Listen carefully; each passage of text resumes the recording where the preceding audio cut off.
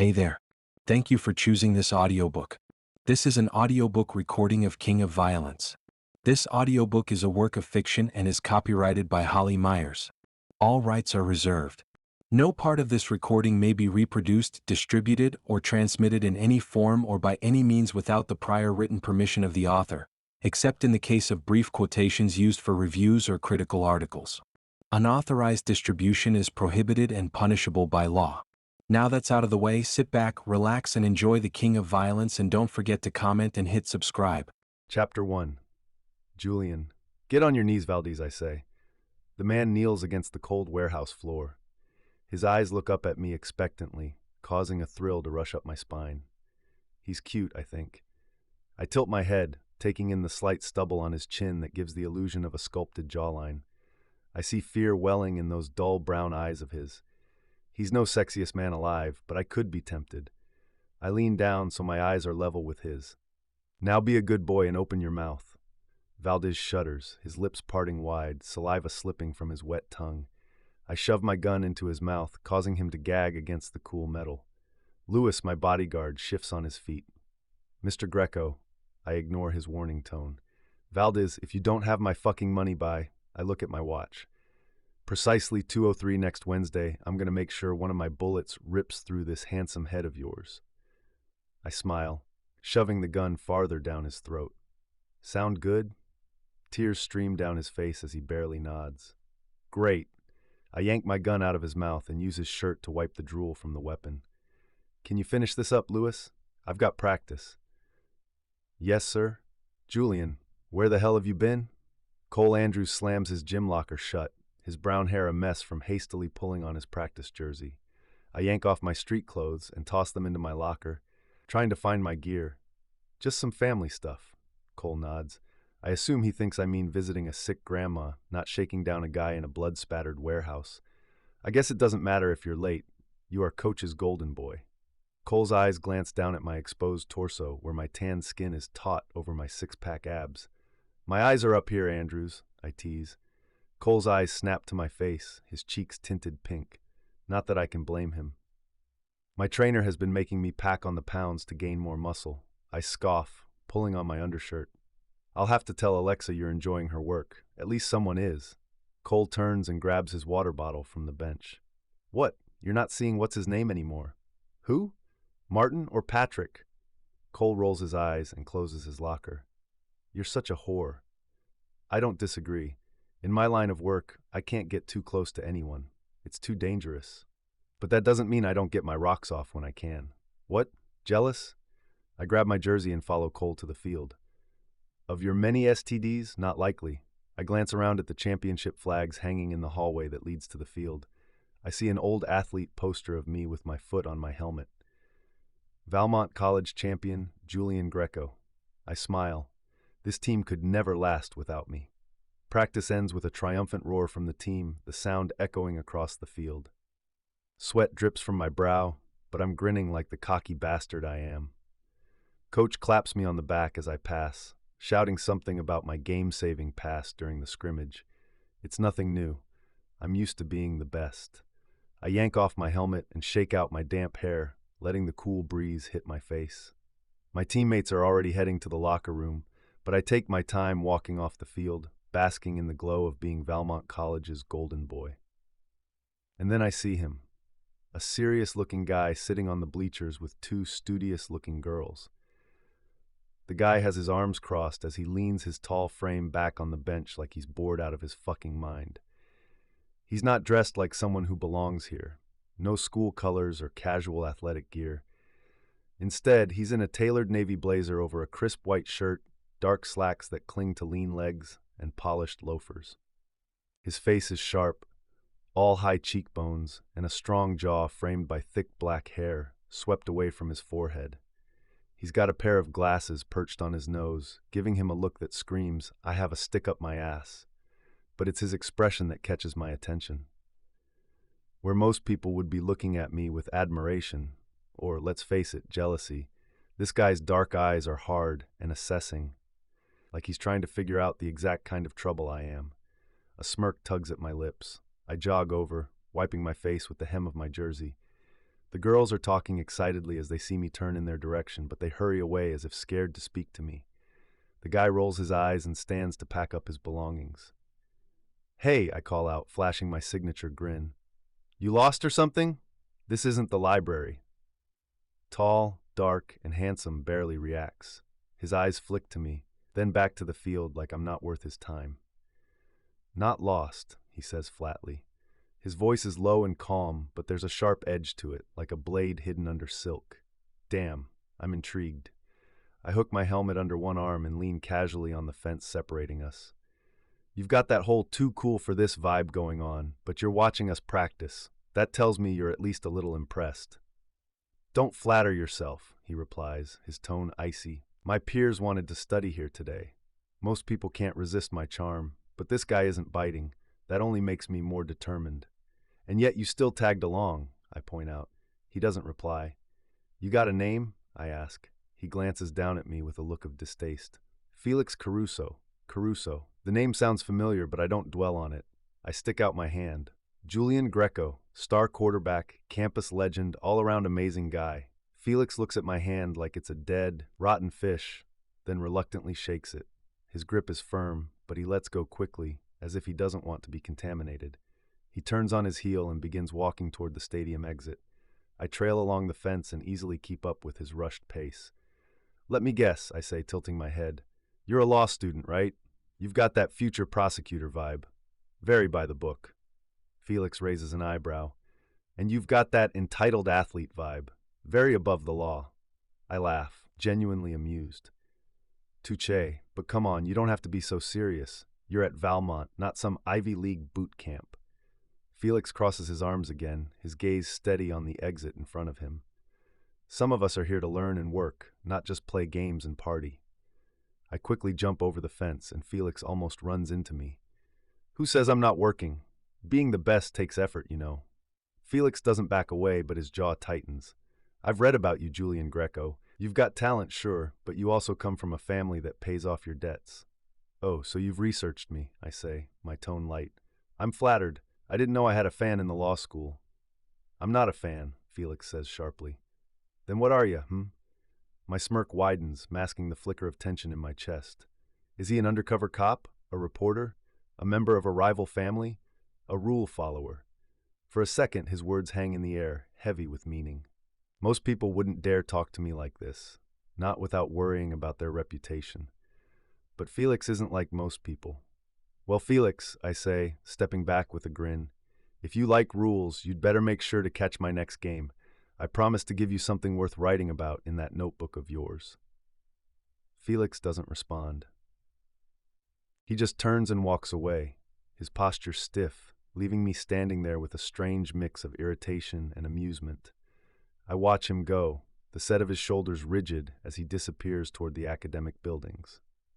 "Interesting," I mutter to myself as I head back to the locker room. Felix Caruso might be my favorite challenge yet. The locker room is alive with the usual post-practice chaos. Guys shouting, joking, and blasting music from a speaker someone smuggled in.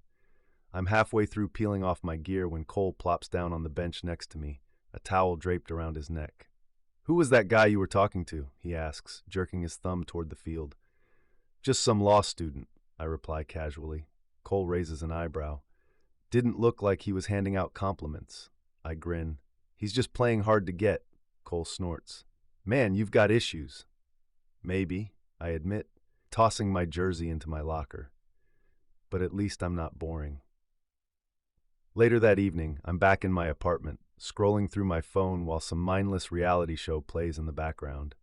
My thoughts keep drifting back to Felix Caruso, his cool demeanor, the way he didn't flinch under my scrutiny, the way he seemed to see right through me, the fact that he was so goddamn tall and lean. It's not often I meet someone who doesn't crumble under my charm. And it's even rarer to meet someone who looks at me like I'm the enemy. I don't like being underestimated or dismissed. Grinning to myself, I open my laptop and start typing Felix Caruso into the search bar. Time to find out what makes Mr. Perfect tick. The search results flood my screen, and I lean back in my chair, skimming through the highlights. Felix Caruso, 24 years old, top student in Valmont's prestigious law program. Graduated summa cum laude from his undergrad. A few news articles, mostly from local outlets, cover academic achievements or student leadership events. It's all pretty standard stuff until I find a photo buried in an older article. Felix, younger, maybe in his late teens, stands in front of a courthouse with a somber expression.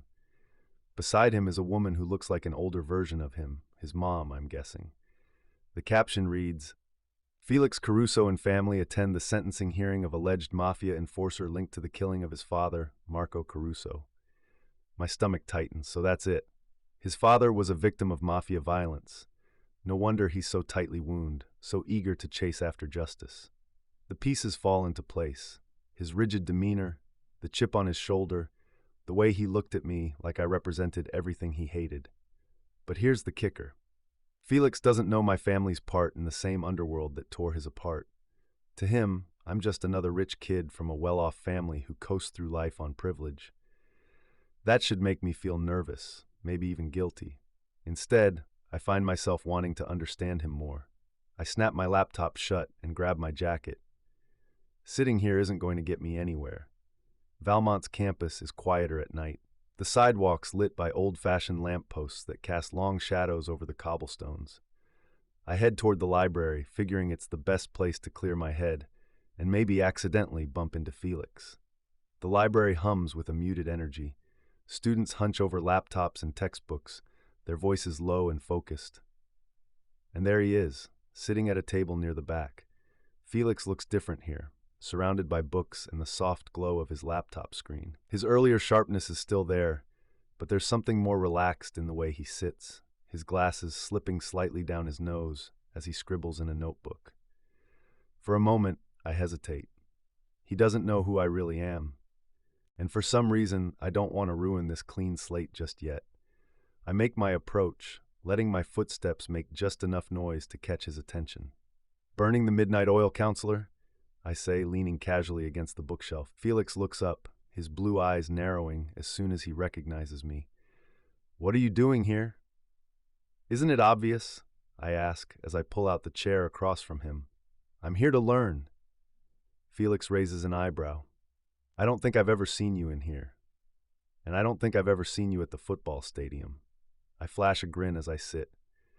Besides, I've been known to pick up a book or two. Felix leans back in his chair, his expression skeptical. Let me guess, one of those books about unlocking your full potential, or Goodnight Moon? Ouch, I say, clutching my chest dramatically. The kitty has claws. I'll have you know I'm full of untapped intellectual potential.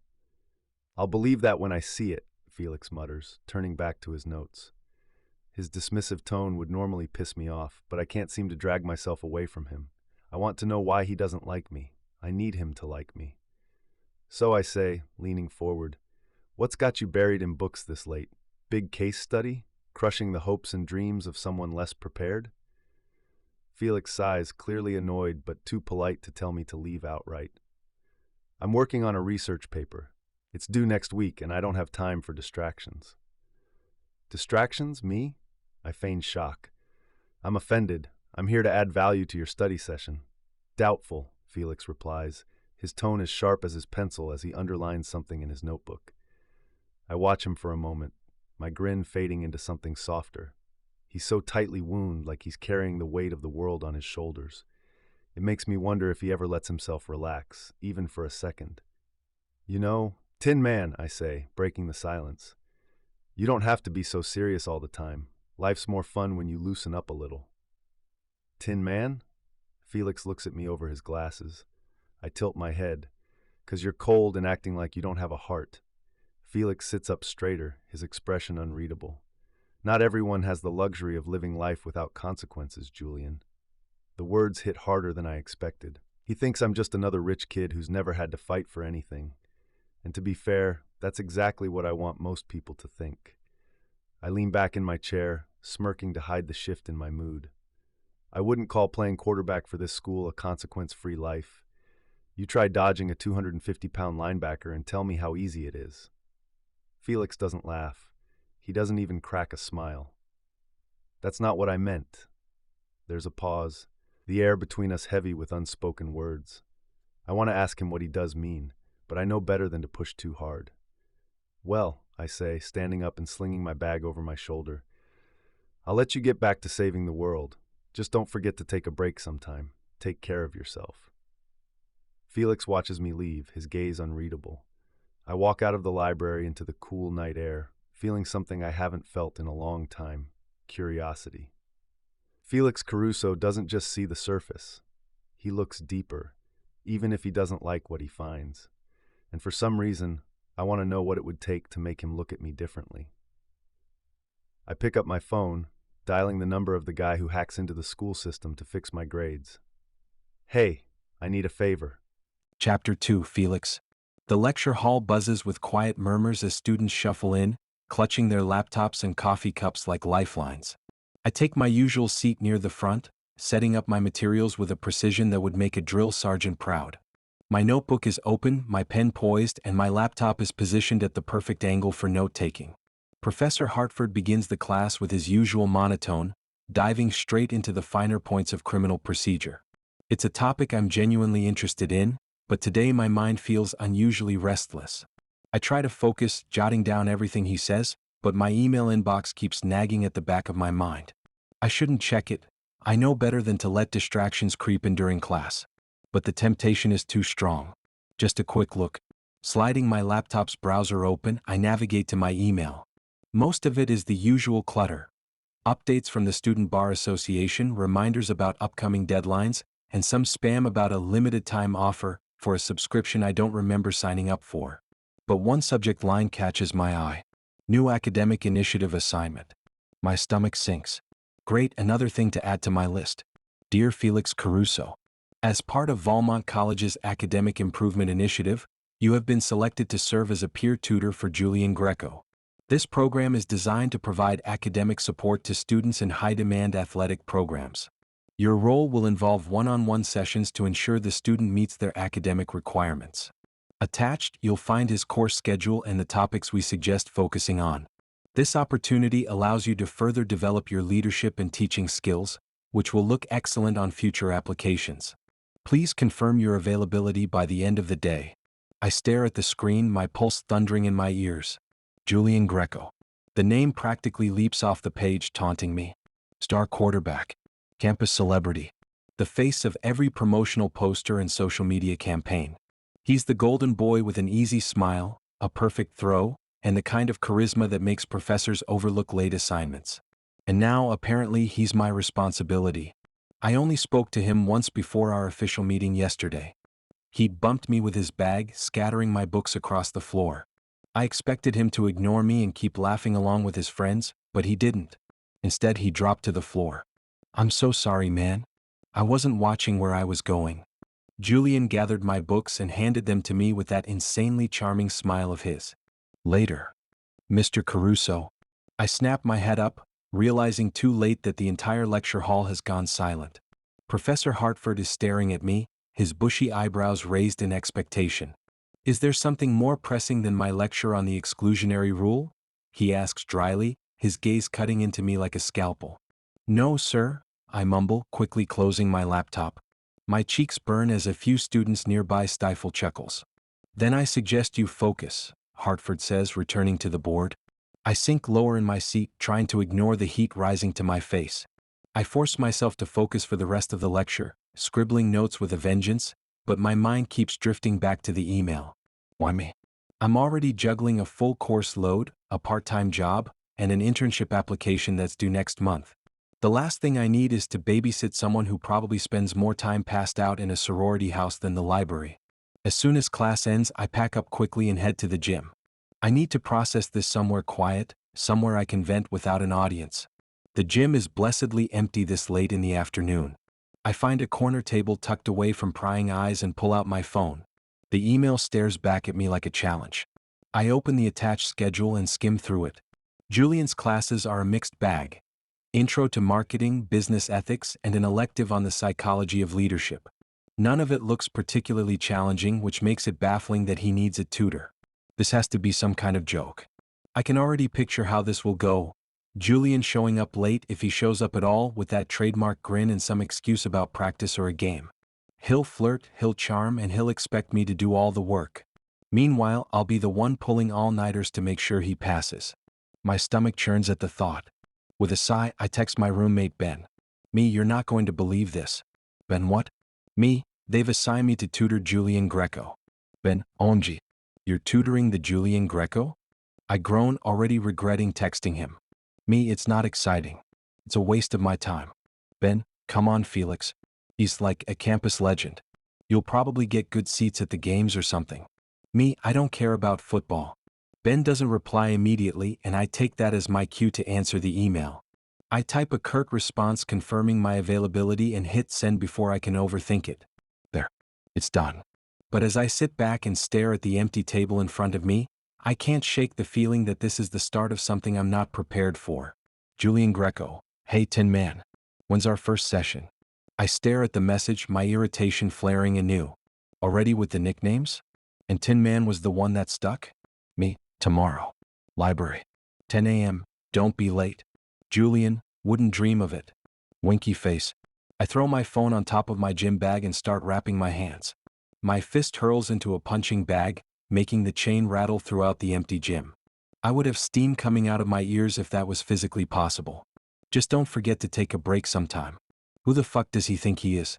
Sorry, I don't have endless money to keep me enrolled here. I have to keep up a fucking scholarship. I have to make sure my grades don't slip, all while working a part-time job. There is no time for me to take a break. My knuckles sting with every punch, the bag absorbing each hit with a dull thud. Sweat drips down my temple, the salt stinging my eyes, but I don't stop. The rhythm of my fists against the bag is the only thing keeping me from completely losing it. I replay his words in my head, each one more infuriating than the last. Just don't forget to take a break sometime. As if life is that simple.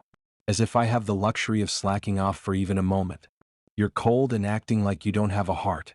The chain holding the bag creaks under the force of my next punch. Julian Greco, Valmont's golden boy, quarterback extraordinaire, and the guy who waltzes through life without a care in the world.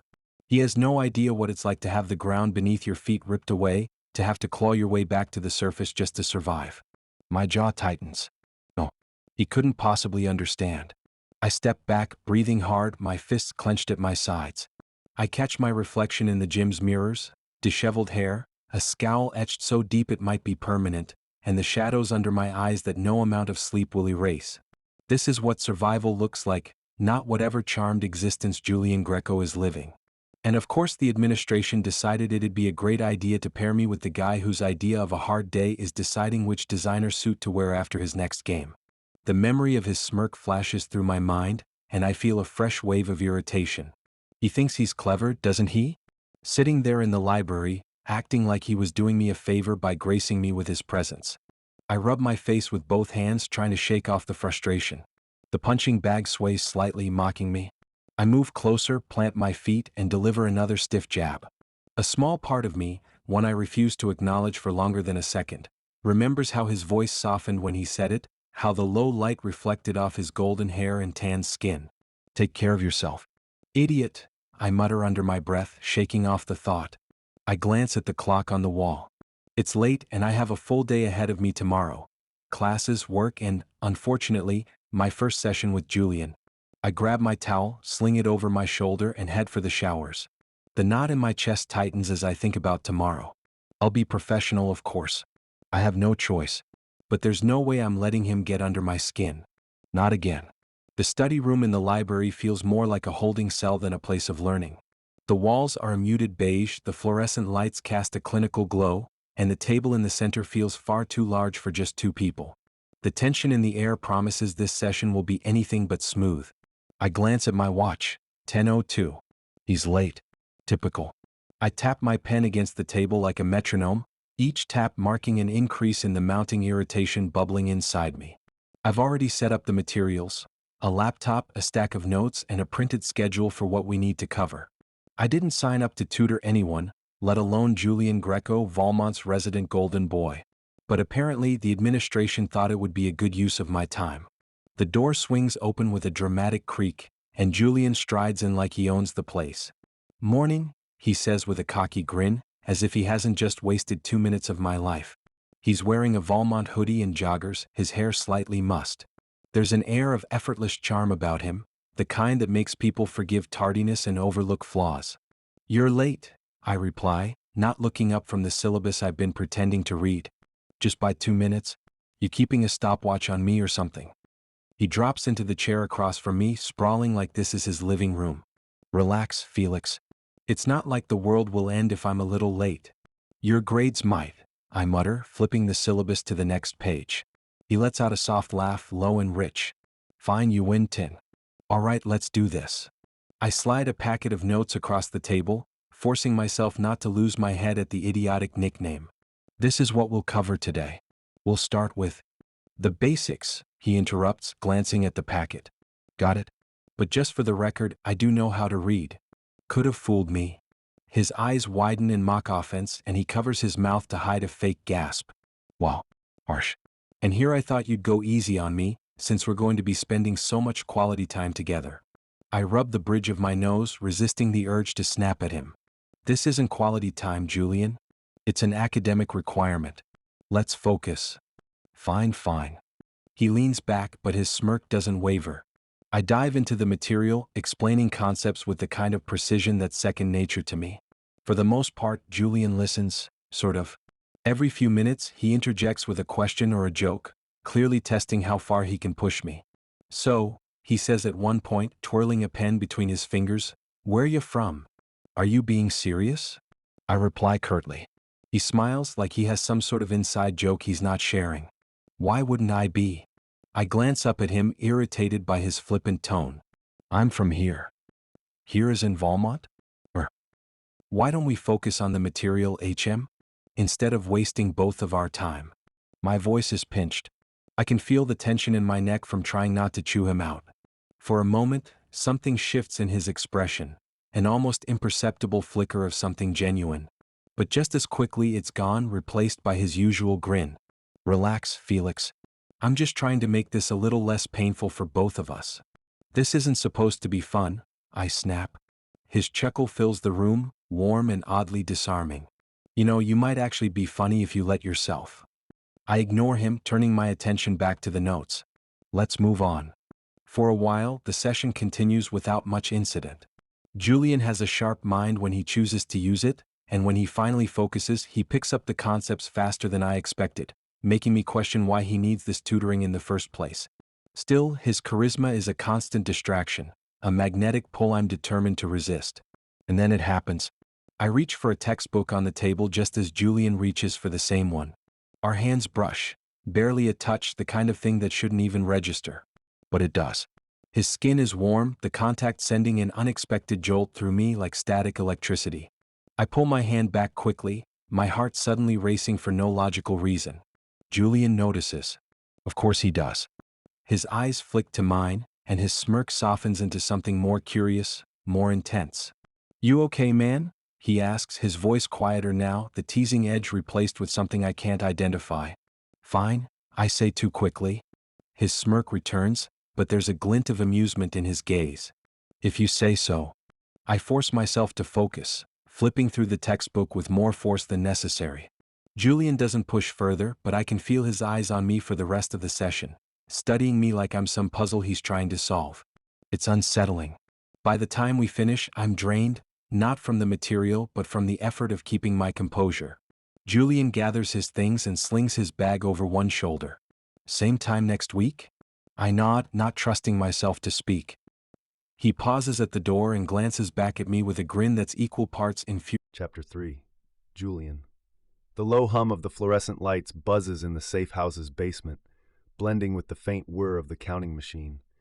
Bundles of cash are stacked neatly on the metal table in front of me, the snap of rubber bands punctuating the silence as I finish wrapping another bundle. The air smells of ink, paper, and the faint tang of sweat, the distinct scent of money laundering in progress. It's a methodical job, one I've gotten used to over the years. The counting machine clicks as it finishes processing another batch, the total glowing on the tiny screen. Perfect as always, I mutter, stuffing the stack into a black duffel bag beside me. This isn't exactly the glamorous image most people probably associate with the Greco name. No fancy parties or champagne glasses here, just hours of grunt work in a dingy basement making sure the numbers match up. But it's a necessary part of the operation, and honestly, I prefer it to the more violent side of the business. I'm lost in the rhythm of counting when a creak echoes from upstairs. My ears perk up and my hand instinctively reaches for the gun holstered under the table. A familiar voice calls down the stairs, dripping with amusement. "Relax, Jules. It's just me." I let out a breath and lean back in my chair. Of course, it's just Elijah. My older brother saunters down the steps with all the cocky swagger of someone who's never had to worry about consequences. Elijah is a walking cliché of a mobster, slicked back hair, too much cologne, and a leather jacket that squeaks with every step. "Didn't expect to find you here," he says, his gaze sweeping over the stacks of cash. "Figured you'd have one of the guys handling this."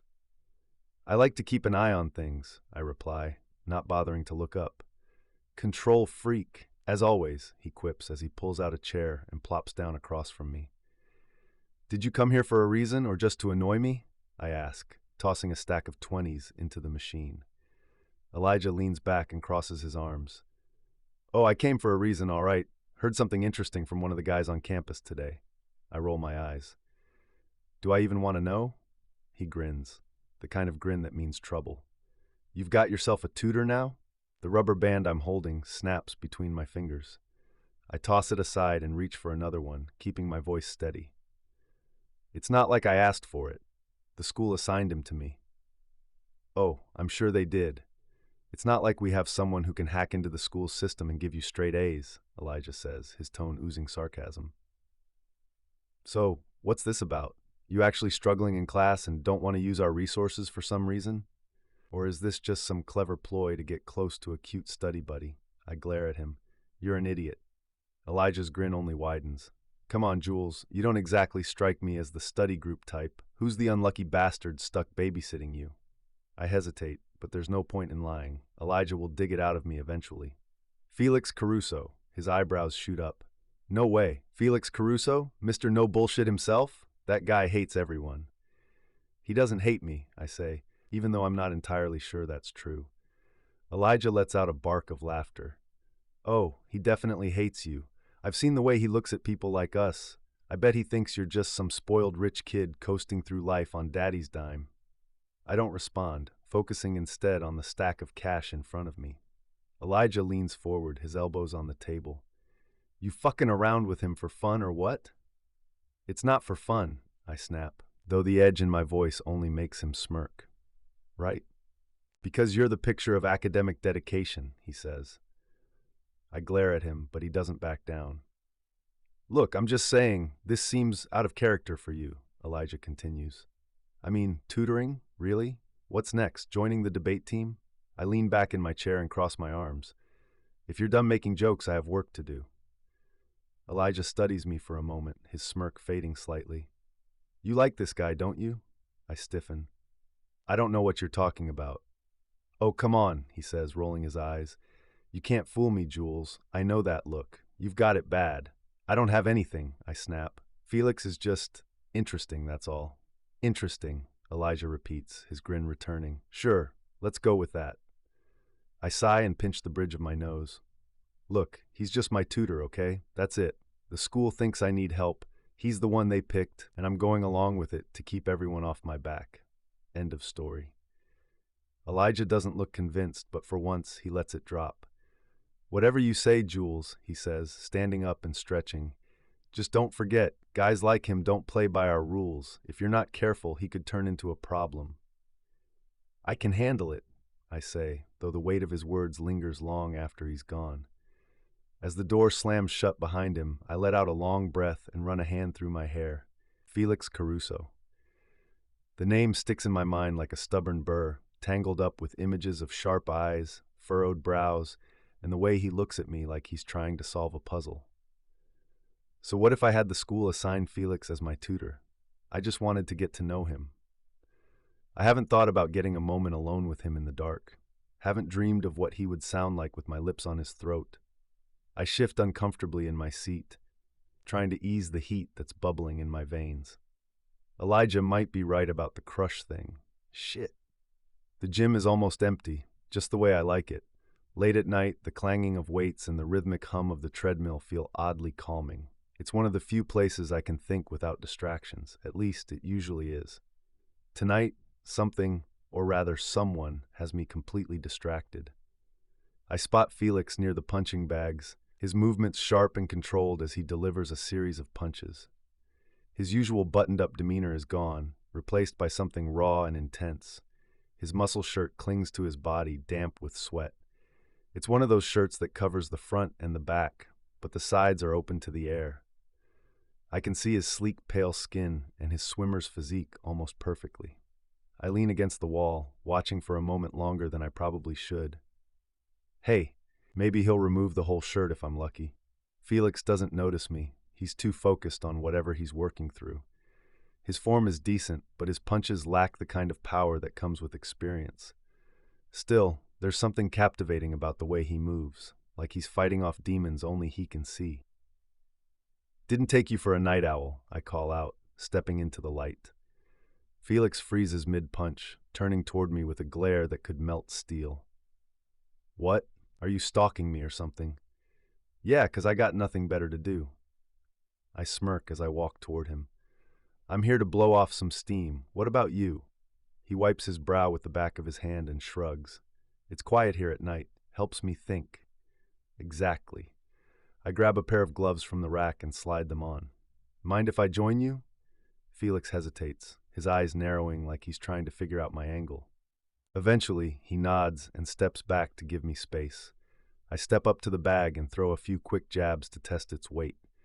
The leather resists nicely, the satisfying smack echoing through the gym. You're not bad, I say, glancing over at him. Felix crosses his arms, his expression unimpressed. I'm not here for compliments. Fair enough. I grin and throw a few more punches. You're tense, though. You need to loosen up. Let me show you. I think I'll manage, Felix says, but there's a flicker of something in his eyes. Curiosity, maybe? I don't press, instead moving to the side of the bag. All right, let's see what you've got. Felix hesitates before stepping forward. He squares his shoulders and plants his feet like he's ready to face off against the world. His punches come faster this time, but they still lack that snap. Not bad, I say, stepping up behind him. But you're wasting energy. Here. I place my hands lightly on his shoulders, adjusting his stance. Felix stiffens under my touch, his head turning slightly to look at me. Relax, I say, my voice softer now. It's just physics. You've got to let your weight do the work for you. He mutters something under his breath, but doesn't pull away. Instead, he lets me guide him, his movements becoming more fluid with each punch. Better, I say, stepping back. Now don't forget to breathe. Felix shoots me a glare, but follows my advice. After a while, he stops, his chest rising and falling as he catches his breath. You're awfully chatty for someone who's supposed to be working out, I shrug. It's called multitasking. Besides, you look like you could use a distraction. Felix arches an eyebrow. And you think you're the distraction I need? Absolutely. I grin and toss my gloves onto the bench. He rolls his eyes, but I catch the corner of his mouth twitching, like he's fighting a smile. So what's got you so worked up? I ask, crossing my arms. Felix hesitates, his expression guarded. Nothing that concerns you. Fair enough, I say, deciding not to push. But if you ever need to talk. And what about you? He asks, cutting me off. Why are you here? The question catches me off guard. I'm not used to people asking, let alone caring. Same reason as you, I say casually. Life's complicated. Felix's eyes narrow. That's vague. I shrug. All right, you want the unedited version? Fine. Football's a full-time job, and my family. I pause, choosing my words carefully. Let's just say they have high expectations. High expectations, Felix repeats skeptically. Yeah. I run a hand through my hair, glancing at the floor. It's not as glamorous as it looks, trust me. Everyone thinks being the star quarterback means I've got it all figured out, but half the time I'm just trying to keep my head above water. Felix studies me for a moment, his expression softening slightly. Must be tough, he says. The slight edge in his tone is no longer present. It has its moments, I admit. But hey, we all have our battles, right? He nods, his gaze drifting back to the punching bag. An idea sparks in my mind, and before I can think better of it, I say, how about a sparring match? Nothing serious, just for fun. Felix blinks, caught off guard. What? Let's go a few rounds, Tin Man. I make a show of jumping side to side and throwing fake punches, like I'll be able to survive against a football player. He lifts his shirt to wipe his sweat from his face, exposing the deep V carved into his hips that dips below his gym shorts.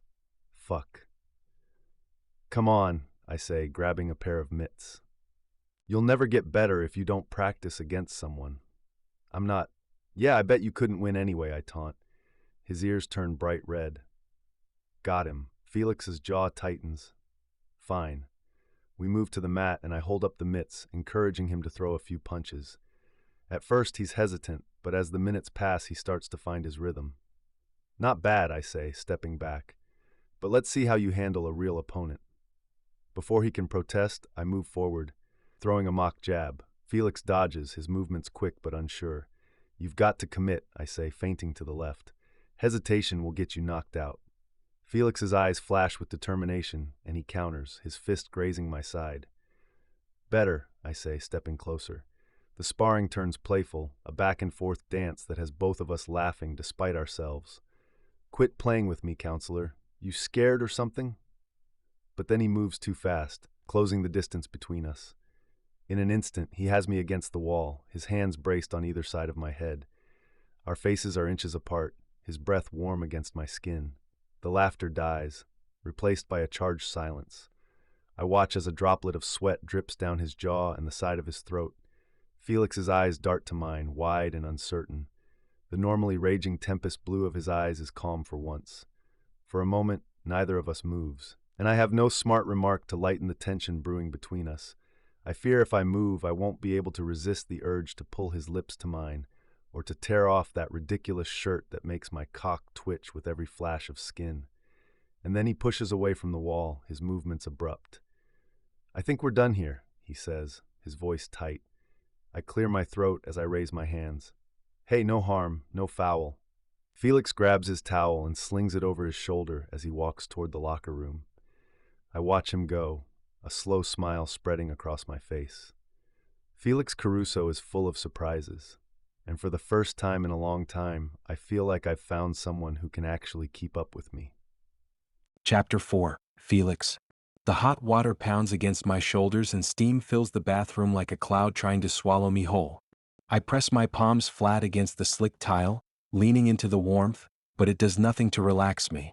My mind is racing, caught on a loop I can't seem to break. Julian. I curse under my breath, tilting my head back under the spray. The water scalds my skin, but it's not enough to wash him away. His cocky grin and the way his dark eyes spark with mischief, like he knows exactly how much space he's taking up in my head. Why the hell am I even thinking about him? I close my eyes, but that's a mistake. The memory of him at the gym flashes behind my lids, vivid and unrelenting. His teasing words echo in my ears, the way he leans so effortlessly against the wall, completely at ease. His confidence, his playful jabs, it's infuriating how he can get under my skin without even trying. And then there's the way he touched me. I swallow hard, my breath hitching as I remember his hands on my shoulders, steady and firm. His voice, low and teasing but somehow gentle, guiding me through my stance like I wasn't ready to snap at him for every word. And then that moment, the sparring, the laughter, the accidental press of his body against mine. My hands curl into fists against the tile. I shouldn't be thinking about this. About him. But my mind won't let it go. I shake my head, trying to force the thoughts away, but they only come back stronger. My chest tightens, my pulse racing in a way that has nothing to do with the heat of the shower. He's everything I should stay away from, arrogant, overconfident, infuriatingly magnetic. He thrives on chaos, and I've spent my entire life trying to create order. We're opposites, incompatible. So why the hell can't I stop thinking about him? I lean my head against the shower wall, my muscles aching under the hot water. God, Julian scent won't get out of my head, something deep and warm like whiskey and cherries. The memory of Julian pressed against the wall and looking up at me has me in a frenzy. Blood rushes to my dick. No, I can't do this. The gleam of sweat on his large arms. I can't bring myself down to that level. What would his hands feel like on me? My hand takes my cock and begins to pump. Is he thinking about me now? Is he thinking about licking me, devouring me, fucking me? No. I'm just pent up. I can't fucking stand him. He thinks he knows me. He thinks he's better than me. This is some fucked up game for him. I squeeze my stiff length as if scolding myself. But Julian's not here to see me. My roommate is out, so no one would know. My mind drifts. I think about Julian unzipping his pants, his angry cock pushing against his briefs. Fuck. I use the pre-cum leaking from the head to make my hands slicker. I dream about shoving my dick down Julian's throat, choking him until he's dizzy from the taste of me. He needs to be shown he can't push me around. I wonder what his moans would sound like. I need his hands on me now, not my own. Fuck, I need to stop thinking about the sweet melody of his voice teasing me. I groan as my release sprays across the shower wall. The mess glares at me, taunting me like Julian's knowing smile. I clean off the wall and turn off the shower. Steam clings to the mirror in my tiny bathroom, swirling and dissipating as I wipe a hand across the glass. My reflection stares back at me, disheveled and tired, with droplets sliding down my neck and onto the towel around my shoulders. Showers are supposed to be cleansing, right? But no matter how long I stand under the scalding water, I can't seem to wash away the weight pressing on my chest. Padding barefoot into the living room, I grab a t-shirt from the back of the couch and pull it on. It's soft and worn, the fabric stretched from years of wear. Sweatpants follow, and I collapse into my desk chair, its wheels creaking under my weight. The apartment is quiet, save for the low hum of the refrigerator and the occasional groan of the pipes. The stillness should be comforting, but it feels heavy instead. Ben's away, his room is eerily quiet. He's probably out at some study group or with that girl he's been seeing lately. He's the only person I truly trust, though that trust came hard-earned. Ben has this uncomplicated way of seeing the world, his optimism a rare thing in a place like Valmont. Sometimes I envy him. I tell myself I'll focus on finishing my criminal justice paper. I owe it to myself to stay ahead. Falling behind isn't an option when there's so much riding on me keeping this scholarship. My mom depends on it. I owe her more than I can ever repay, years of sacrifice, working double shifts at a diner just to keep food on the table. She deserves better than what life's handed her. My laptop sits open, surrounded by a mess of highlighters, notebooks, and coffee-stained textbooks. Criminal justice coursework isn't exactly light, but I've always found it more fascinating than daunting. Tonight, though, the sight of it feels oppressive. The computer screen illuminates the dark room, casting shadows across the cluttered surface of the desk. A few clicks and I'm staring at the files I downloaded earlier. It's supposed to be for a project on organized crime, a deep dive into theoretical laundering schemes, but it's quickly turned into something else. As I scroll through the documents, my gaze catches on a familiar name. Vanguard Construction, a small, seemingly unremarkable construction company flagged for suspicious transactions 5 years ago. I pull up their financials and skim the details. At first glance, it's standard: profits, expenses, payroll. But as I dig deeper, I spot discrepancies. There are gaps in the records and transactions that don't add up. Money moves in and out of accounts without clear justification, and the numbers, when pieced together, tell a story of something sinister. I lean closer, my fingers flying across the keyboard as I cross-reference the data with public records. My stomach tightens as the picture becomes clearer. Vanguard Construction isn't just a company, it's a front, a way to clean dirty money. And one of its major investors? A trust owned by a Greco family subsidiary. The air feels heavier and my chest is tight with unease. The Greco family. I've read about them in news articles and old case files, but they've always felt like a distant entity, a shadowy force operating in the background, their influence too deep-rooted to dismantle. But this connection to Valmont, is too close. My thoughts drift to Julian, unbidden, his easy smile, his quick wit, the way he can command a room without trying. His last name. No. I shake my head, trying to dispel the thought. There's no evidence tying Julian directly to any of this. Just a coincidence. A nagging suspicion. But suspicions have weight, and this one presses against my chest like a stone. I open another file, this one detailing a list of shell companies associated with the Grecos. One name stands out: Stonebridge Development. The name is familiar, too familiar, and it doesn't take long to figure out why. Stonebridge is listed as a sponsor for Valmont College's athletic program. My stomach twists. I can feel the pieces clicking into place, each connection tightening the net around a truth I don't want to acknowledge. Julian Greco isn't just the star quarterback. He's part of something bigger, something darker. The realization should steel my resolve, but instead, it leaves me unsteady. My hands tremble slightly as I reach for my notebook and flip to a clean page. I start jotting down the connections. Vanguard Construction, Stonebridge Development, the Grecos. Lines and arrows fill the page, weaving a web that's becoming impossible to ignore. And at the center of it all is Julian.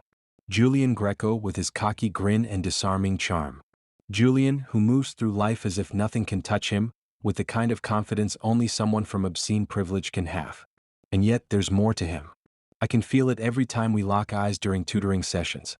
He's not just the shallow, carefree jock everyone thinks he is. There's something underneath that facade, something darker. Something dangerous. I've seen that darkness before. Growing up, my neighborhood wasn't exactly pristine. Organized crime wasn't just a headline in my world, it was a fact of life. My father, bless his soul, tried to shield me from it, but there were cracks in the armor. Deals made under the table. Men in expensive suits who didn't quite belong on our streets. The whispered threats that followed whenever someone crossed the wrong people. The threats that made themselves known in my home. But the scars of those years haven't faded. They're why I don't trust easily, why I keep most people at arm's length. Even now, surrounded by classmates who laugh and joke like life's one big game, I feel like an outsider. The only person I let in is Ben. We met freshman year when he offered to share his overpriced textbook for Intro to Sociology. There was no ulterior motive, no angle, just a kind gesture from a guy who genuinely wanted to help. Over time he became my anchor, the one person I could count on. But even Ben doesn't know everything. He doesn't know about the sleepless nights spent worrying about my mom, or the guilt that eats away at me for leaving her to fend for herself. She tells me not to worry, that she's proud of me for chasing my dreams, but I can hear the exhaustion in her voice every time we talk. I stare at the screen, my thoughts tangled in a web of fear, anger, and something I can't quite name. Julian's name comes up again in my search, tied to a suspiciously generous donation made to the athletic department last year. It's small potatoes compared to the larger sums I've uncovered, but it's enough to make my jaw tighten. I should hate him. I should see him as nothing more than a spoiled rich kid riding the coattails of his family's money. But instead, I find myself thinking about the way his smile quirks just before he delivers a perfectly timed quip, the way his eyes light up when he talks about football. I crush down the more lewd thoughts before they can take over. I glance at my phone sitting face down on the desk. The temptation to text him, to confront him, burns in the back of my mind. But what would I even say? Hey, just wondering if your family is laundering money through the college? The absurdity of it makes me laugh, but it's a hollow sound that dies quickly in the silence of the room. A sharp chill runs through me despite the heat still radiating from my skin. I should close the file and forget I ever saw it, but I can't. Instead, I open a fresh browser tab and type in Julian's name. An ad for Valmont pops up. Julian's godlike face smiles at me from my screen. My heart stutters. I shouldn't be feeling this way. It's wrong on so many levels. He's everything I've spent my life trying to avoid: privilege, recklessness, and the shadow of crime. And yet, he's the only person who's made me feel alive in years. I close my eyes, gripping the phone tightly. Chapter 5. Julian.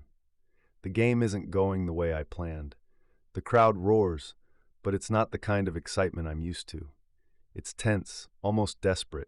We're behind by 3 points in the fourth quarter, and with each snap of the ball, I feel the pressure mounting. My hands are slick with sweat, the weight of my helmet and pads adding to the heaviness in my chest. I should be used to this by now, the pressure of being the quarterback, the responsibility of leading my team to victory. But right now, I can't shake the feeling that I'm slipping.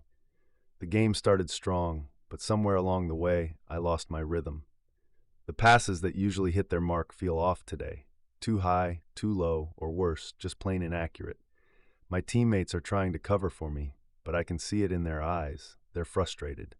They know I should be playing better. I know it too. It's not just the game. It's everything. The weight of my family's expectations, the constant push to be perfect, to never show any sign of weakness. I'm supposed to be a leader, a hero, but right now all I feel like is a failure. We're down by 7 now, the clock ticking away like it's trying to rub salt in my wounds. I glance to the sidelines, trying to refocus, and that's when I spot him. Felix. He's sitting in the stands, alone in a sea of rowdy fans. Even from here, I can see his face, a perfect mix of concentration and skepticism. His arms are crossed and his posture rigid, like he's watching not just the game, but me. I feel a weird tightening in my chest. For a moment, I forget the game entirely. I've been trying to get Felix's attention for weeks now. He's always been distant, cool, maybe even a little dismissive. He won't bite at any of my teasing. He just forces more work on me than my teachers ever have. But there's something in the way he watches me that makes me want to prove myself.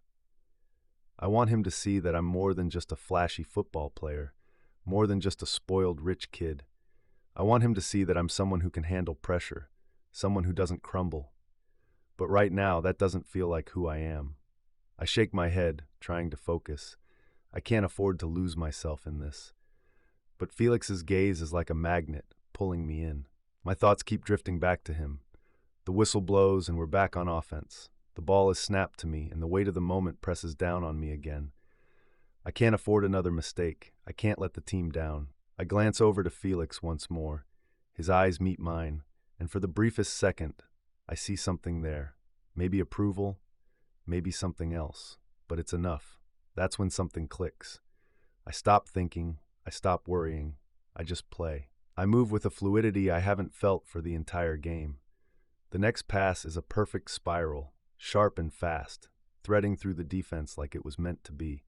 My receiver catches it, and the crowd erupts.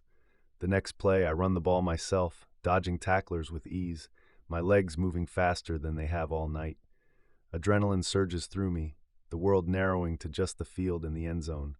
The defense is on their heels now, unable to keep up with the speed of the game. It's like a switch has flipped, and I'm back to being the quarterback I know I can be. Another touchdown. We're back in the game, the clock ticks down, and I can see the finish line. We're tied now, and the other team is scrambling to recover. But they're too slow, too off balance. I know we've got this.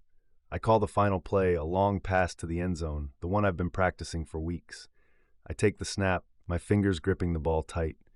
The defense crashes toward me, but I see the opening. I throw, the ball flying through the air like a missile. It arcs beautifully, and I watch as it lands perfectly in the hands of my receiver. Touchdown, we win. The crowd explodes into cheers, and my team rushes the field, lifting me up and chanting my name. But even with all the noise and excitement, I can't shake the feeling that I need to find one person. I break free from the celebration, scanning the stands. My heart skips a beat when I finally spot him. He's standing now, clapping, his eyes following me through the crowd. I feel a rush of pride, but it's more than just the game. It's the way he's looking at me. I head toward the sidelines, not wanting to waste another second. As I make my way off the field, I see Felix weaving through the crowd toward the exit. "Felix!" I call out, my voice cutting through the noise. He turns, his expression a mix of surprise and something else, maybe curiosity. "I didn't expect to see you here," I say as I step toward him. He shrugs, but there's something in his eyes that I can't quite read. "I figured you'd want someone to watch you win." I smile, feeling my heart race. "So you're a fan now?" He looks away, almost shy, and for a moment I wonder if he regrets coming. But then he meets my gaze again. "You played well," he says, his voice surprisingly soft. "Really well." Warmth spreads through me at the compliment, something I don't let myself feel too often. "Thanks," I say, a little too quickly. Felix raises an eyebrow, his gaze shifting back to the field. "Everyone is looking at you." I look around, noticing the curious stares from my teammates and other patrons. But they're not looking at me, they're looking at Felix. A wave of protectiveness falls over me as I shift to block him from their view. "Comes with the territory," I laugh. He nods, and I can't tell if he's impressed or just trying to be polite. But I don't care. I'm here, and he's here. And for once, I feel like maybe I've got a chance. I shift my helmet under my arm as I try to find the right words. "Hey, I'm having a party at my place tonight. Why don't you stop by?" Felix tilts his head like he's trying to work out if this is a trap. "You can bring a friend or a girlfriend or whatever. If you want," I stutter out the sentence, blood rushing to my cheeks. What the fuck is wrong with me? Normally I'm Mr. Suave, but with Felix... "I'll think about it," Felix says. He nods and turns on his heel. "I'll text you the address," I call out too eagerly. Felix raises his hand in response and disappears into the sea of people. The locker room smells like sweat and victory. The echoes of clapping and shouting from the stands still resonate in my head, but now it's just us, teammates, friends, brothers. The weight of the game is behind me. the tension in my muscles giving way to relief. We pulled it off. Another win. Another notch in the belt.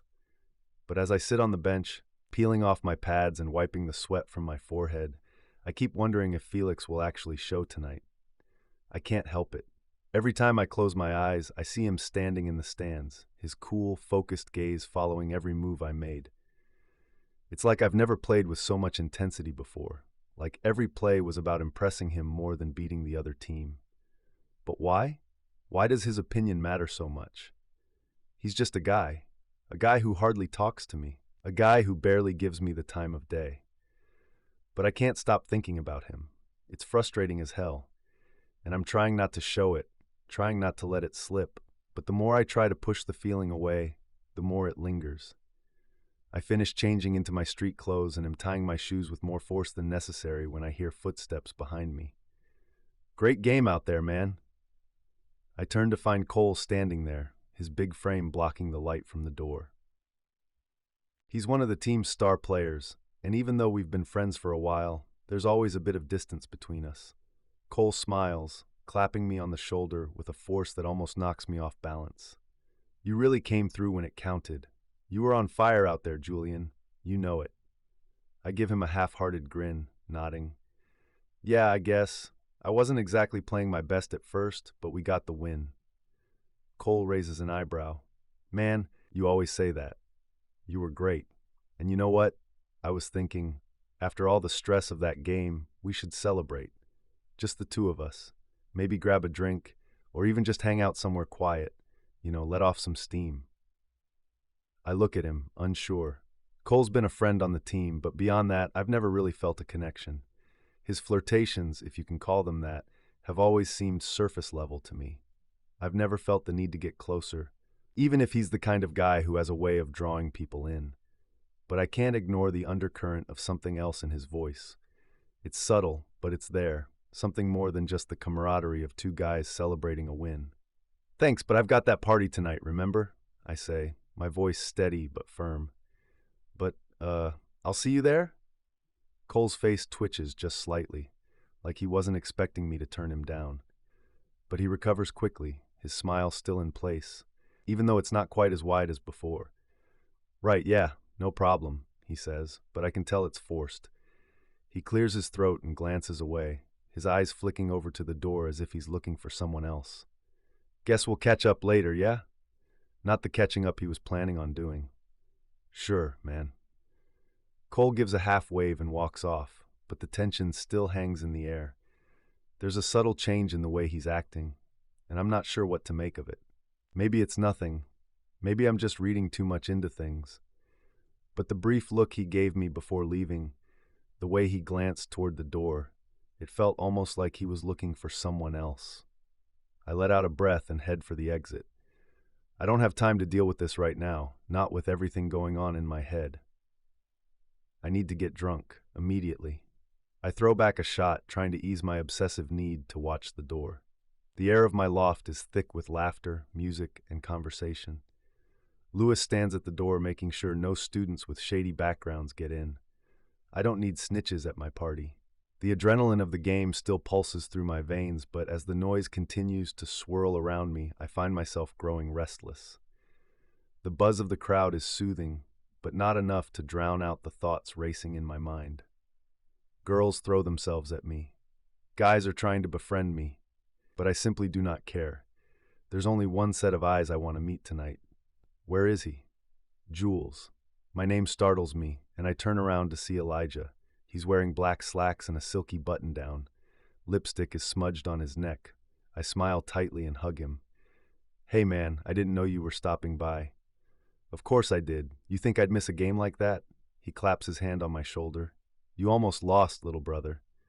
The cold look in his eyes startles me. He's not here for pleasure. But I didn't. I barely muster up the words. Was it all for show? He doesn't blink, just gives me a calm smile that says, "Lie to me. I dare you." You know how Dad gets when you lose. My ribs throb at the memory, and I fight the urge to flinch. I clear my throat and force on my golden boy act. I had to give the fans a good show, right? I can't let them get bored. Elijah looks like he doesn't quite believe me, but we both know there's no reason to snitch to Dad. Right. Hey, Julian, a voice says behind me. I turn to see Felix standing there with a forced smile on his mouth. He's wearing jeans and a blue button-down. Even at a party, he can't relax. Felix's eyes bounce between me and Elijah. Everything okay? Elijah smirks. Yeah, just giving my little brother a hard time about the game. I was just heading out. Elijah daps me up, slipping a small bag into my hand. A treat for you and your little friend. He laughs and leaves through the front door. You good? Felix looks down at me with a worried look. Felix is taller than me, and for a second I feel small under his gaze. But that thought quickly morphs into something else entirely, something darker and more dangerous. I imagine him on his knees in front of me, his calm composure finally cracking. What would it take to see him look up at me like that? I clear my throat, trying to push the thought away. Yeah, my family gets a little intense about football. I force a laugh, but Felix doesn't seem to buy it. I look down to see that Elijah put a small baggie of cocaine in my hand. I slip into my pocket nervously. You want a shot? I ask Felix, already pouring the vodka. What, you think I need one? Felix leans against the kitchen counter, a slight smirk playing at the edges of his mouth. Well, your shirt is still buttoned up to your neck, so yeah. I push over the shot glass, challenging him. He throws it back with not even a hiss of breath after. Oh shit, the lawyer parties. I take mine quickly, not wanting to fall behind. Come on, let's get some air. I lead him outside to the terrace that stretches outside of my loft. The skyline glitters like 1,000 tiny stars in the distance. The night air is cool against my skin, and the noise from the party fades to a dull hum behind us. Felix leans against the railing, his hands gripping the metal as he looks out at the view. You know, I say, stepping closer, you don't really fit in with this crowd. He doesn't look at me. That obvious? Maybe a little. I take a sip of my drink, watching the way the light plays off his sharp jawline. But that's not a bad thing. Makes you more interesting. Felix snorts and shakes his head. You've got a weird way of complimenting people. Is it working? I ask as I lean against the railing beside him. The alcohol is making me bold, making me crave his warmth and touch even more than usual. Felix turns his head, his eyes locking onto mine. There's something unreadable in his expression, something that makes my heart race. Depends on what you're trying to accomplish. What do you think I'm trying to accomplish? Getting under my skin, he says pointedly. I smile as I reach into my pocket. The baggie is small, barely visible in my hand. You ever done this before? Felix's gaze drops to the cocaine, his lips pressing into a thin line. No, he says firmly. I hold up a hand. Relax, I wasn't offering. I pause, tilting my head. Unless you want to, Felix shakes his head. Not my thing. Fair enough. I set the bag on the railing and lean closer to him. But I'm guessing you're not going to stop me. He doesn't answer, his jaw tightening just slightly. Thought so, I say, stepping back and sinking onto one of the balcony couches. I gesture for Felix to join me, patting the spot beside me. Come on, I need a little help. What? Need me to resuscitate you? He says bluntly, but I notice he unbuttons the top of his collar in a quick motion. Come here and find out. Felix hesitates, but eventually he sits next to me. I grin as I hold up the baggie. You're going to be my surface. Felix raises an eyebrow, clearly unimpressed. Your surface? Right here, I say, poking his thigh. Think you can handle that? For a second, I think he's going to say no. But then he scoffs, leaning back and spreading his legs slightly. You're ridiculous, he mutters, but there's a flicker of something in his eyes that makes my pulse quicken.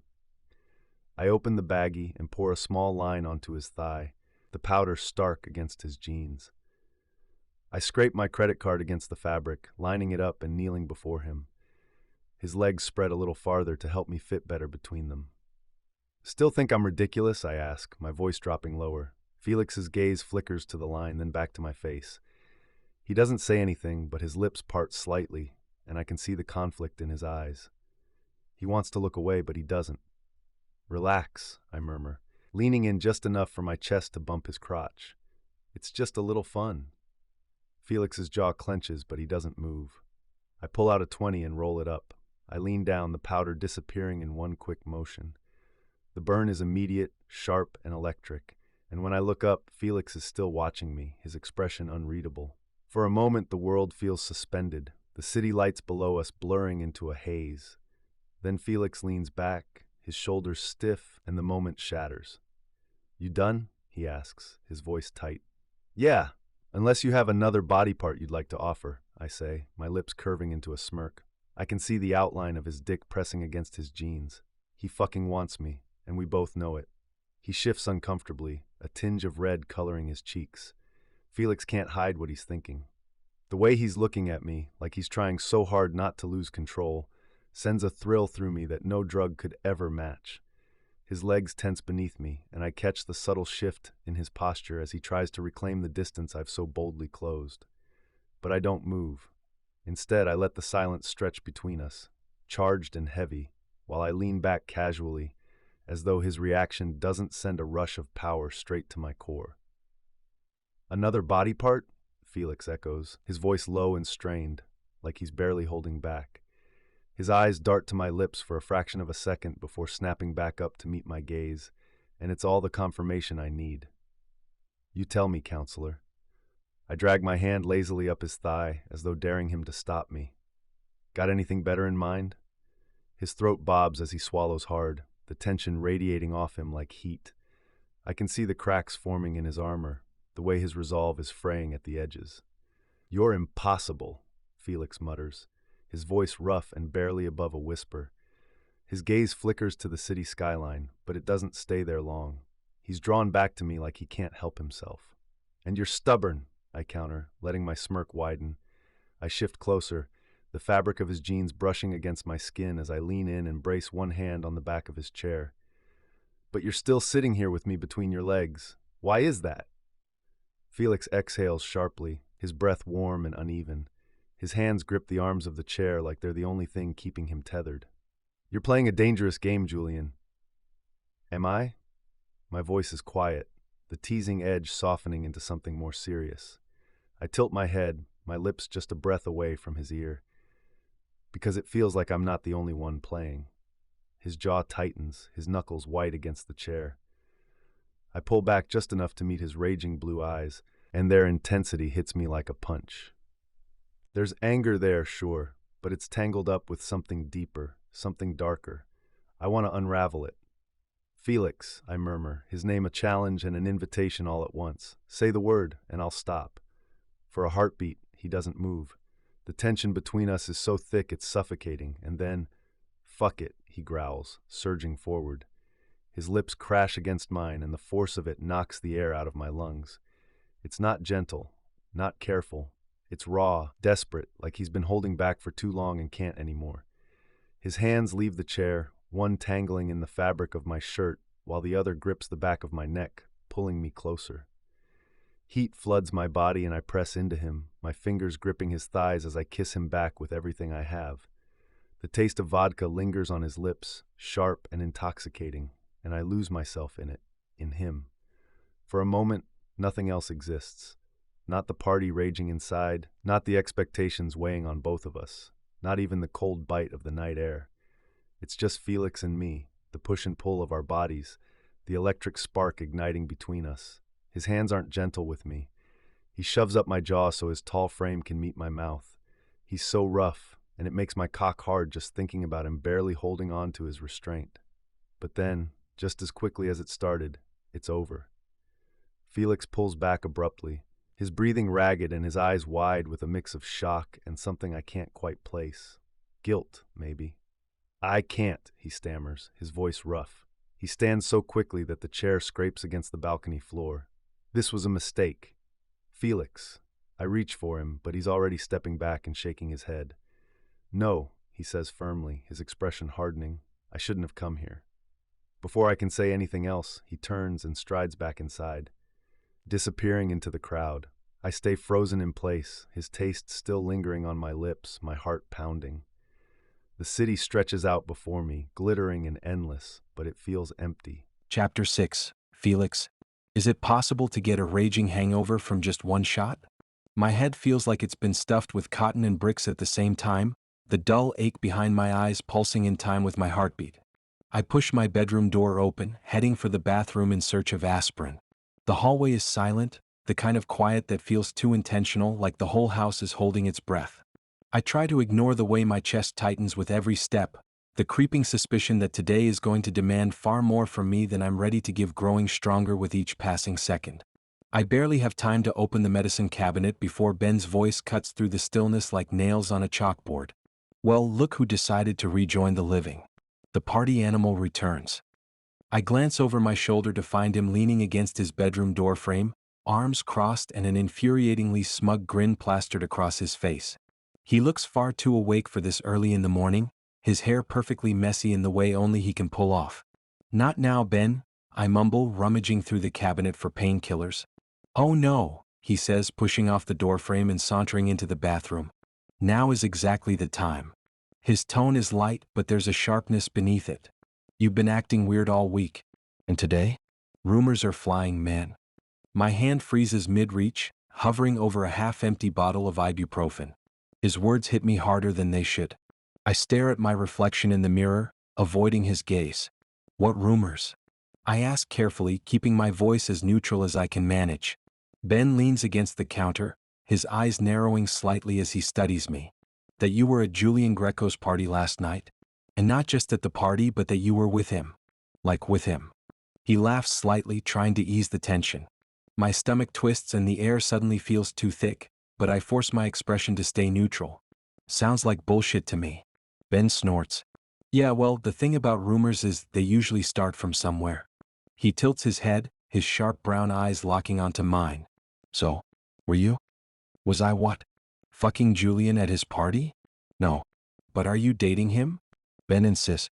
I grab a bottle of water off the counter, twisting the cap harder than necessary, and take a long sip, using the motion to buy myself a few seconds to think. It's complicated.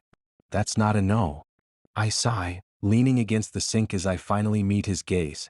It's not what you think. Ben doesn't reply immediately. Instead, he watches me with that infuriatingly patient look he's perfected over the years. It's the kind of look that says he already knows the answer, but is waiting for me to admit it myself. Okay, he says after a long pause, his voice softer. So tell me what it is. Because right now it looks like my best friend, the guy who swore off getting involved with anyone, especially rich assholes, is, well, getting involved with a rich asshole. It's not like that, I snap, my voice sharper than I intended. The words echo in the small bathroom and I immediately regret them. I mean, it's not supposed to be. Ben's expression shifts, his teasing demeanor fading into something gentler. Felix, he says, his voice quieter now. You know you can talk to me, right? I nod, swallowing hard against the lump rising in my throat. Come on, he presses. Is it something serious? Or is this just some distraction thing? It's not serious, I say quickly, too quickly, and I can see the skepticism flash across his face. The words feel like a lie even as they leave my mouth. I'm just investigating something. Julian happens to be part of it. Investigating? Ben raises an eyebrow and leans in slightly. What the hell does that mean? It means I'm not involved with him, I say defensively. Not the way people are saying. He doesn't respond immediately, and the silence stretches unbearably for a moment. Then he tilts his head, his brow furrowing as he studies me. But you want to be. The statement isn't a question and it hits me like a punch to the gut. I flinch and that's all the confirmation Ben needs. Shit, he mutters, running a hand through his hair. You've got it bad. No, I don't. Yes, you do. I groan, pushing away from the counter and pacing the small space of the bathroom. Even if I did, which I don't, it wouldn't matter. He's Julian Greco. He's everything I've spent my whole life avoiding. Ben's gaze softens, his expression shifting into something more understanding. Felix, he says gently. You've been through a lot and I get why you don't trust people easily. But if you're this wound up about him, maybe there's more to him than you think. His words cut through me, peeling back layers of defensiveness I didn't even realize I'd put up. I don't have time for this, I mutter, grabbing my water bottle and heading for the door. Felix. I stop in the doorway, my back to him, my hand gripping the frame so tightly my knuckles turn white. Just, be careful, okay? Ben's voice is earnest, and when I glance back at him, his expression matches it. I always am, I say, but we both know that's not entirely true. Once I'm back in my room, I close the door and lean against it, letting out a shaky breath. My thoughts are a tangled mess, each one louder and more overwhelming than the last. Ben's right, I've got it bad. And that's exactly the problem. I slide down the door until I'm sitting on the floor with my head in my hands, the weight of my feelings crashing over me. How did I let myself get here? How did Julian Greco, the last person I should be thinking about, manage to carve out a space in my chest I can't seem to close? I stare at the water bottle in my hand, the cool condensation slick against my skin, and let out a bitter laugh. One shot, one night, one person, and everything I've worked to protect feels like it's unraveling. I don't know what's worse, how much I want him or how much I hate that I do. The walk to class feels longer than usual today. My feet move on autopilot, but my mind? It's trapped on that damn balcony. The kiss, his lips, the way Julian's breath felt warm against my face, the electric jolt when I realized I wasn't pulling away, and that I didn't want to. I gripped the strap of my bag tighter, trying to shake the memory loose. I'm a criminal justice major. I'm supposed to be focused, meticulous, the guy who reads between the lines. Not the guy making out with suspects. Suspects who might be laundering money for their mafia families. Guilt chews at me as I slip into my usual seat in lecture. The professor's voice drones on about the legal implications of RICO cases, but all I can focus on is how I've completely compromised myself. How can I investigate Julian when the thought of his hands on me makes my pulse race?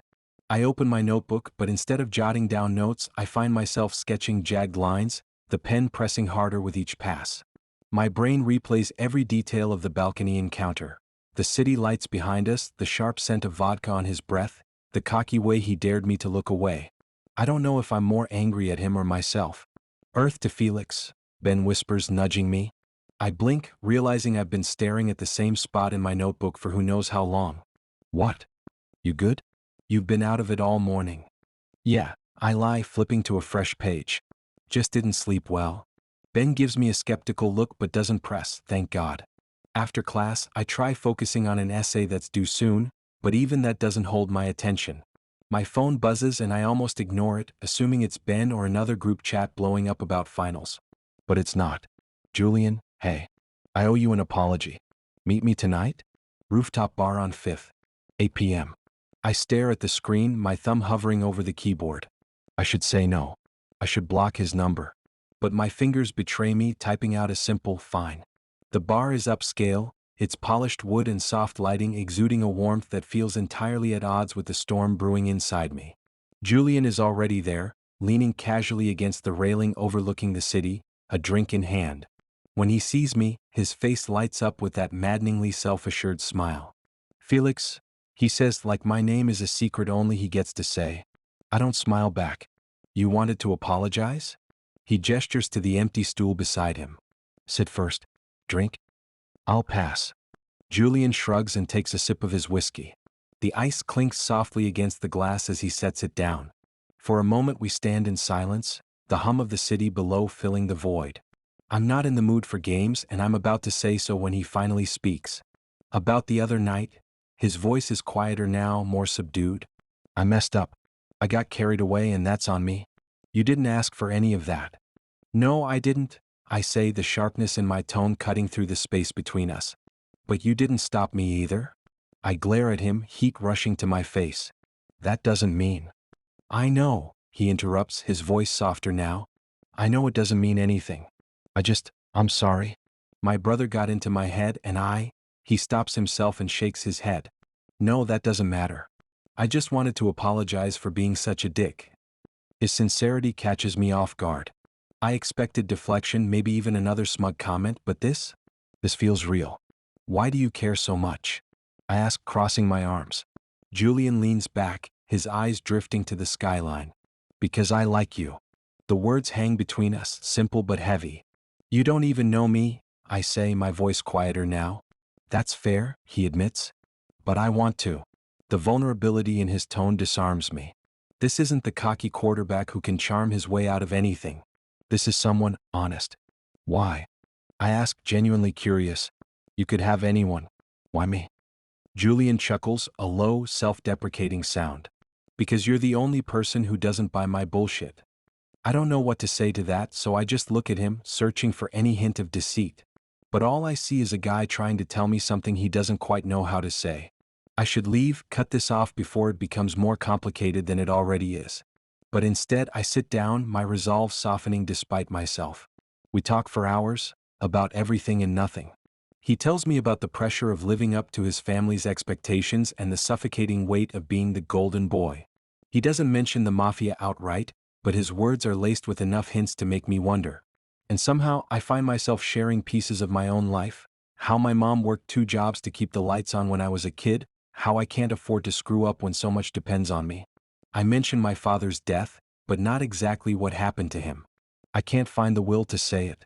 I can't talk about it out loud and make it all come back again. It's exhausting, isn't it? Julian says quietly. What is? Carrying it all. I nod, surprised by how much he seems to understand. As the night deepens, the space between us shrinks. I don't know who moves first, but suddenly we're standing closer, the faint scent of his cologne mingling with the cool night air. Felix, he says, his voice low and rough.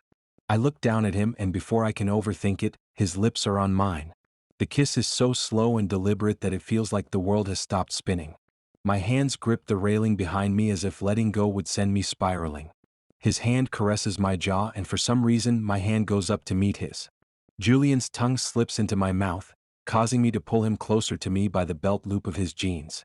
A surprised sound hums from his throat, like he wasn't expecting me to reciprocate. But I can't help it. For some reason he undoes me. My resolve is in shambles. My brain only responds to his voice, his touch, his heat. But then reality crashes back in. I release him and gently pull away. His cheeks are pink and his eyes are soft and wanting. My cock twitches at the sight. I want to bend him over the railing and... What's the matter? Julian's hands skim down my arms, scattering goosebumps across my skin. God, I need him to stop touching me. I'm getting closer to him to find out his secrets. That's all this is. I need to think about this. He nods, his fingers grazing mine before falling away. Take all the time you need. I don't trust myself to say anything else. Without another word, I turn and walk away, leaving him standing there under the glow of the city lights. Chapter 7.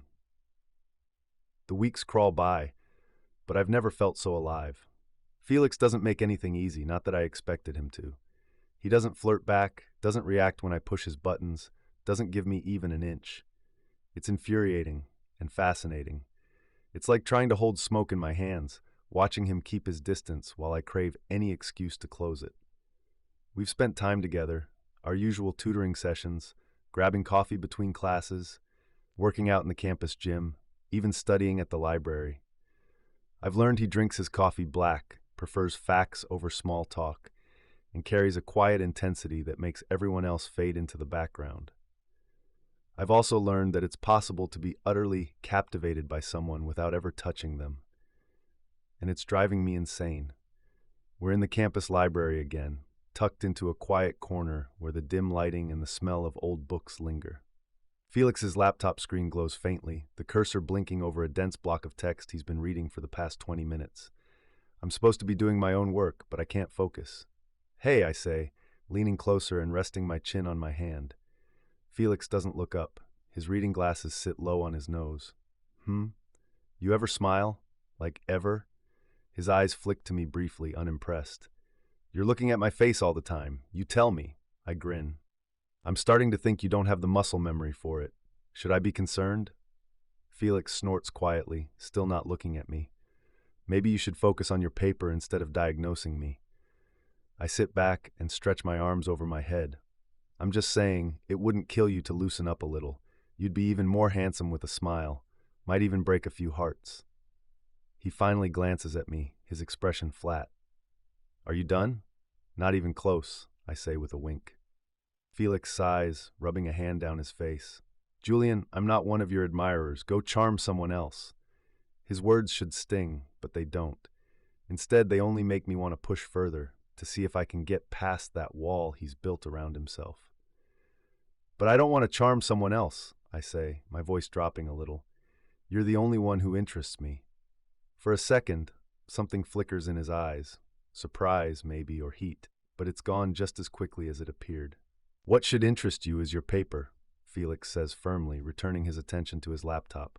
I use my foot to pull his chair closer to mine. I'm too distracted, I mumble in his ear. My hand grazes his thigh. Felix pauses, his eyes still locked on his computer screen. He exhales deeply, but doesn't respond, and I take the hint, for now. But as I settle back into my chair, I can't help the small smile tugging at my lips. Felix may think he's shutting me down, but the way his jaw tightened when I got close tells me everything I need to know. He's not indifferent. He's just resisting what he really wants. And that's fine. I can wait. I tap my pen against the edge of the table, watching Felix pretend not to notice me watching him. He's good at putting up walls, but I've spent enough time with him now to catch the subtle shifts, the way his shoulders tense when he's trying too hard to act unaffected, the slight twitch in his brow when I get under his skin. Felix's phone lights up and he answers without waiting for a buzz. Who the fuck is he paying that much attention to? Hey, Mom. Immediately the jealousy building within me fizzles out. Felix's eyebrows suddenly crease with worry. What happened? Are you hurt? Everything okay? I whisper. He ignores me as he gathers his stuff. Okay, I'll be there in 30. I'll have to bike over. I'll drive you, I insist. Felix pauses, a book halfway into his bag. Is that relief on his face? Actually, my friend said he'll drive me. Are you sure you don't want me to call an ambulance? Okay, bye. He hangs up and I scoop his bag and mine onto my shoulder, leading him to my car out front. What's going on? I ask. A bookshelf fell on top of my mom. She says she's fine, but... His voice cracks. What's your address? 10 minutes later, we're pulling up to a small blue house in suburbs. Felix fusses with his keys and runs into the house.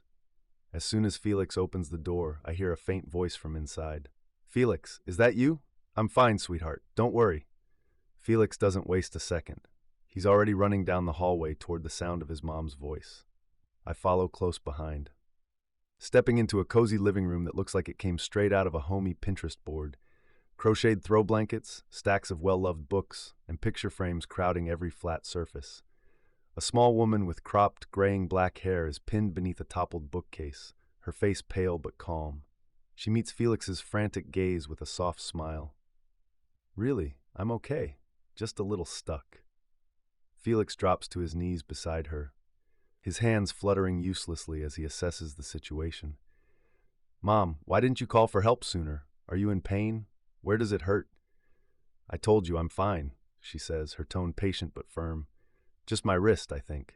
The books were more dramatic than the fall itself. I step in before Felix's panic spirals further. Let's get this off her. Felix nods, and together we brace ourselves against the bookcase. It's heavier than it looks, but we manage to lift it enough for his mother to wiggle out. Felix immediately crouches beside her, inspecting her wrist like he's suddenly a doctor. Does this hurt? What about this? Can you move it? Felix, sweetheart, I'm fine, she says again. Let me see, I say, crouching beside them and gently moving her wrist, noting her winces of pain. It's sprained. We should wrap it to keep it stable. Felix looks up at me, his expression a mix of worry and disbelief. You know how to do that? I shrug. Basic first aid comes in handy. See, Felix, he's handy. You should keep this one around. His mom chuckles softly. I'm Annie. Felix blushes furiously, which is worth every second of hauling that heavy-ass bookcase. I smirk. Nice to meet you, ma'am. I'm Julian, and a gentleman. Annie laughs. Mom. I grab a roll of bandages from the first aid kit Felix pulls out of the kitchen. Settling beside Annie, I gently take her wrist in my hands. This might hurt a little, I warn. You're already better than Felix, she jokes, though her smile falters as I begin wrapping. Felix glares at me. Be careful. I am, I reply, keeping my movements deliberate and steady. When I finish, I sit back. That should do it. Try not to move it too much and ice it later. Thank you, Julian, Annie says warmly. Felix is still hovering like an overprotective hen, adjusting the pillow behind her back and asking if she's comfortable. Annie reaches up with her good hand to pat his cheek.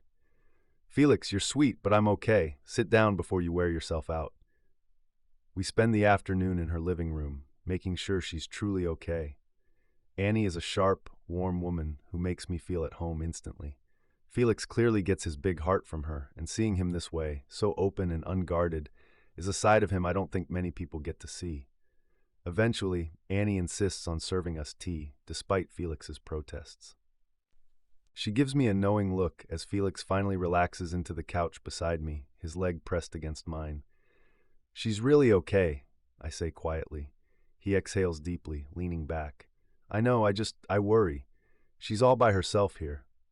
She's tough, just like you. Felix snorts and shakes his head. Tough isn't the word I'd use for myself.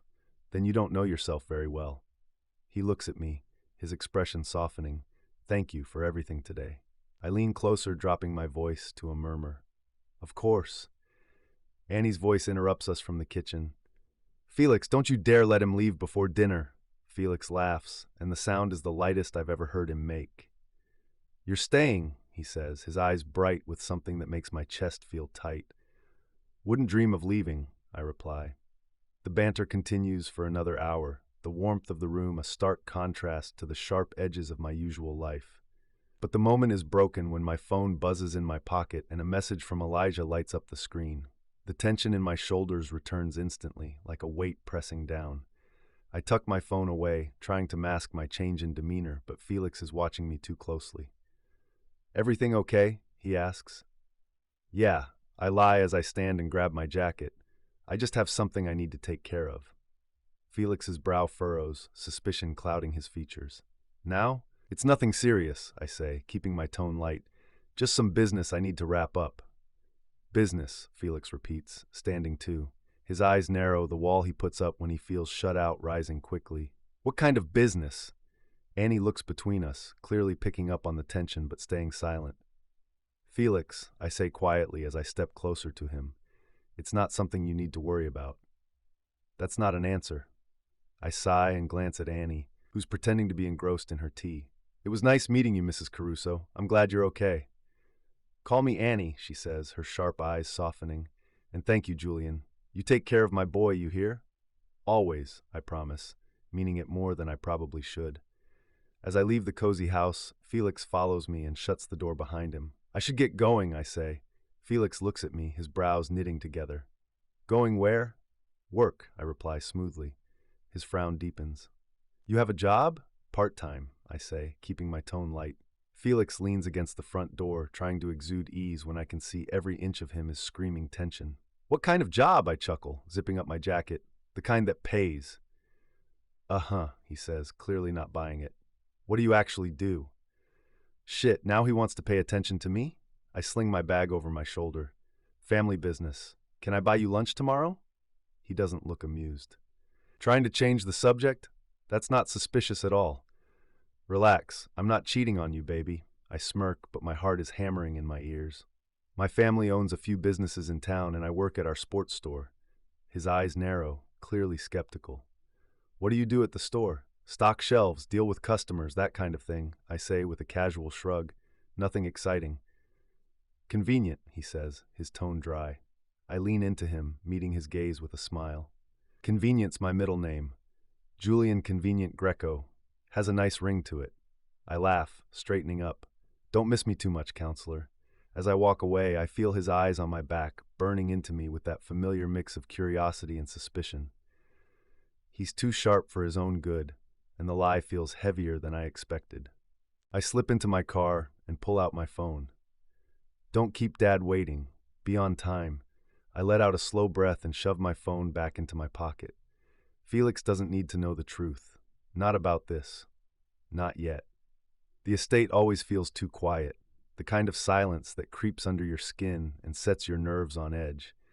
It's a sprawling mansion with marble floors, priceless art on the walls, and crystal chandeliers that seem to glow a little too brightly. On the surface, it's a picture-perfect example of old money opulence. Beneath it, the rot runs deep. As I step into the study, my chest tightens. The room is dimly lit, the heavy scent of cigars mingling with the faint tang of aged leather. My father sits behind his oversized mahogany desk, his posture as rigid as ever. Elijah leans casually against the bar, a glass of scotch in hand, the faint smirk on his face already grating on my nerves.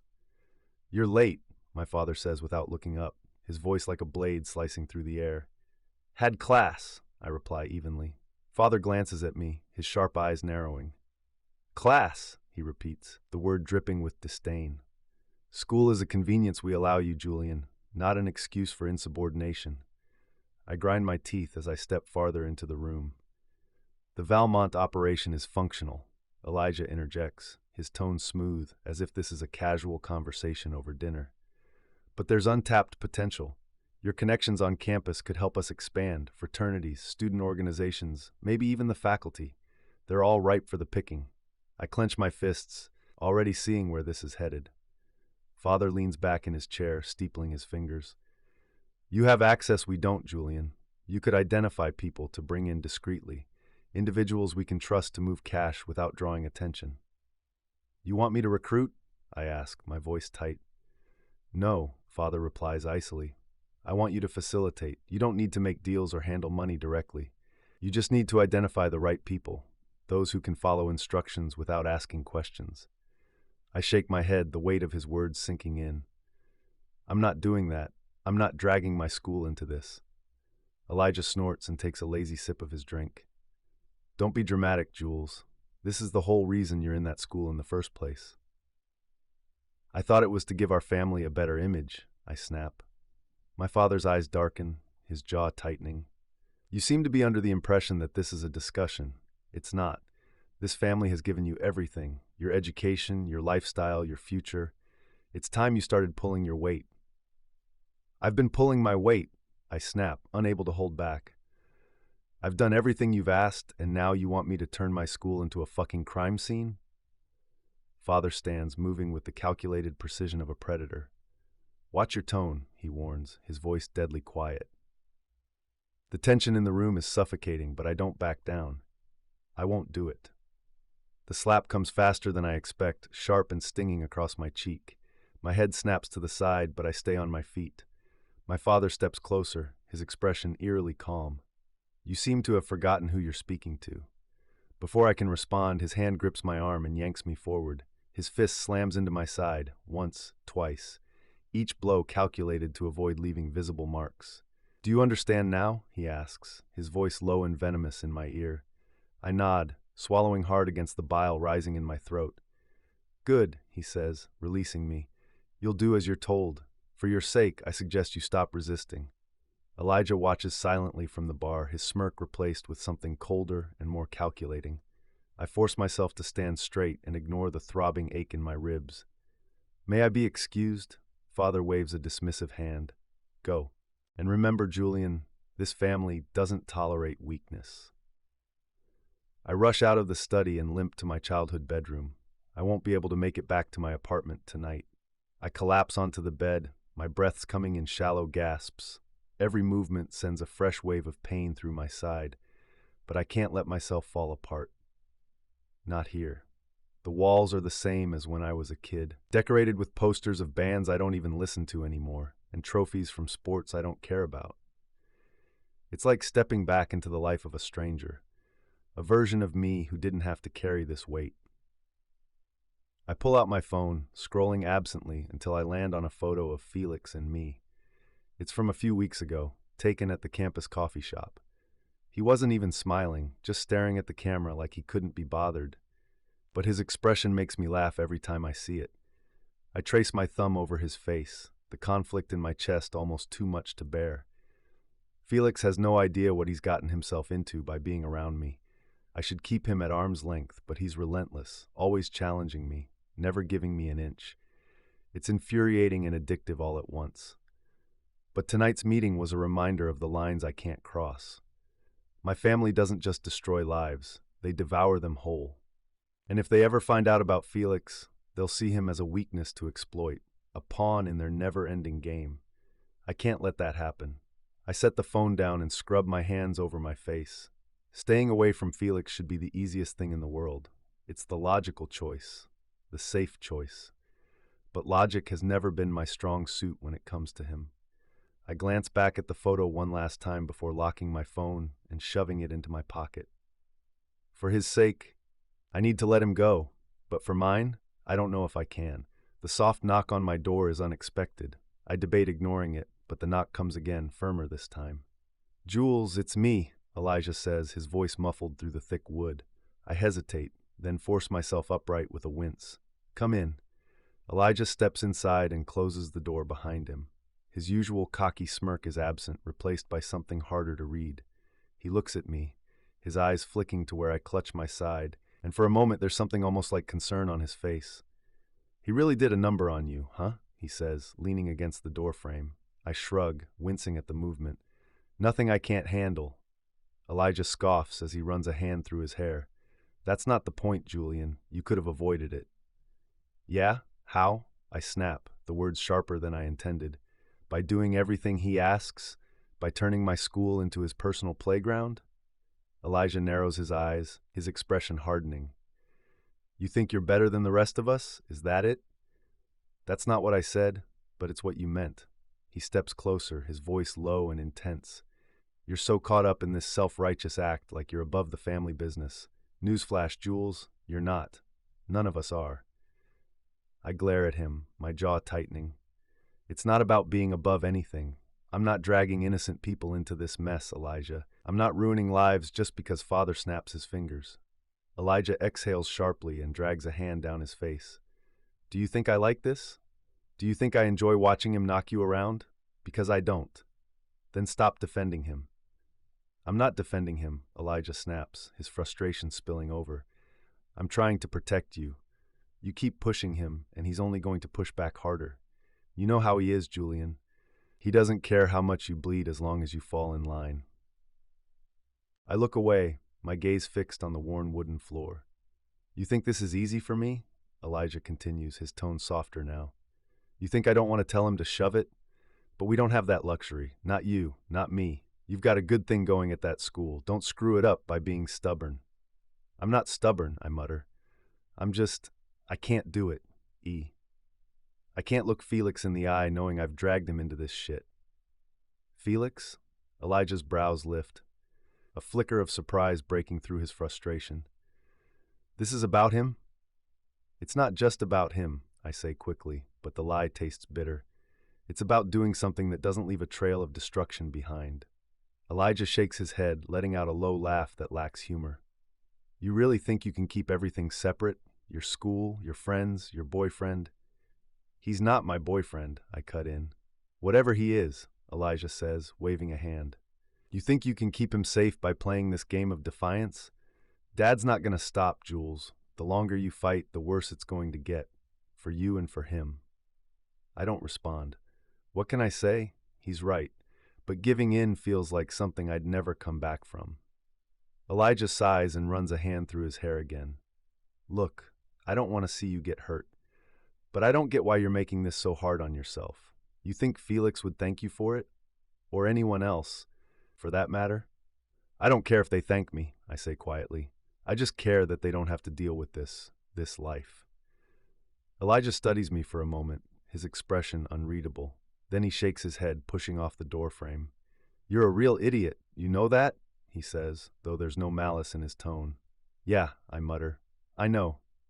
He lingers for a second longer, then turns and walks out, leaving me alone with the ache in my ribs and the weight pressing down on my chest. Chapter 8, Felix. The idea gnaws at me for days like a persistent itch I can't scratch. Julian's story doesn't add up, no matter how I try to piece it together. A sporting goods store? He says it's family-owned, yet he's never mentioned its name, never once shared a story about customers, co-workers, or even the mundane parts of working retail. It's like a placeholder excuse he keeps hoping I won't question too much. But I do question it because something about it feels wrong. Forced. Manufactured. By the time I decide to look into it, I've convinced myself it's not about prying into his life. It's about clearing up my own doubts. If I just confirm the store exists, I can let it go. Right? I start simple, opening my laptop in the corner of the campus library. It's quiet, save for the occasional shuffling of papers or muffled coughs, the perfect setting to investigate without distraction. My fingers fly over the keyboard as I type. Sporting goods stores in Montcove. A list of results appears almost instantly. A few chain stores pop up first, names I already know. Then there's a smattering of smaller, independent shops, most with basic websites or Yelp pages. I scan the list, my eyes narrowing as I go. None of them mention being family-owned or even remotely tied to the Greco name. The Greco family seems to own a lot of land, construction sites, empty plots, etc., but no sporting goods stores. Still, I'm not ready to give up. I try again, this time searching for Greco family-owned sporting goods. Nothing. I add local then independent. The results get smaller and smaller until it's clear that no such store exists. I lean back in my chair and stare at the screen. My chest tightens. The lie is undeniable now, glaring back at me in bold, empty search results. It doesn't make sense. Why lie about something as simple as a job? If he didn't want to tell me, he could have said so. He didn't have to make up a story. What's the point? The weight of the realization settles over me, cold and heavy. Julian's been lying to me this whole time, and whatever he's hiding, it's bigger than just a job. My phone buzzes on the desk. Julian, sorry for the last-minute text, but I can't make it tonight. Got work after practice. But I'll make it up to you. Winky face. It's the same excuse he's used a dozen times before, and each time I've let it slide. Not tonight. Tonight I need answers. After his practice ends, I wait near the parking lot, straddling my bike. The floodlights from the field cast long shadows, and the faint echo of cleats on asphalt carries in the cool evening air. I spot him before he sees me as he jogs toward his sleek black car, gym bag slung over one shoulder. Before I can follow him, a voice startles me. Felix, right? I turn to see Cole Andrews, one of Julian's teammates, leaning against a lamppost. His brown hair catches the light, and his casual smirk tells me he's been watching me for a while. What are you doing here? He asks, his tone light but laced with curiosity. Just leaving, I say, gripping the handlebars of my bike. Cole tilts his head, his smirk widening. You sure? Because it kinda looks like you're waiting for Julian. I roll my eyes and try to brush past him, but he steps in my way.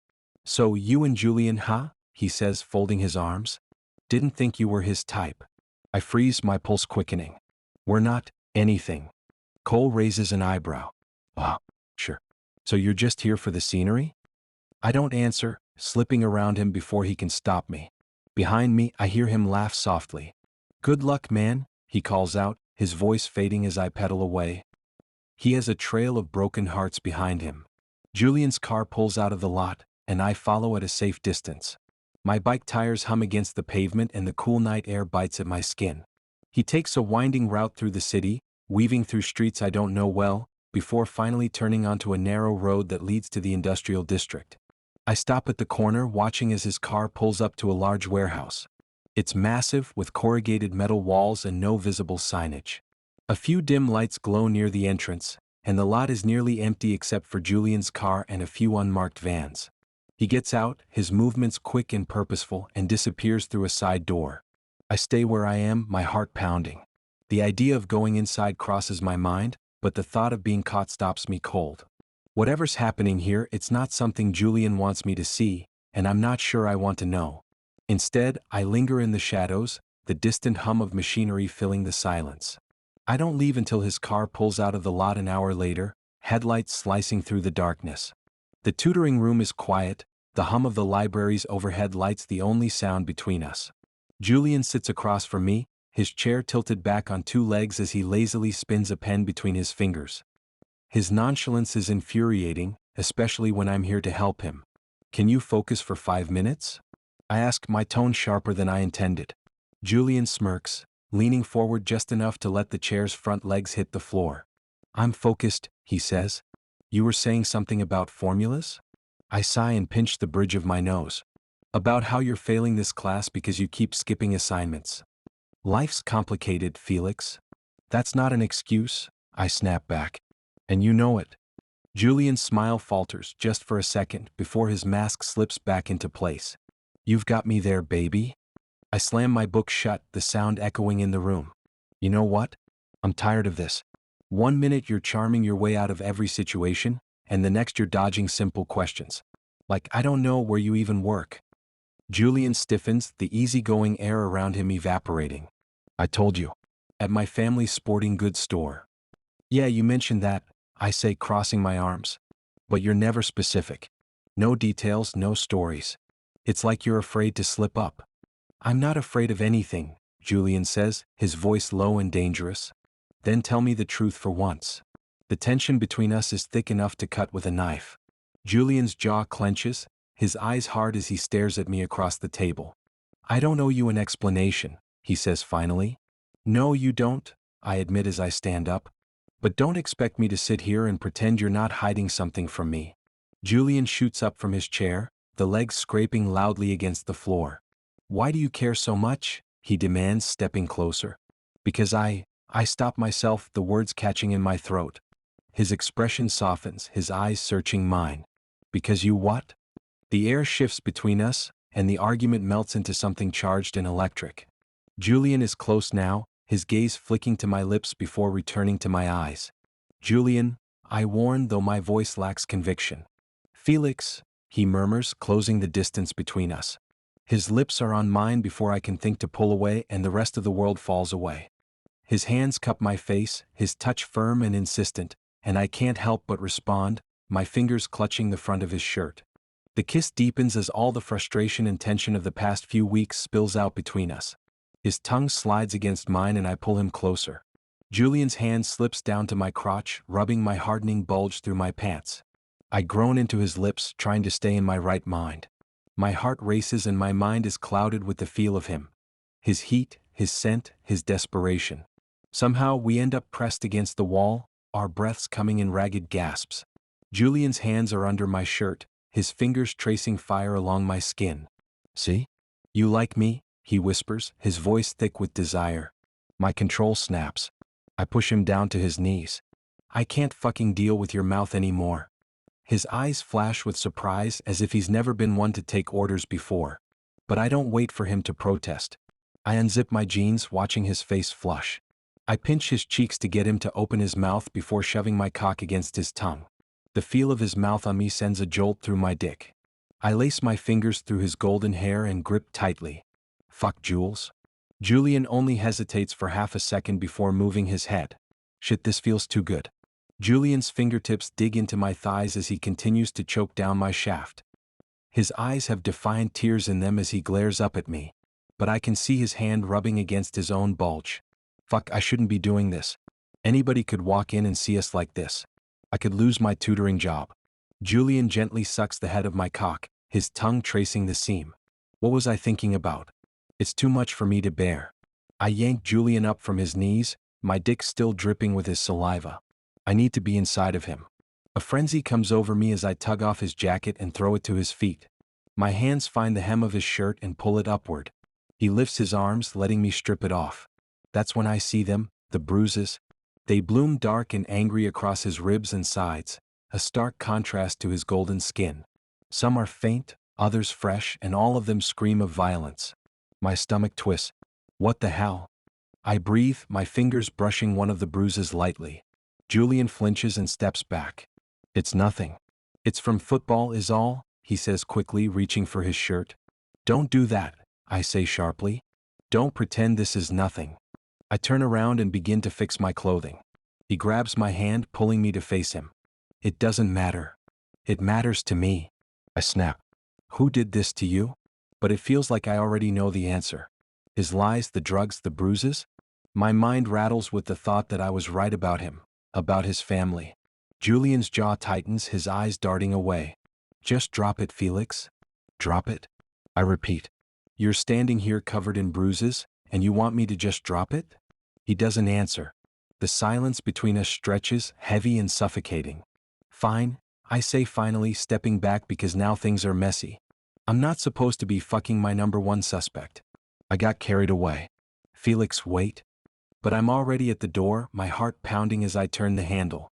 "Let me help you," I say, my voice barely above a whisper. One last plea. Julian doesn't respond, and I don't wait for him to. The door closes behind me with a quiet click, leaving him alone in the silence. Chapter 9. Julian. The first time I recruit someone into the family's operation, I tell myself it'll be the last. A one-off, a necessity to keep the heat off me. But that was months ago, and now the lines I swore I'd never cross are blurry at best. I'm spending more time at the sporting goods store, the convenient euphemism for the money laundering scheme running through my family like the blood in our veins. Business is booming, and my father sees an untapped gold mine in my position at Valmont College. "Students are easy marks," Elijah says one evening, justifying the growing pressure. "Broke, desperate, willing to look the other way for quick cash. You'd be stupid not to use that." I hate him for saying it because he isn't wrong. The campus cafeteria becomes my hunting ground, the perfect place to overhear complaints about money, rising tuition, or unpaid internships. I'm not proud of it, but I'm damn good at spotting the students who'll bite without asking too many questions. Like Brendan, a junior studying finance whose internship fell through last summer. He's drowning in debt and trying to save face with his frat brothers. When I casually mention a side hustle that pays in cash, he practically begs for details. Or Professor Acker, who was on the verge of retirement until he found out his pension isn't what he hoped. I spin it as a harmless favor, running inventory checks for the store in exchange for a generous cut. He never asks what the inventory is. They don't want to know. That's the secret to all of this. People crave plausible deniability, and I give it to them, wrapped in a neat little bow. Today I'm meeting someone new, a sophomore named Tasha, who works part-time at the library and barely makes enough to cover rent. She's bright, ambitious, and exactly the kind of person I hate pulling into this mess. But when she sits across from me at the campus cafe, her wide eyes betray how much she needs this. "So, what's the job exactly?" she asks, stirring her coffee nervously. "Simple," I say casually. "We just need someone to run errands for the store, pick up inventory, deliver invoices, that sort of thing. And it pays how much? More than your library gig," I say with a smirk. "A lot more." She hesitates, her fingers tapping the edge of her cup. "It's legal, right?" "Of course," I lie, the words sliding off my tongue with practiced ease. She nods slowly. "Okay, I'm in." I smile, the familiar churn of guilt rising in my chest. Welcome to the team. By the time I leave campus, the rain is coming down in sheets, drenching the streets and turning the city into a blur of lights and water. I pull the hood of my sweatshirt up, shoving my hands into my pockets as I make my way across town. I don't know why I'm doing this. Hell, I know exactly why, but admitting it feels like crossing another line I'm not ready for. Felix hasn't spoken to me in days, not since that night in the library. At first, I think he's just busy. Midterms are around the corner, and he has a lot riding on his GPA. But now it feels like something else entirely. He doesn't answer my texts, not even the harmless ones about upcoming assignments. I catch glimpses of him on campus, but every time I try to approach him, he ducks into a classroom or vanishes into the crowd. It's not like him. Felix isn't the type to avoid confrontation, which only makes his silence sting more. I tell myself it doesn't matter, that I have bigger problems to deal with. But I can't shake the feeling that something has shifted between us. Something I can't fix with a smooth line or an easy apology. Felix's apartment building looms ahead, a nondescript brick structure tucked between a laundromat and a corner store. I linger across the street, half hidden beneath the awning of an empty bus stop. His window is lit, the faint glow spilling out onto the wet pavement. Through the glass, I see him moving around, barefoot in sweats, his hair damp like he just showered. He looks normal, comfortable, safe. I shouldn't have come. This isn't safe for either of us. But I can't tear my eyes away. Felix sits down on the worn couch, a book in hand. The faintest smile tugs at his lips as he reads, and for a moment, the storm raging inside me quiets. But then my mind races. Why isn't he talking to me? Has he figured something out? Did someone say something?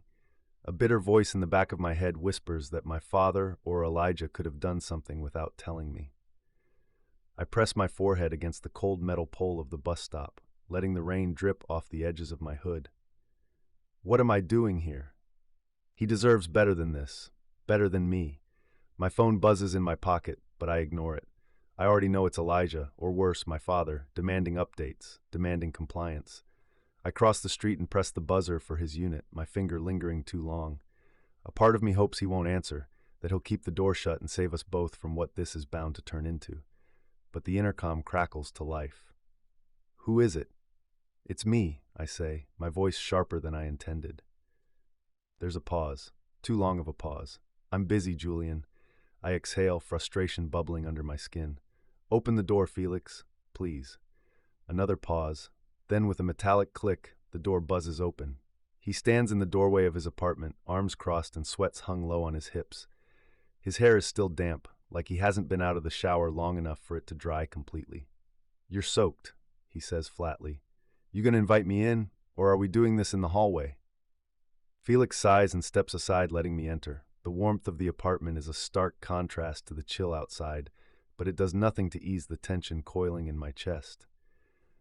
"What do you want, Julian?" he asks as he closes the door behind me. "To talk. You've been avoiding me and I want to know why." Felix's lips press into a thin line, his jaw tight. "I've been busy. School, work, life." "Bullshit," I say, stepping closer. "This isn't just about being busy. You won't answer my texts, and when I try to talk to you on campus, you practically sprint in the other direction." "I don't owe you an explanation," he shoots back, his voice rising. "You don't owe me one, but I'd like one anyway," I snap. "What's going on, Felix?" His eyes flicker, a crack in his otherwise guarded expression. He turns away, walking toward the small kitchen counter as if the distance might help. "This has nothing to do with you," he says finally, his back to me. But his eyes look away like that's a lie. "Then what is it?" I press, closing the space between us. "Because if this is about what happened in the library, I told you it was football." "Stop," he cuts in, turning to face me. "Don't fucking lie to me." I can see the conflict written all over him, the way his hands clench at his sides, his gaze darting everywhere but to me. "Felix," I say, softer now. "I can't," he says, shaking his head. "You wouldn't understand." Something in his tone makes my stomach drop. "Try me." He looks at me then, really looks at me, and for a moment I think he might actually tell me what's going on.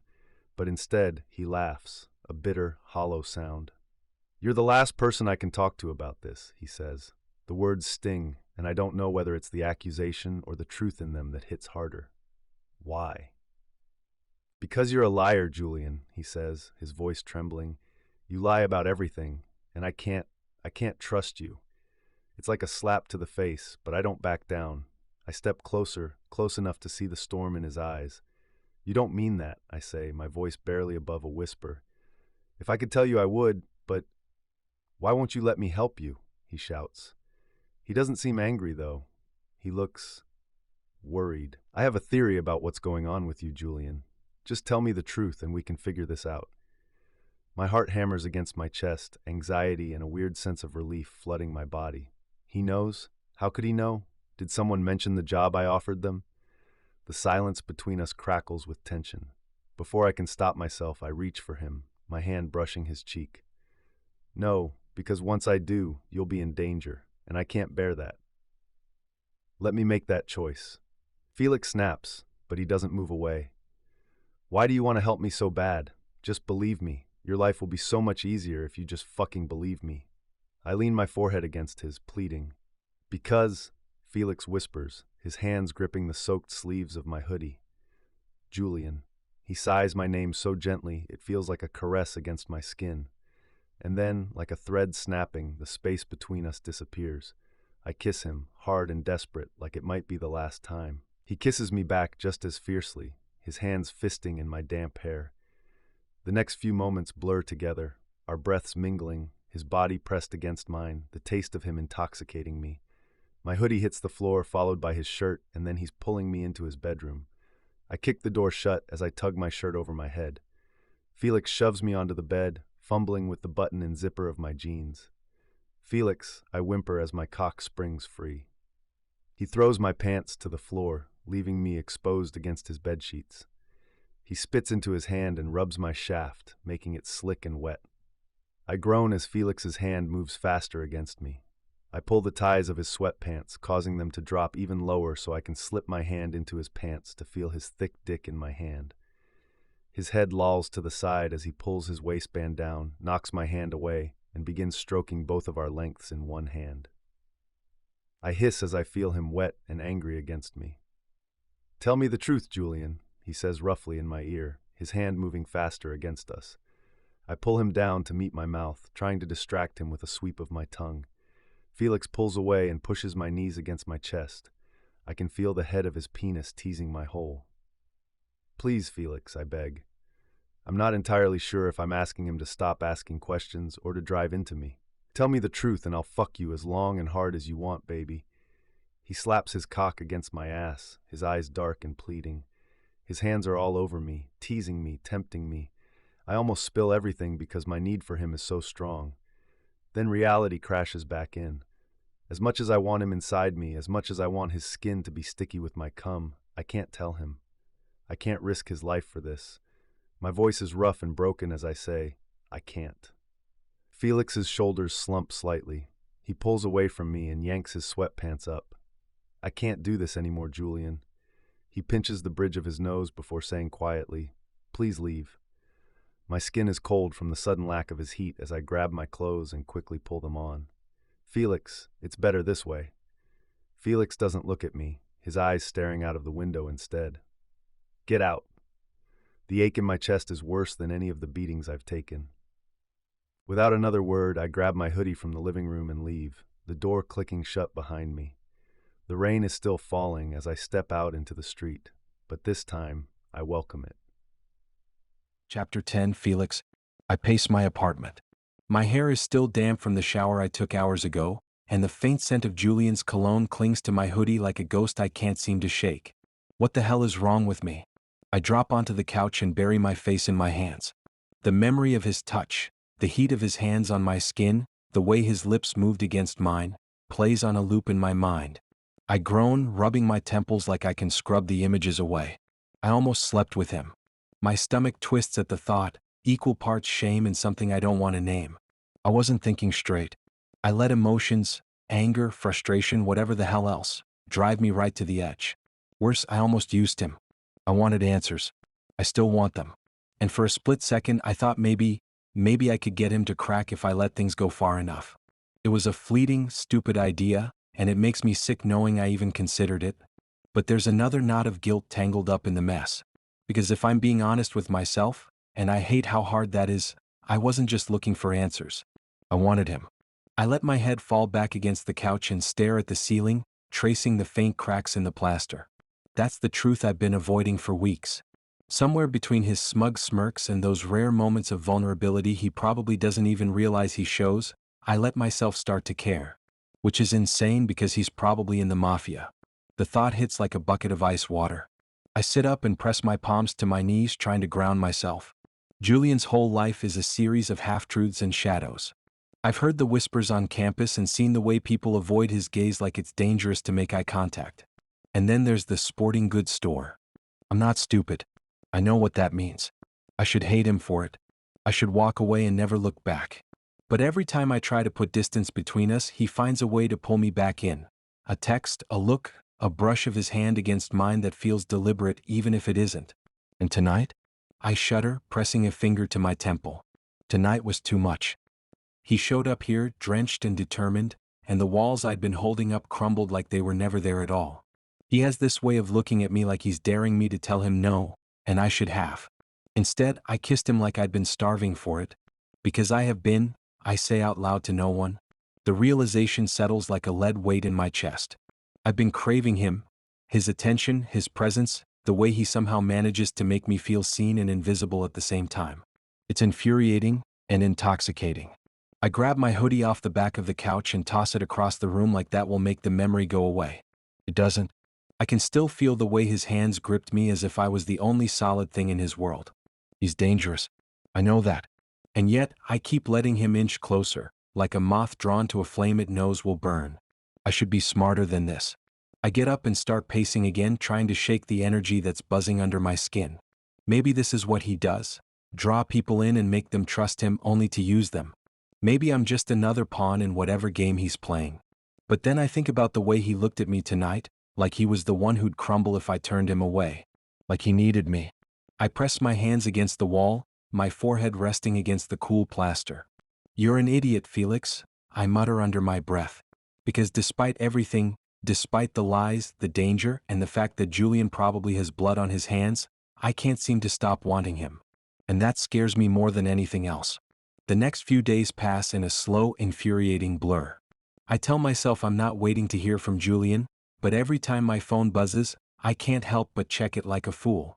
Nothing. Not a single word from him since that night at my apartment. It's for the best, I tell myself. Someone like Julian belongs to a world I don't understand, a world I'm not sure I want to understand. Your life will be so much easier if you just fucking believe me. The memory stirs something I can't name, a strange mix of curiosity and dread.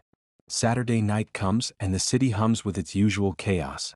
I'm curled up on my couch, a textbook open in my lap that I'm pretending to study, when my phone buzzes on the armrest.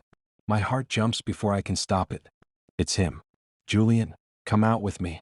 Just 4 words, no explanation, but my pulse kicks up like I've been caught in a spotlight. I stare at the message, my thumbs hovering over the keyboard. Me where? His reply comes fast like he was waiting for me to answer. Julian, you'll see. Julian, I want you to know the real me. I read the text 3 times before it sinks in. My chest tightens and 1,000 questions battle for space in my head. He's inviting me into his world. I don't know if I'm ready. Hell, I don't know if I want to be ready. But I know I'll go. Julian shows up at my door like he owns the place, like he's walked in here 100 times before and has every right to do so. I don't even hear him knock, it's just the sound of my door swinging open, and there he is, leaning against the frame with his arms crossed. He's all confidence and raw energy, something I haven't seen since his last game. I freeze for a second, the book I'm holding slipping from my hands onto the floor. Julian grins, that familiar smirk playing at the edges of his mouth. Put on something black, he says. His voice is casual, but there's an edge to it that makes my heart skip a beat. Something grungy. I frown. Why? I glance at the clock. It's late, but his tone tells me this is anything but a regular night out. Don't ask, he replies as he steps inside without an invitation. I need to show you something, Felix. So put on your best dark, brooding look. You're gonna want to fit in. I want to ask what he means, but the way he's looking at me, like he's daring me to question him, stops me. There's something electric in the air, something I can't ignore. I nod and head into my room to change. A part of me wants to refuse, wants to back out, take the easy way out. But another part of me? The part that's been curious about Julian ever since we met? It pulls me forward and makes me want to follow him into whatever madness he's dragging me into. Besides, this will get me closer to the truth. When I step back out, I'm wearing a black hoodie, ripped jeans, and boots. Julian gives me a once-over, his eyes narrowing slightly, like he's deciding whether or not I've done it justice. Then he gives me an approving nod. Perfect, he says. Let's go. I grab my jacket and follow him out the door, the weight of the night pressing down on me. The drive is quiet, the hum of the engine the only sound between us. I'm trying to process what's happening, but Julian's unpredictable mood has me off balance. He's driving, but his focus seems on something else entirely, like he's already miles ahead of me in whatever plan he's cooking up. I want to ask him where we're going, but I don't. He slides his hand to my thigh.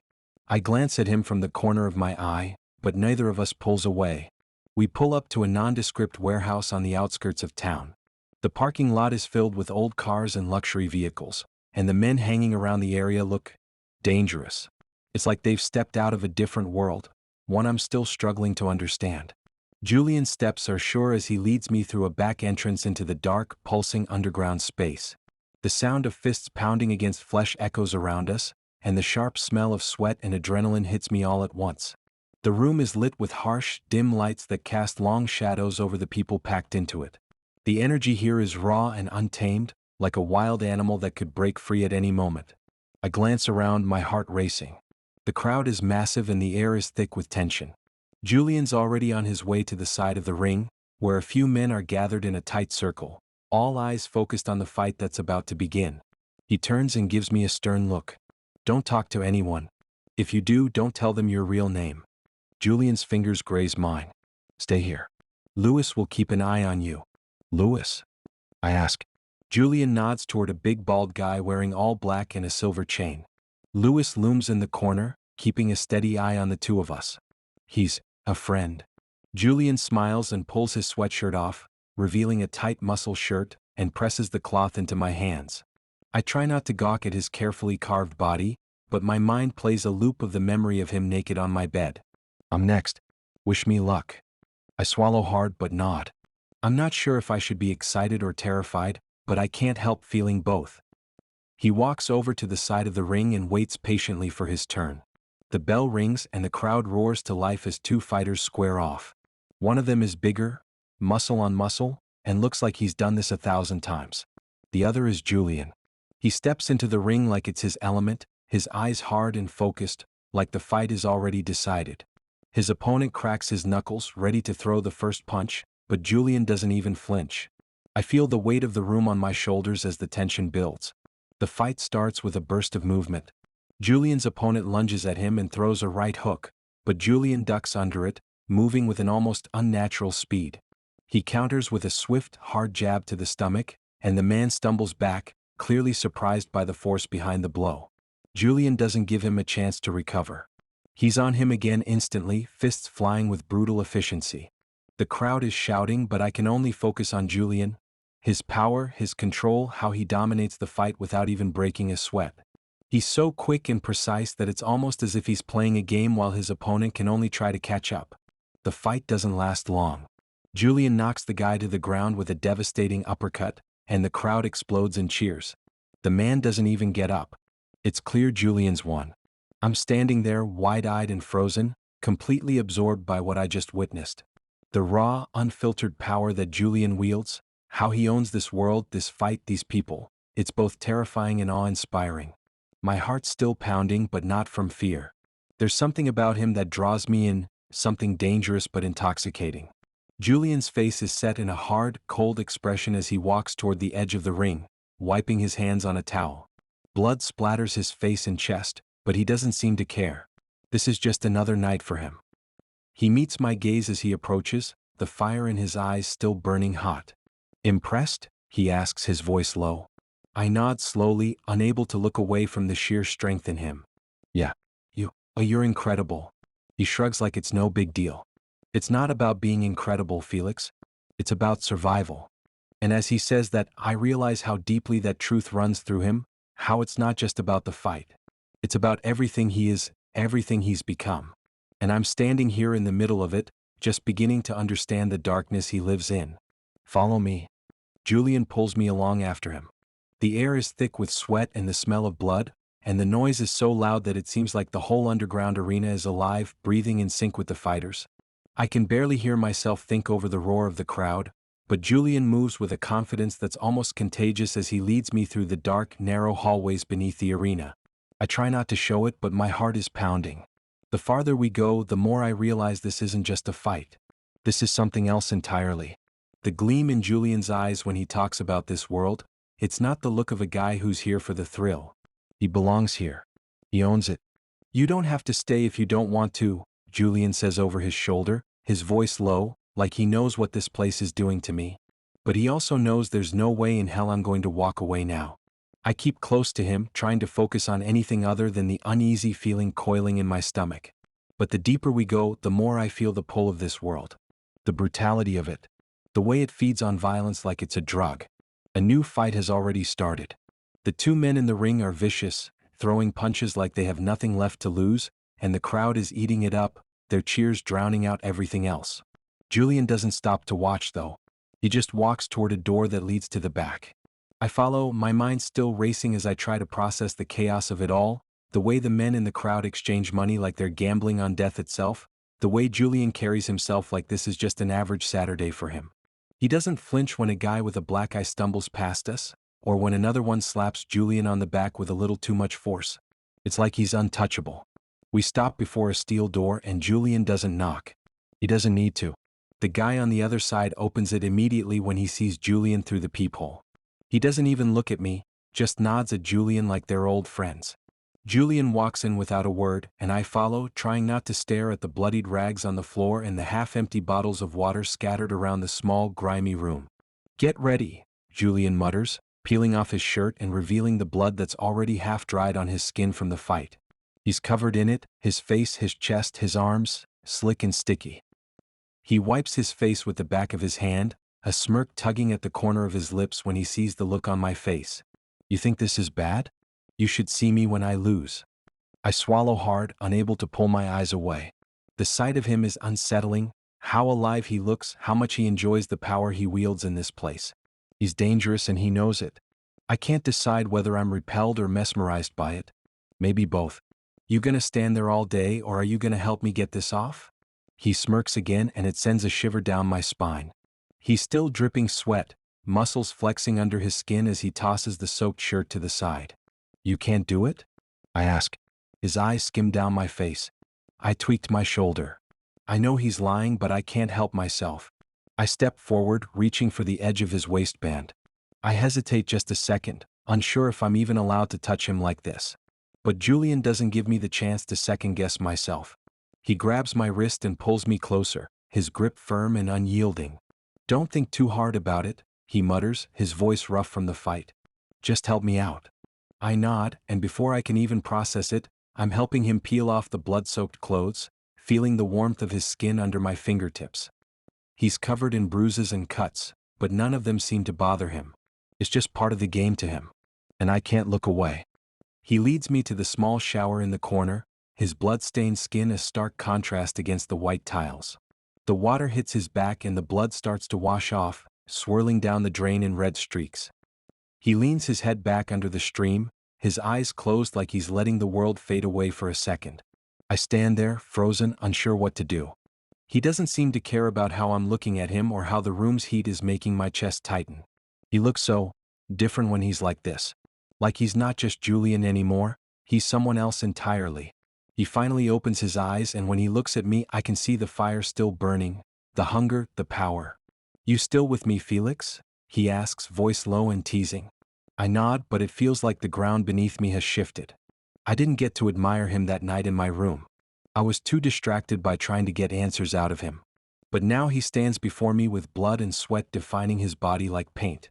His hip bones lead down to a thick cock and toned thighs. "See something you like?" He smiles, taking his flaccid dick in his hand and stroking gently. His eyes stay on me, daring me to do something. My mouth goes dry. The memory of him in the ring, tearing his opponent to shreds, makes heat pulse low within me. I'm normally the one to stay in control, but now I want. Yes. I take 2 large steps forward and pull Julian to my mouth. The hot water drenches my clothes but makes his body deliciously slick. I don't waste a moment before sliding my tongue against his. Julian groans into my mouth as he undoes my belt and forces his hand under the waistband of my jeans and boxers. "Already hard?" Julian licks the side of my neck as his fingers graze my cock. "I've been hard since you won. Now shut up. I need you inside me," I demand. Julian snorts as he pushes down my pants. "But you've been acting like you want all the control, Felix. Now you want me to take over?" I can barely think as his hand glides over my length. I nod. "Say it," Julian demands. "And be polite." The roughness of his voice makes my dick jump in his hand. I try to kiss him, but Julian pulls his head back, a wicked smirk on his face. "Please, Julian. Fuck me." He doesn't hesitate as he pushes me against the shower wall and shoves my pants down the rest of the way. "God, I can't get you out of my head." He forces 2 of his fingers into my mouth as he rubs his cock against my ass. I suck on them greedily, pressing myself harder into him. "I should have known you were gonna bottom for me as soon as I saw that look in your eye when I won." He pulls his fingers out of my mouth and pushes them into my hole. I gasp as his other hand slides underneath my t-shirt to pinch my nipple. His fingers pump in and out of me, slowly working me up. Julian nips at my earlobe. "You're so pent up. You feel like you need to hold your life together all the time. No one else gets to have control, huh?" The water from the shower runs into my eyes and slides down my skin. Heat grows in my center, making pre-cum drip from me. "Answer me, baby." Julian forcefully shoves another finger into my ass, making me arch against him. "No one," I pant. My hand squeezes my cock. "Except me." Julian pulls his fingers out of me and spreads my cheeks. "Say it, Felix. Who owns you?" God, he's so fucking hot when he's like this. I'm almost delirious from his demands. "You." He drives into me with no warning. The pain makes me cry out, but Julian covers my mouth with his free hand. Julian is huge. I've never felt so full, and my whole squeezes around him greedily. I've never bottomed before. I've never been a person who relinquishes power to someone else. I need to be in control of my own life. But with Julian, his power radiates off of him in waves. He's respected. He's the fucking king. And I want to bow down to him in this moment. "Hey, Jules. John says you got the..." The door swings open, revealing a short man with brown hair. Julian doesn't even flinch. His cock continues to pump into me as he pushes my face into the tile so I can't see the door. "God, you feel so good," Julian mumbles in a haze as his hand grazes my back. I know I should probably be embarrassed right now, but I can't seem to focus on anything but Julian's skin. "So this is where you take your dates now? College boys are nasty," the man says. "Ricky, fuck off before I tell Lewis to put you in the river," Julian growls. "All right." Sorry, boss. The door shuts with a click. Julian's hand wraps around my neck and gently squeezes. He stills his hips. Did you like someone seeing me fuck you? His other hand begins to jerk me off. Fuck. It's too much. The fullness in my ass, the slight dizziness from the lack of air, and Julian. I release a loud groan as I come all over the shower wall. Julian chuckles darkly in my ear. I'll take that as a yes. Chapter 11. Julian.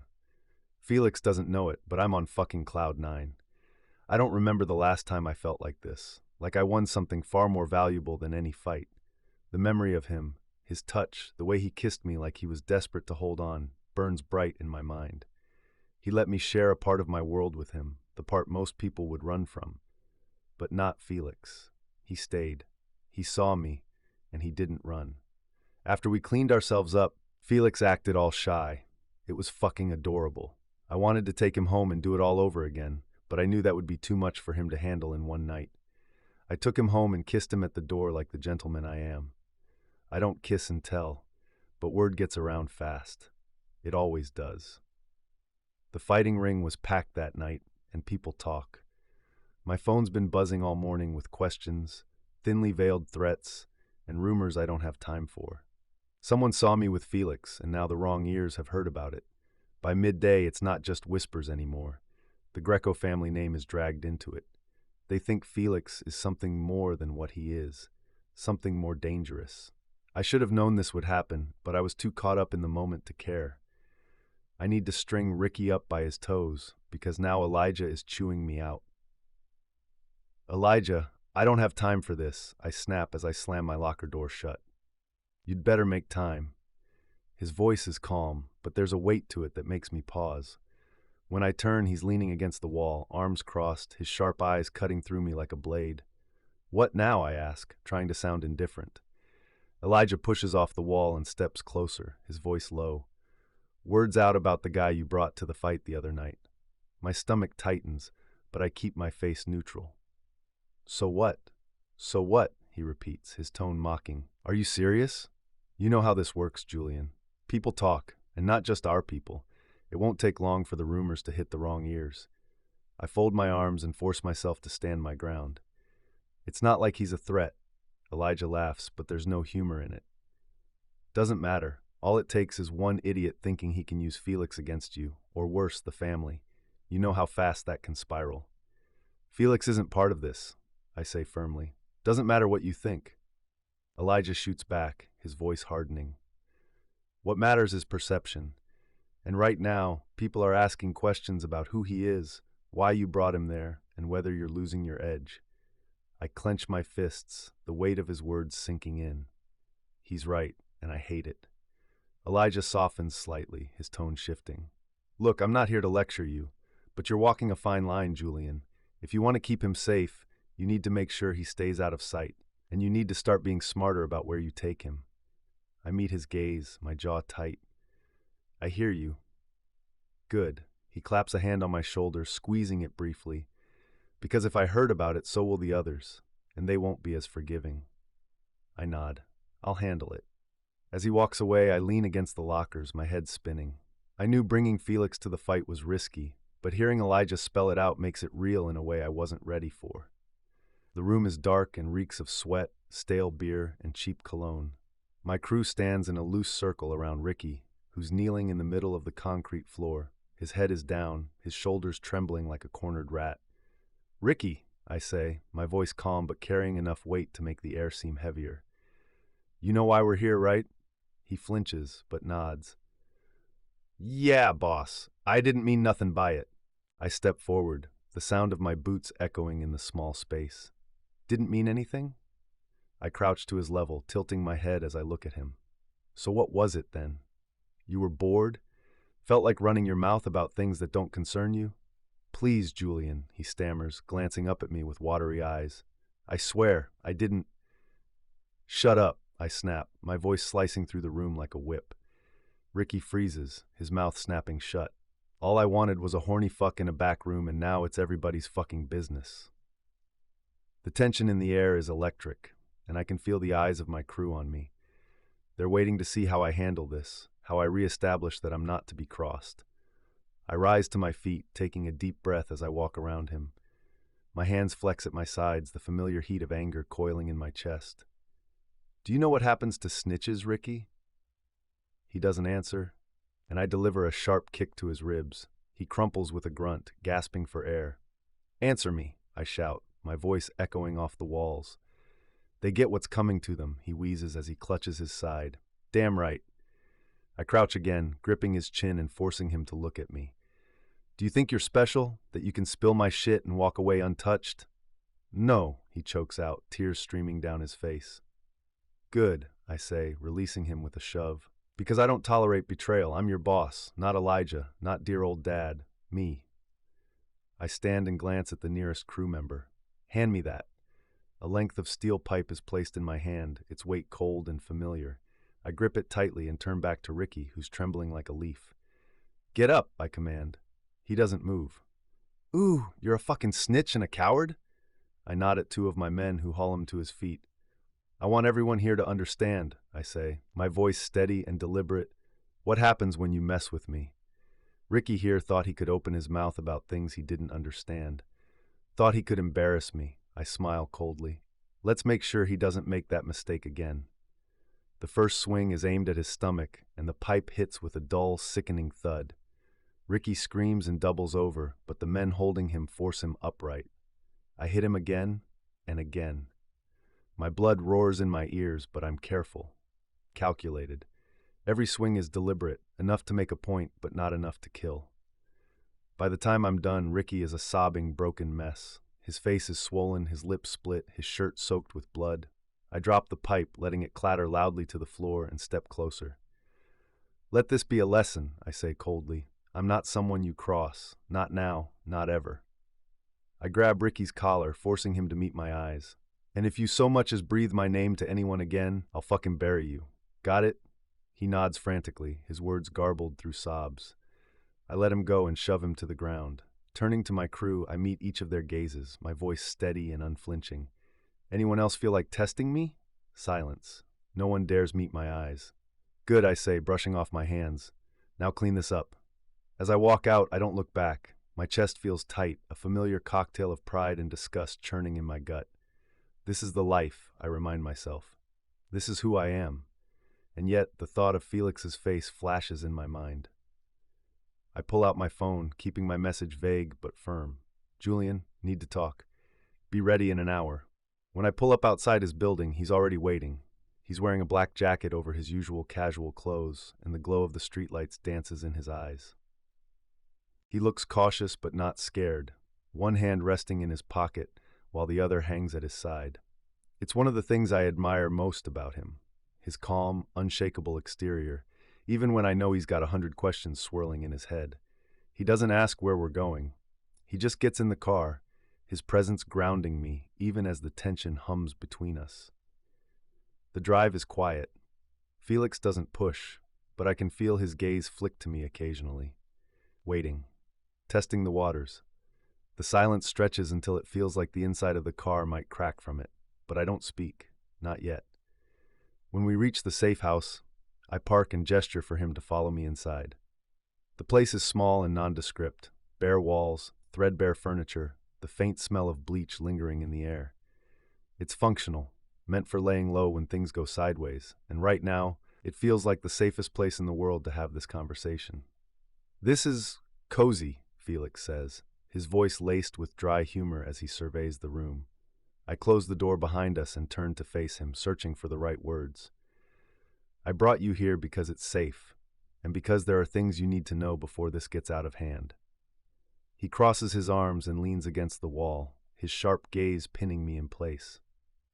Out of hand how? I hesitate, then sit on the edge of the worn couch and gesture for him to join me. He doesn't move. His eyes stay locked on mine, demanding answers. People are talking, I finally admit, about you, about me, about what they think you are to me. His expression hardens, his voice steady but cold. And what do they think I am?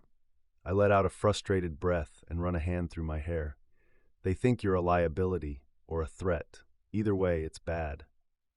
Because of your connection to the Greco family, he says, his voice low, but I catch the flicker of anger beneath it. Yeah, I say, meeting his eyes. But I'm not like the rest of them, Felix. I need you to understand that. I'm not looking to pull you into this world, but it's not easy to step out of it either. For a moment, he doesn't respond, and the silence feels heavier than any fight I've been in. Have I ever told you how my father died? He says, his tone steady but charged. No, but I already know how he died. His eyes don't meet mine. The Mafia killed him. Someone beat him to death. Felix, I reach for him, but he steps out of my reach. He borrowed money from a rival group thinking he could repay it, but when he couldn't, they killed him. Felix was there when they killed him. He was only 10 years old. My heart shudders in my chest. My split knuckles suddenly sting. The weight of his confession hangs heavy in the air, and I feel a pang of guilt for the world I'm a part of, a world that has caused him so much pain. He pulls away slightly, his gaze hardening. So I'm already fucking involved, Julian. I swallow as the reality of our situation crashes down around me. Panic grips me, whispering how Felix will eventually leave me.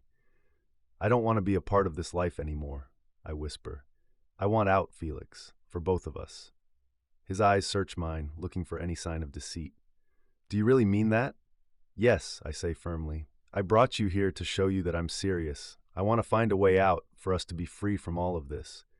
For a moment he says nothing, the tension between us palpable. Then slowly he nods, a glimmer of hope flickering in his eyes. Okay, he says quietly, let's find a way out together. His words cut deeper than I expected. There's something raw in his voice that makes my chest ache. I close the distance between us. I don't want you to regret this, I say, my voice quiet but firm. Being with me, seeing all of this. His eyes soften, but his expression stays guarded. I don't know what I feel right now, but I'm here, aren't I? I reach for him, my hand cupping his face. His skin is warm under my touch, and when he leans into it, my breath catches. You're in deeper than you intended, I murmur. So are you, he replies, a faint smile tugging at his lips despite the tension. The weight of the moment breaks as he steps closer, and I pull him into a kiss, hard and desperate, like he's the only thing keeping me from falling apart. He doesn't resist.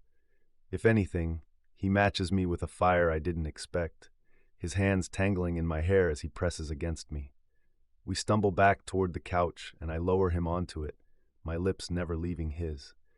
His breath hitches when my hands find the hem of his shirt, and he arches into my touch as I slide it off, baring his chest to me. I reach for the gun that's tucked into the hem of my pants and put it on the coffee table, doing my best not to leave Felix's lips. Felix's eyes track the movement, and I feel his cock hardening against my thigh. I pull away, looking down at him. Do you want to hold it? Your dick or your gun? Felix teases. Either is fine with me. I suck on his neck, leaving a hickey before sitting up and unloading the gun. He watches me as my hands expertly disarm the weapon before I hold it out to him. He doesn't reach for it. What? Scared? Felix rolls his eyes. No, He blushes, which makes my cock twitch with excitement. I slide the barrel of the gun against Felix's bulge. Just what? He flushes even deeper, unable to answer. I drag the gun up and down against him. Does this turn you on, baby? I unbutton his jeans and pull down his briefs, freeing his cock. It's fucking huge, bigger than I've ever seen it before. Felix's eyes are dark with need as he begins rubbing his shaft. Oh, he fucking wants me bad. Open your mouth, I demand. He obeys so nicely. Opening his mouth wide, saliva drips from his tongue.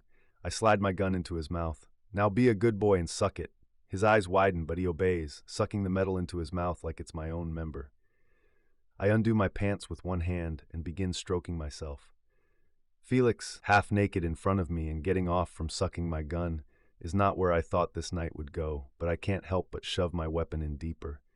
Felix takes it, pumping his dick faster. Fuck, you look so pretty. My voice is hoarse as I gently pull the gun from his mouth. Take off your clothes and bend over. Felix rushes to pull off his jeans and bends himself over the arm of the chair. I spread his cheeks and drag my tongue over his asshole. Damn! He prepped himself for me. He's been waiting for me to fuck him all day, and it's making me delirious. Felix's moans fill the empty safe house as I eat him out.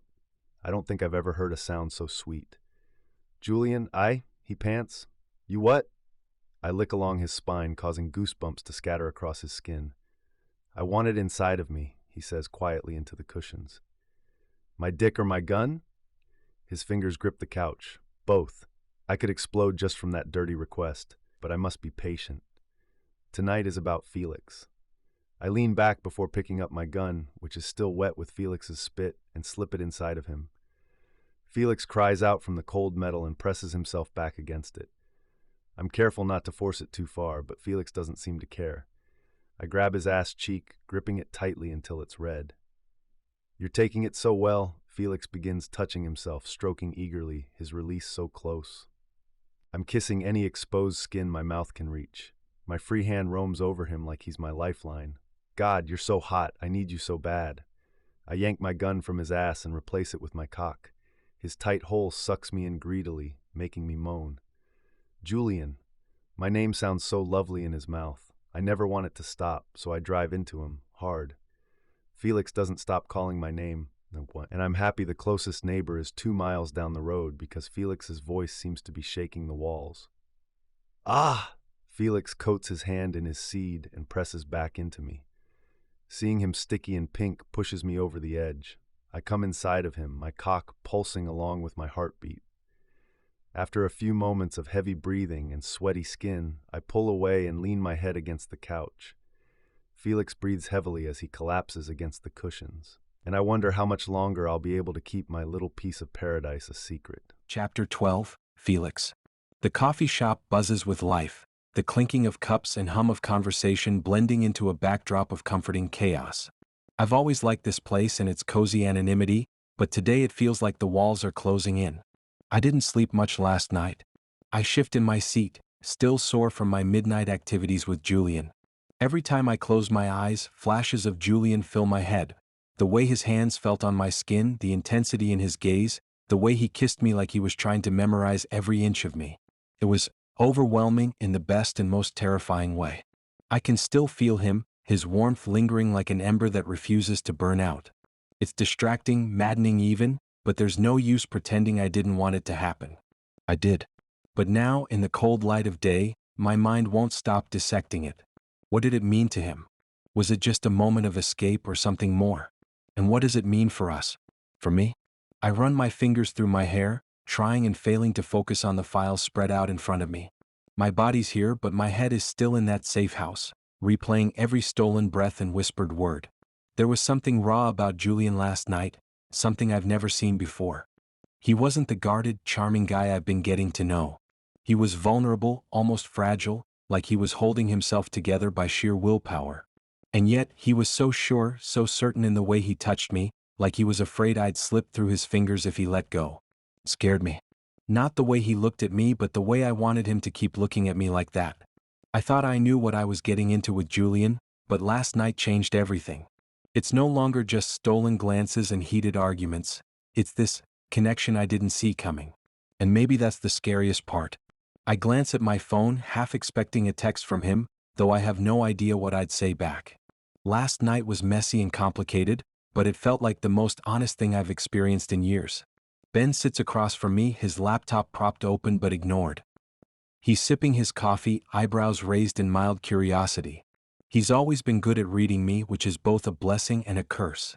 I need your advice, I say, trying to sound casual, though I can hear the hesitation in my voice.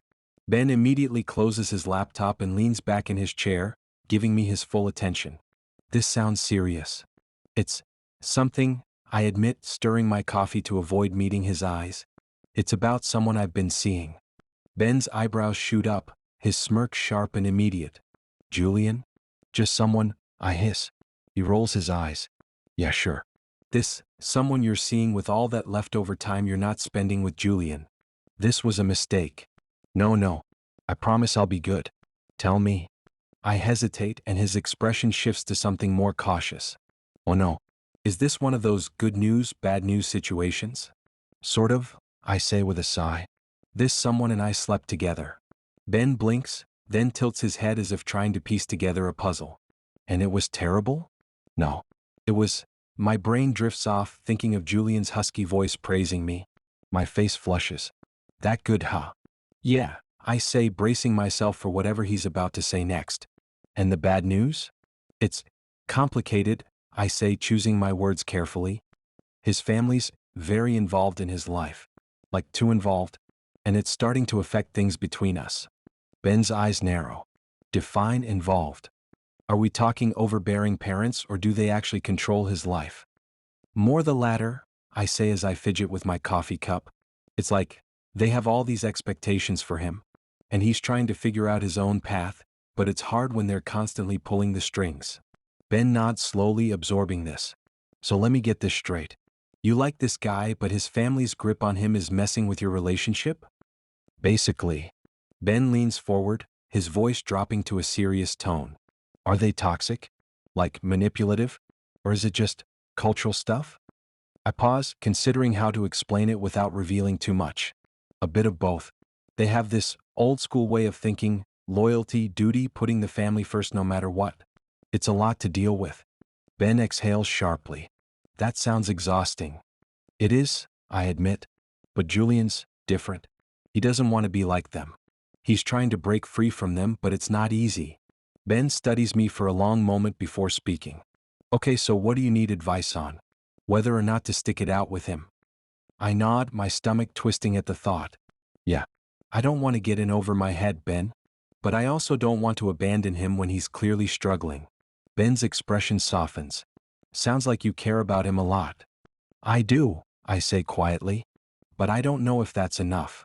Ben leans back and crosses his arms. Here's the thing, Felix. If his family's going to be a constant battle, you need to decide if you're willing to fight it. And more importantly, if he's willing to fight with you. I nod, taking in his words. You're right. I guess I don't know where the line is yet. What I can handle and what I can't. Ben smiles faintly. That's fair. But you're allowed to have boundaries. Supporting him doesn't mean losing yourself in his mess. I think of the way Julian pummeled his opponent into the ground. The safe house we stayed in last night. His gun sliding up my thigh. Yeah, I say, exhaling a shaky breath. And hey, Ben adds, his smirk returning. If his family starts showing up at our door with pitchforks, you know where to find me. I laugh and shake my head. Thanks. I'll keep that in mind. When I step into my apartment building, I immediately notice that my front door is ajar, the lock mangled like someone took a crowbar to it. My pulse spikes. I freeze in the doorway, the evening sounds of the city behind me fading into a dull hum. For a second, I let myself hope that maybe I left it that way, maybe I was careless, distracted. But as I push the door open and take in the chaos inside, that hope dies an ugly, quiet death. The place is wrecked. Cushions have been slashed, their stuffing spilling out like entrails. My coffee table is overturned and shards of glass from the vase I kept there glitter on the hardwood floor. My desk is a mess, papers scattered, drawers ripped out and tossed aside. The small safe I kept hidden in the closet is wide open, its contents gone. And my meticulous, hard-earned research, the product of countless late nights and early mornings, is missing.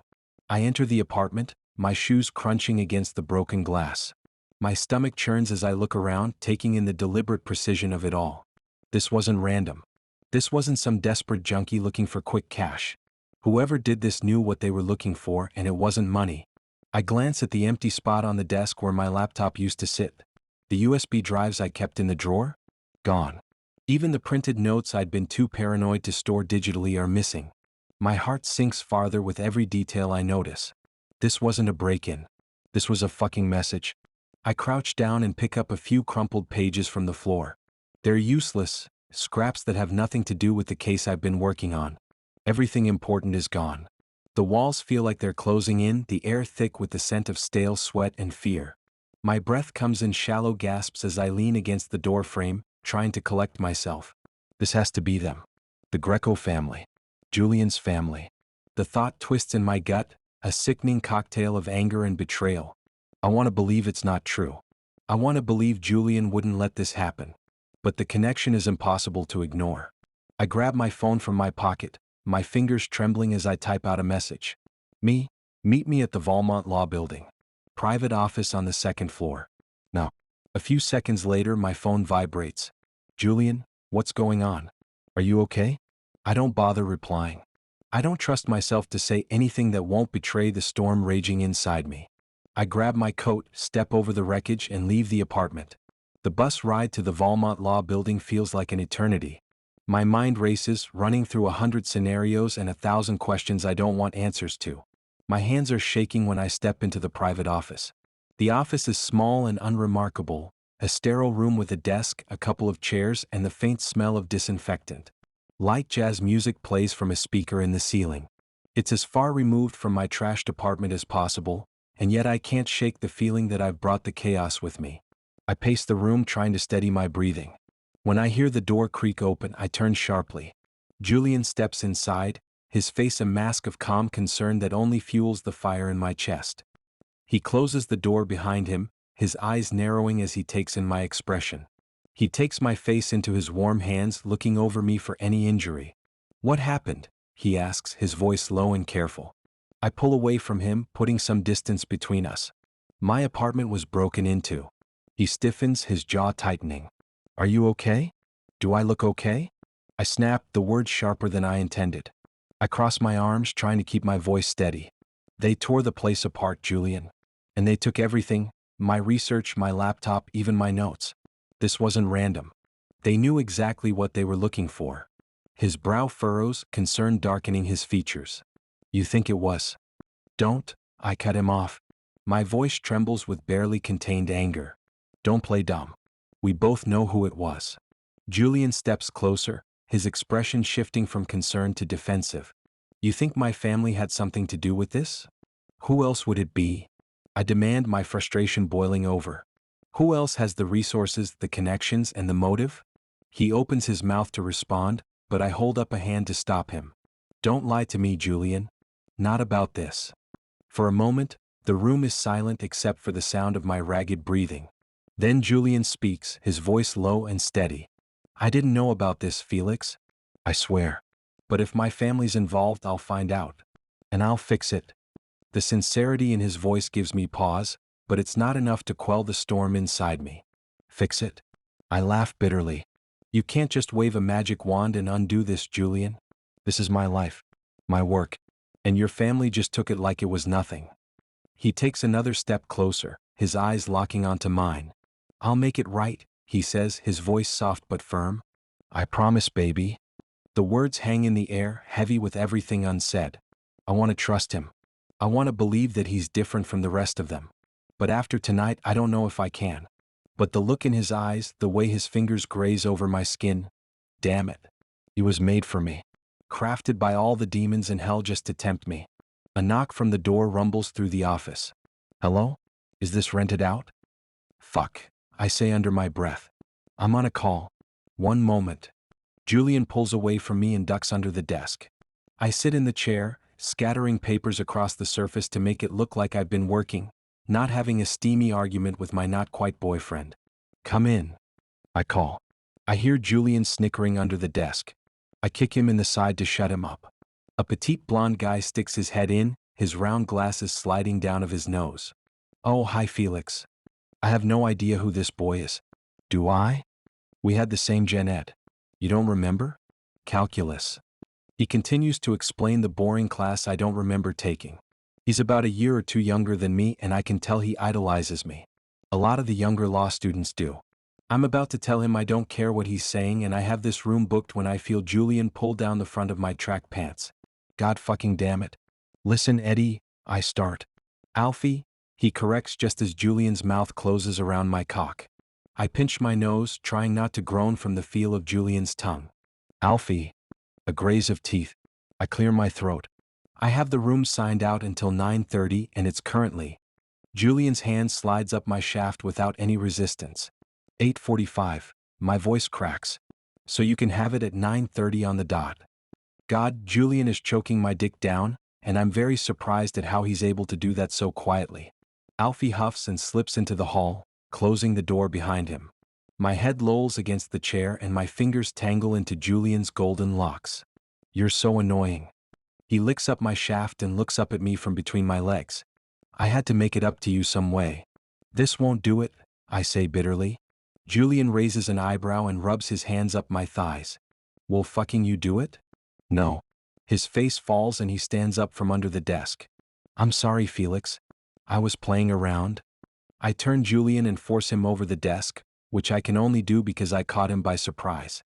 I'd never be able to pull this off in any other circumstance. I tug his gym shorts down and force myself into him. He's so tight. I probably should have worked him up to it, but I feel selfish tonight. He yelps, but I cover his mouth with my hand. I'm still a little sore from last night. So this is how you can make it up to me. Julian wiggles against me, trying to force my cock even deeper. You're such a fucking man whore, you know that? I growl. Julian responds by spreading his ass cheeks and moaning. His voice hums through my hand. You wanted my attention so bad you sucked my cock in front of a peer? I drive into him punishingly.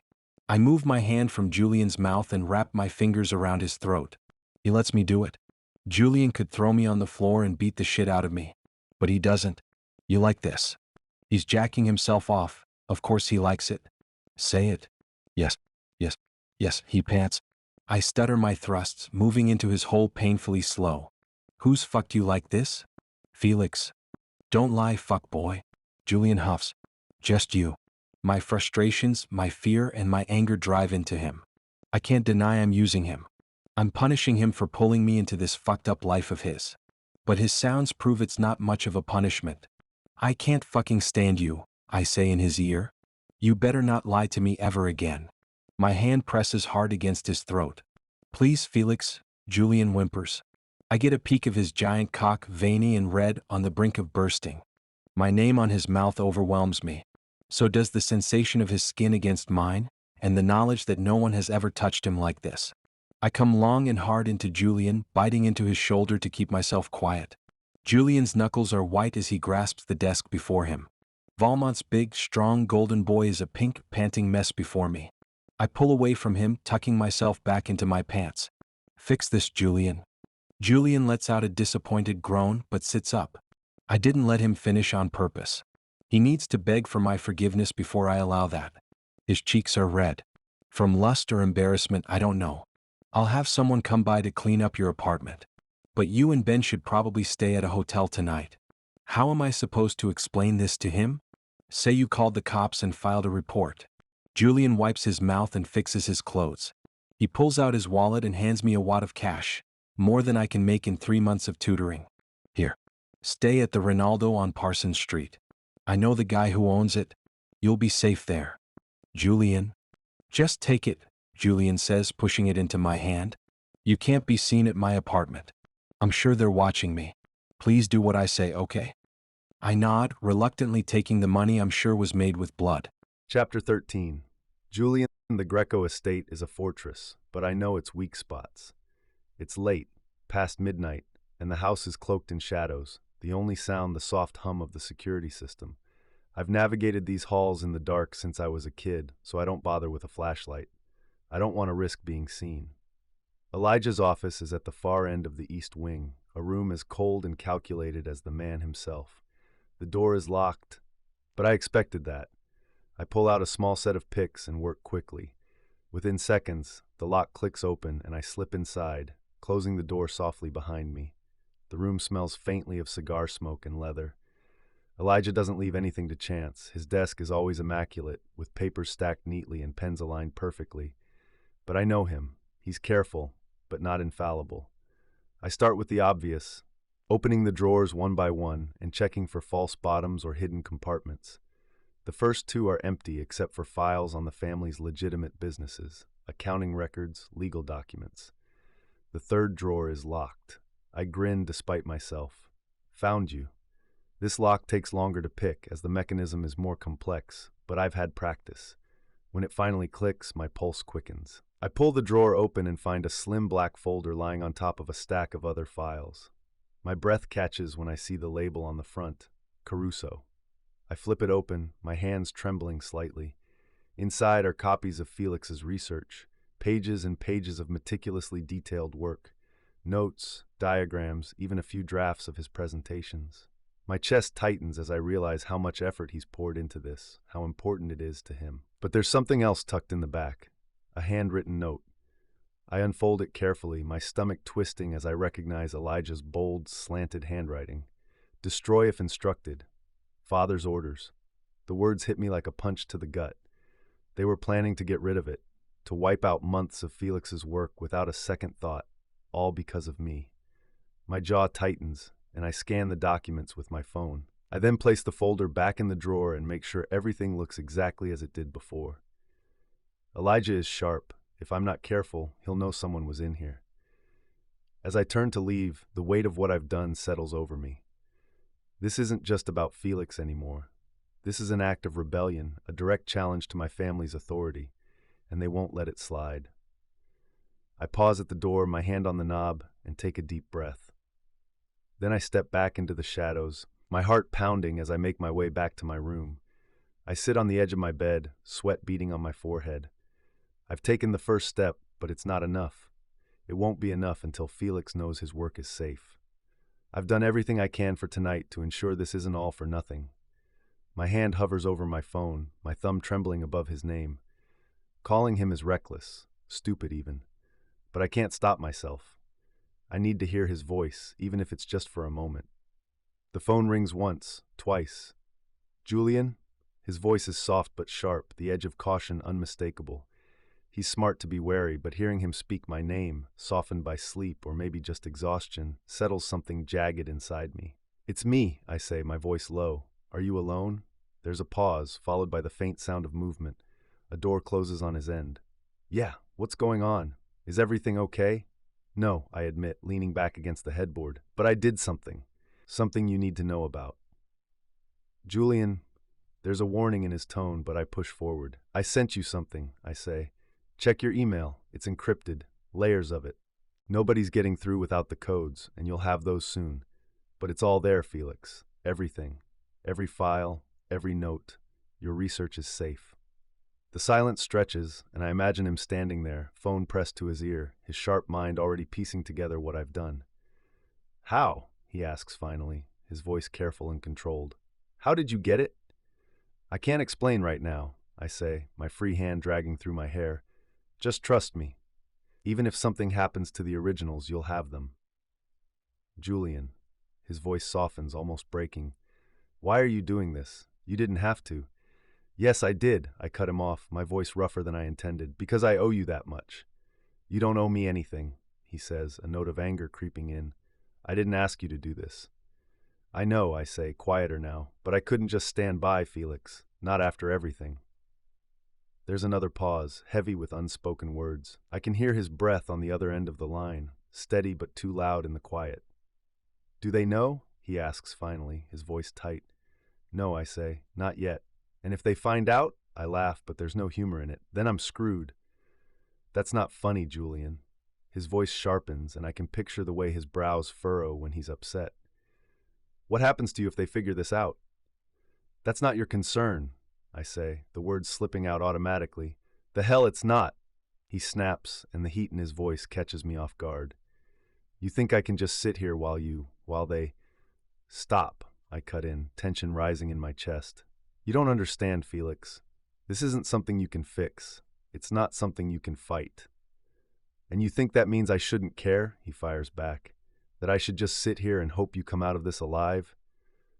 "You shouldn't have to care," I say, my voice dropping. "That's why I'm doing this, to make sure you're not dragged any deeper into this mess." There's a long silence on the other end, and for a moment I wonder if he's hung up. "You know what I hate most about this?" he says finally, his voice quieter now, almost defeated. "What?" "That I can't walk away," he admits, "even when I know I should, even when I know how dangerous this is, for both of us." His words hit harder than I expected, and for a moment I can't find the air to respond. "I hate it too," I say, the confession slipping out before I can stop it. The silence between us shifts, the tension twisting into something more fragile. "Julian," he says, his voice softer now, "you don't have to do this alone." "Yes, I do," I say, my throat tight. "You don't know what they're capable of, Felix. You don't want to know." "And you think I don't worry about you every second?" he demands, his voice breaking just enough to crack the wall I've built around myself. "I don't deserve that," I whisper. "Well, too bad," he says, and I can hear the faintest smile in his voice, even through his frustration. I close my eyes and let his words wash over me. For a moment, the world outside doesn't exist. It's just us, the hum of the phone connecting us in a way nothing else can. "I'm not going anywhere," he says, his voice steady now. "Neither am I," I say, the faintest smile tugging at my lips. The line goes quiet again, but this time it feels like a truce. "Good night, baby," I say softly. "Good night, Julian," he replies, and for the first time in days, I feel like I can breathe. The estate feels quieter than usual the next morning. Too quiet. The absence of the usual hum of activity, the sound of footsteps, low murmurs, and clinking coffee cups, fills the air with an unnerving stillness. It presses against me, thick and suffocating, and my pulse quickens. Something is wrong. Two of my cousins appear outside my bedroom, their faces expressionless. Their eyes avoid mine, their silence heavy with meaning. One of them speaks first, his voice flat, almost mechanical. "You're needed in Elijah's study." The words are brief, impersonal. It's an order, not a request. I nod, my stomach dropping as I follow them. Each step echoes louder than the last as I walk through the silent halls of the estate. The usual servants and staff are nowhere to be seen. When we reach Elijah's study, the door is already open. I step inside, my eyes immediately locking on him. Elijah stands at his desk, the usual steel in his posture, but his face is unreadable. The air between us is thick with tension, heavy with unspoken words. He doesn't say anything at first, and neither do I. I can't look away from him. His eyes, hard and cold, don't soften as they meet mine. They're sharp, cutting into me like he's trying to figure out whether I'm worthy of his attention or if I'm about to disappoint him. "Elijah," I say quietly, my throat tight, but he doesn't respond. He just steps forward and shuts the door behind me with a quiet click. The sound reverberates through the room, making the silence feel even more oppressive. Then, finally, he speaks. His voice is low and controlled, like the calm before a storm. "I know what you did," he says, and there's no anger in his words, just a quiet certainty that cuts through me like a blade. His eyes are still hard, but now there's something else in them, something like regret, maybe even guilt. I swallow hard, trying to steady my breath, but the room feels like it's closing in on me. "I don't know what you mean."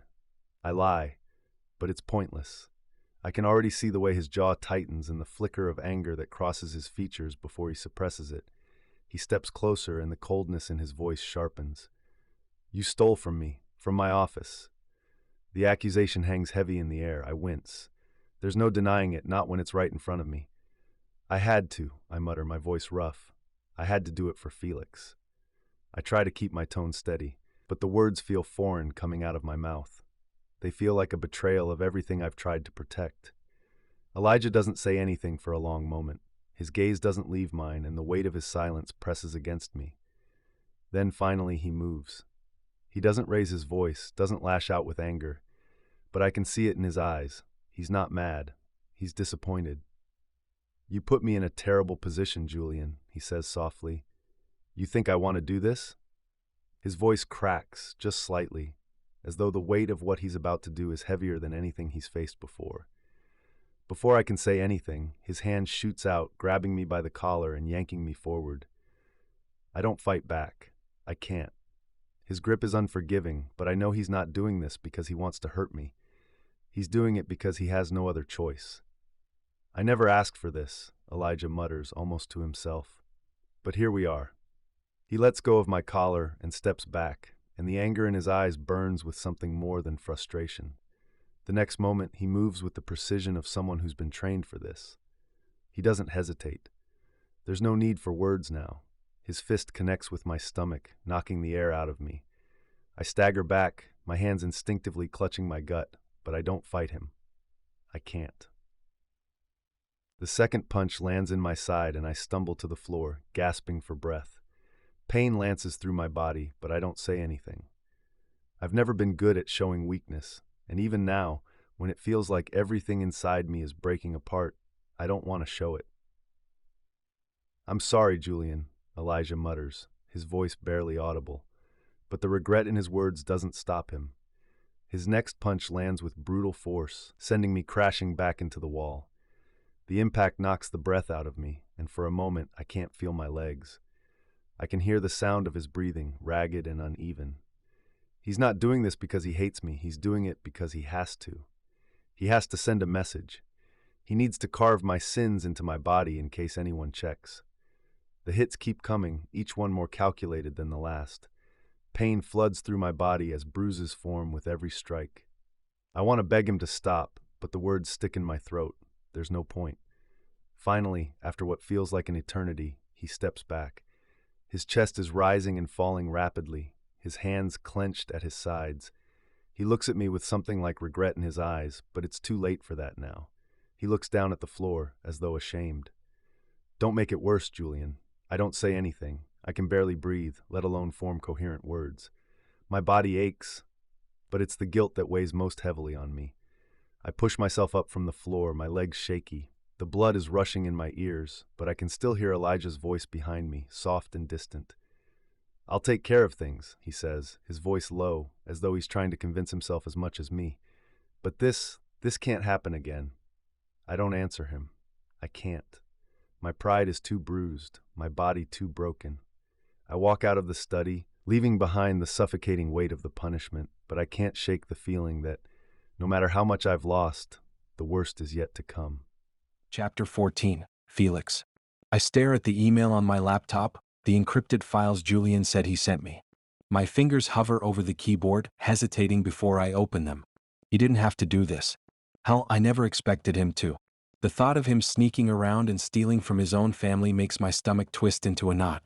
It's reckless, dangerous, and completely Julian. I should be furious. This only drags him deeper into the shadows I swore I didn't want to get tangled in. But the truth? I'm not furious. I'm terrified. I lean back in my chair and scrub a hand down my face. Julian doesn't realize the risk he's taken. Or maybe he does, and that scares me even more. He's not the kind of guy who plays it safe. He dives headfirst into things, consequences be damned, and now he's done it for me. The memory of his voice from last night lingers in my head, quiet and rough-edged, like he was trying to keep the weight of the world from slipping through the cracks. I couldn't just stand by, Felix. Not after everything. That sentence plays on a loop in my mind, clawing at the walls I've tried so hard to keep up. I close my eyes, trying to push the feelings down. It doesn't work. All I can think about is him, the way his voice softened when he said my name, the way he always seems to be right on the edge of breaking but never does. He's impossible, infuriating, and completely intoxicating. But what does this mean? He's crossed a line with his family, risked everything he's built to give me something I thought was gone forever. I should be grateful. Hell, I am grateful, but it's tangled up with guilt. He shouldn't have had to do this. My father's voice creeps into my head, unbidden and unwelcome. You can't trust anyone who lives in that world, Felix. Not with your life. I open my eyes and stare at the files again. The truth is, I've never trusted anyone the way I trust Julian. That scares me more than anything. With a deep breath, I click the button to decrypt the files. As the data loads, I make a silent promise to myself. I'll find a way to use this research to finish what I started. But more than that, I'll find a way to protect Julian. Because whether I like it or not, I'm in this now.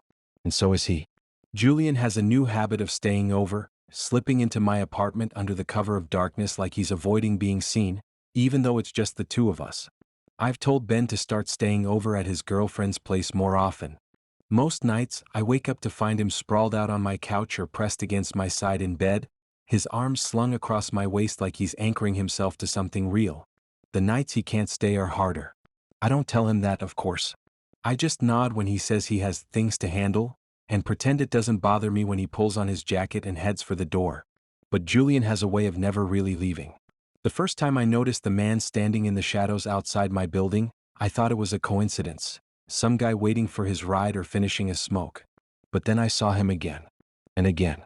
Different men, but always the same look. Sharp eyes, stiff posture, and the faint bulge of a gun under their jackets. The next time I saw Julian, I confronted him about it, trying to keep my voice steady. Are you having me watched? He didn't even flinch, he just gave me one of those maddeningly calm looks, the kind that make me want to shake him. I can't always be here, he said simply, like it was the most normal thing in the world. But I need to know you're safe. I wanted to argue, to tell him I didn't need his protection, but the words caught in my throat. The truth was, knowing someone was out there, keeping watch, eased some of the constant tension in my chest. You don't have to worry about them, he added. They're professionals. They won't get in your way unless there's trouble. And that was that. Now, on the nights I'm alone, I find myself glancing out the window, catching the faint glint of a watch face or the red ember of a cigarette. It's a strange kind of comfort knowing someone is there, that Julian made sure of it. When he's here, though, it's different. My apartment feels smaller, warmer, like it's filled with more than just books and research.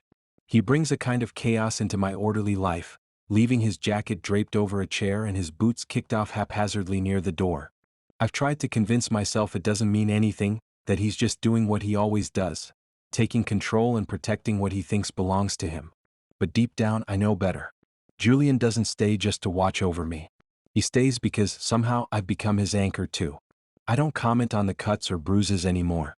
I used to ask, but Julian always gave me that hard, unreadable look, and I learned quickly that some things aren't meant for discussion.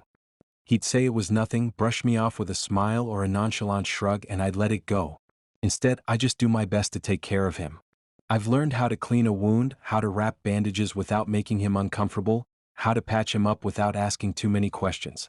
The cuts aren't something he'll talk about, and the bruises don't need to be acknowledged. But I can tell when he's in pain, when the exhaustion and the weight of everything he carries begin to show. So I press a cool cloth to his forehead or bring him water when he needs it, silently tending to him. It's the only way I can make up for the fact that I'm not part of his world, not entirely. But maybe, just maybe, he doesn't need me to be. He just needs me to be here. It's later than usual when I finally leave the library, my bag heavy with textbooks and research. The campus is quiet, and the distant hum of late-night traffic is the only sound as I make my way to the parking lot. Julian got me a rental because he doesn't want me riding the bus late at night. But I'm pretty sure he just bought the car. I raised hell about it, but Julian wouldn't take no for an answer. I'm planning to call Julian when I get in the car, just to hear his voice. I haven't seen him all day, and even though it's becoming routine, the ache of missing him doesn't get easier. The lot is almost empty, except for a few scattered cars under the dim lights. I'm not paying much attention, too focused on the weight of the day, until I hear the footsteps behind me. At first, I think it's just someone else leaving late, but the pace quickens, too quick, too deliberate. My heart rate spikes and I spin around just in time to see the figures closing in, their shadows looming large in the soft glow of the lights. I freeze, recognition crashing into me. These men, they're not just random strangers. "Hey," one of them calls, his voice low and dangerous. "We need to talk." I swallow hard, my pulse pounding in my ears. I don't know if it's fear or the realization of what they're here for, but my body tenses. I take a half step back, but there's nowhere to go. They surround me immediately, caging me in. "You Greco's little pet?" Another one sneers, stepping closer, his face twisted in a sick smile. "Or are you some cheap whore?" I try to stand tall, hoping they won't see the fear creeping up my spine. "I don't know what you're talking about," I lie, my voice shaking. "I'm just a student. I have nothing to do with him." The man in front of me laughs, the sound low and mocking. "You think you're fooling anyone? People like you don't get to come in and out of this world without consequences."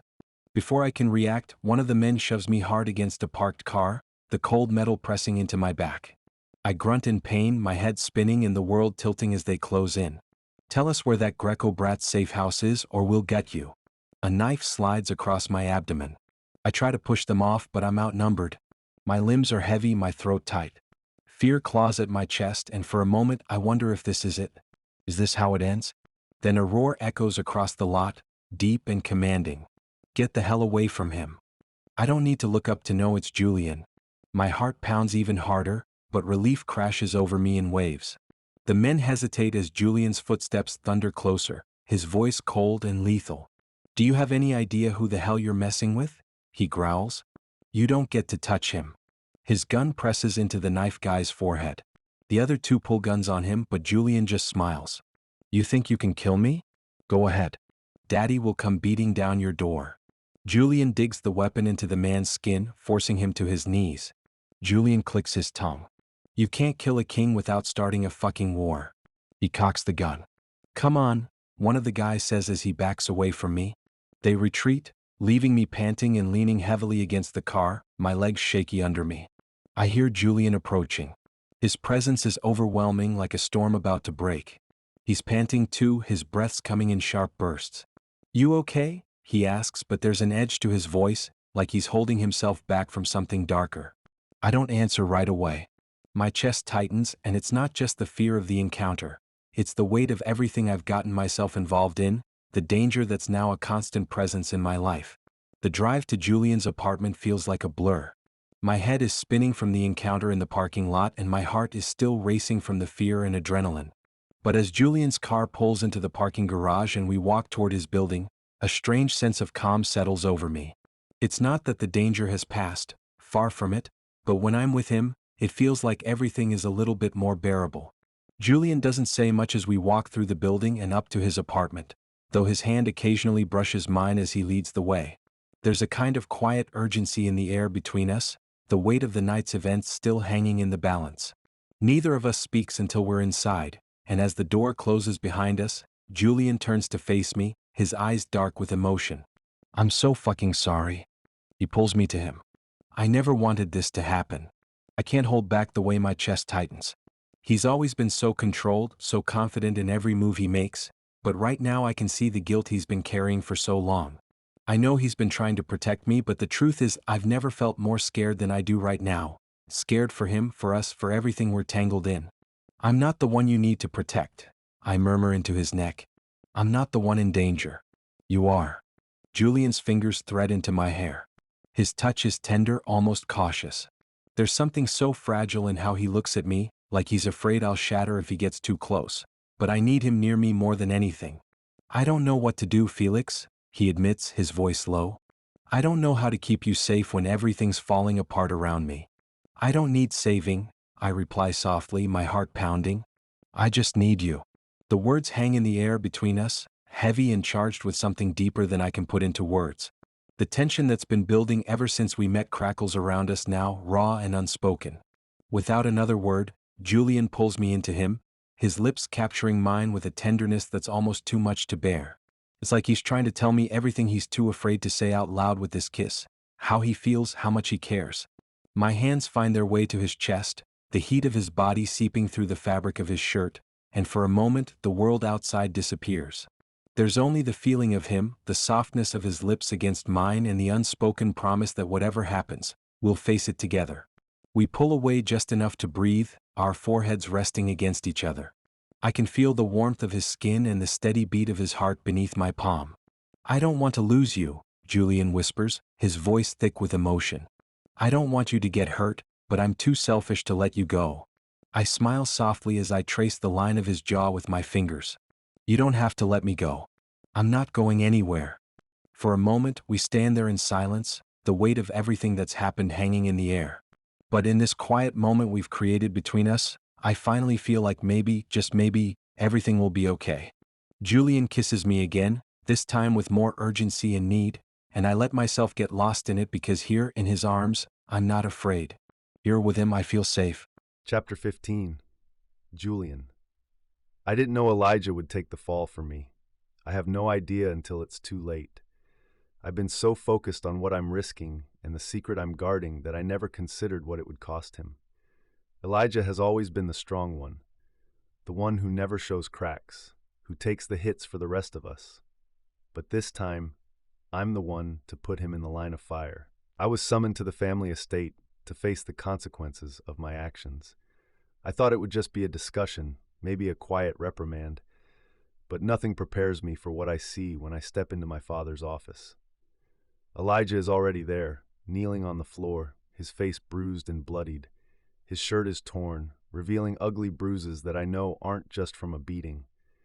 They're marks of punishment, of something far worse than I ever imagined. My heart sinks when I see him, and the guilt that hits me almost brings me to my knees. "Elijah!" I try to go to him, but one of my father's men holds me back. I don't understand. I thought Elijah covered for me, that he hadn't told anyone about the research I stole from his desk. He must have accepted the blame for me. He knew what would happen if he didn't, and decided to protect me. "Get up!" My father's voice rings out, cold and commanding. Elijah slowly rises, his movements stiff with pain. His leg is bent unnaturally, but my brother stands on it anyway. His eyes, usually sharp and full of quiet understanding, are dull, and the exhaustion from the punishment weighs him down. I can't look at him. I can't face the way he sacrificed himself for me, for my mistake. "You're lucky Elijah is a weak man." My father's voice slices through the silence like a blade. As always, he's cold and unemotional, but I hear the disappointment lingering in his tone. "I've already dealt with him, and now it's your turn." I don't move. My heart races, but the words won't come. The guilt weighs on me, suffocating. Elijah did this for me. He accepted the blame, knowing full well what the consequences would be. Elijah took it all, the bruises, the cuts, the unrelenting physical torture, but it's the emotional cost that cuts the deepest.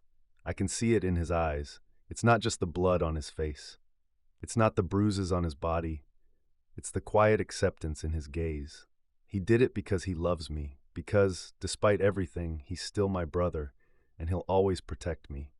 I want to scream at him, beg him to stop, to make him understand that he doesn't have to do this for me. But I know it won't change anything. Elijah never wanted this for me. I'm frozen, my body refusing to move, my mind too full of anger and guilt to think clearly. My father's eyes flick to me and a knowing look crosses his face, but he says nothing. He doesn't have to. Elijah's silence speaks volumes. Elijah finally meets my gaze, his expression unreadable. His lips part as if to say something, but the words never come. Instead, he simply nods, a quiet acceptance in his eyes. I can't bear it. The pain I see in him tears me apart. I want to say something, to make it right, but I can't. Why? I whisper, my voice breaking as I finally allow myself to look at him. You shouldn't have taken my punishment. Elijah's lips curl into that faint, tired smile that always seems to hide the weight of the world. I'd do anything for you. You should know that by now. I can't look at him anymore. The guilt is too much. I want to apologize and tell him how much I hate that he had to go through this for me, but the words won't come. All I can do is stand there, silently watching him, as the weight of the moment crashes down on me. Father lets us have this piece of solace. Until he pushes me against the wall and wraps his calloused hands around my throat. Listen, boy, I know you've been fucking that lawyer. I know what he's been researching. I have a reputation to uphold. I can't have word on the street that my son's gone. Soft. Father spits the word in my face, causing me to flinch. You have 24 hours to make your choice, either that snitch or your fucking family. He presses his fingers against my airway. And if it's anything except the latter, well, you don't want to know what I'll do. He throws me away, leaving the room. The men guarding the door follow at his heels. Elijah collapses to the floor, not trying to hide his pain from our father anymore. I rush to him and try my best to pull him off the ground. Why did you do that? I say tightly. It should have been me. His blood soaks my hands, but I can't tell where it's coming from. Shut up, he interrupts, his voice a quiet command. I made the choice, and I'll do it again if it means protecting you. I look at him, a mixture of gratitude and pain flooding my chest. But why? Why would you do this for me? Because you're my brother, he says simply, and I'll always protect you, even if it means taking a beating to do it. The words hit me like a punch to the gut. I can see the toll it's taken on him, the way it's changed him, but he doesn't regret it. Not even a little bit. I'll make this right, I whisper, my voice barely audible. I'll fix this, Elijah, I promise. He nods, his expression softening just for a moment. You better, Julian, because I can't keep doing this forever. I pull my brother up and drag us both to the infirmary. The air is thick with tension, heavier than it has ever been before. My father's ultimatum echoes in my mind like a constant drumbeat, Felix or the family. It shouldn't be a choice, not after everything that's happened, but it is. And now, with every passing second, it becomes clearer that the decision I make will change everything, forever.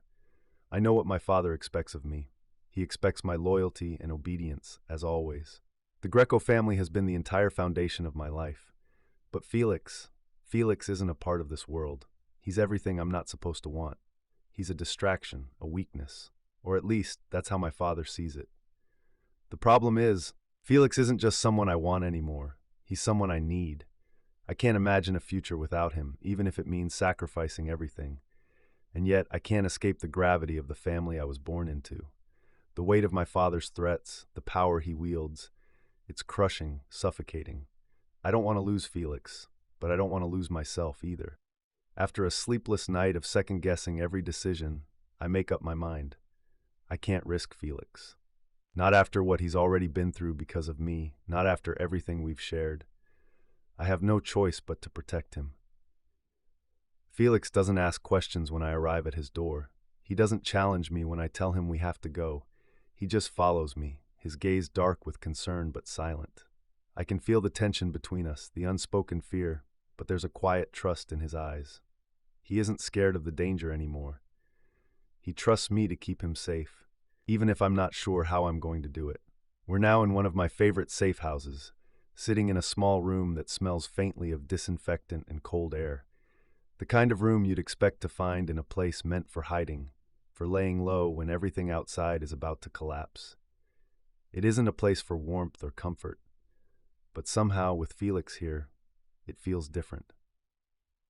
I sit next to him on the bed, my hand resting on his thigh as the weight of the situation pushes down on me like 1,000 pounds. "Are you okay?" Felix's voice is low, almost too soft for the situation, but I can hear his concern. He isn't asking for reassurance, but because he can see what this is doing to me. I don't know how to answer. I'm not okay. I can't be okay when I'm being forced to choose between the man I love and the family that raised me and shaped me into the person I am. Love, that's new. "I'm fine," I say, my voice rough with emotion. I want to say more and explain the war inside my head, but it feels like there's no point. There's no explanation for the mess I've created, no easy way to undo the damage. Felix's fingers curl around mine in a silent promise. The touch grounds me and reminds me that for all the chaos outside, in this moment, we still have each other. I need that now, more than anything. His lips brush against my ear, warm and soft, sending a shiver down my spine. "You're not fine, Julian," he murmurs, his voice low and inviting, "but I'll be here whenever you want to talk." I close my eyes and try to steady my breath. "I don't deserve you, Felix," I whisper. "You never have," he replies, his voice filled with dark humor. "But I'm not going anywhere."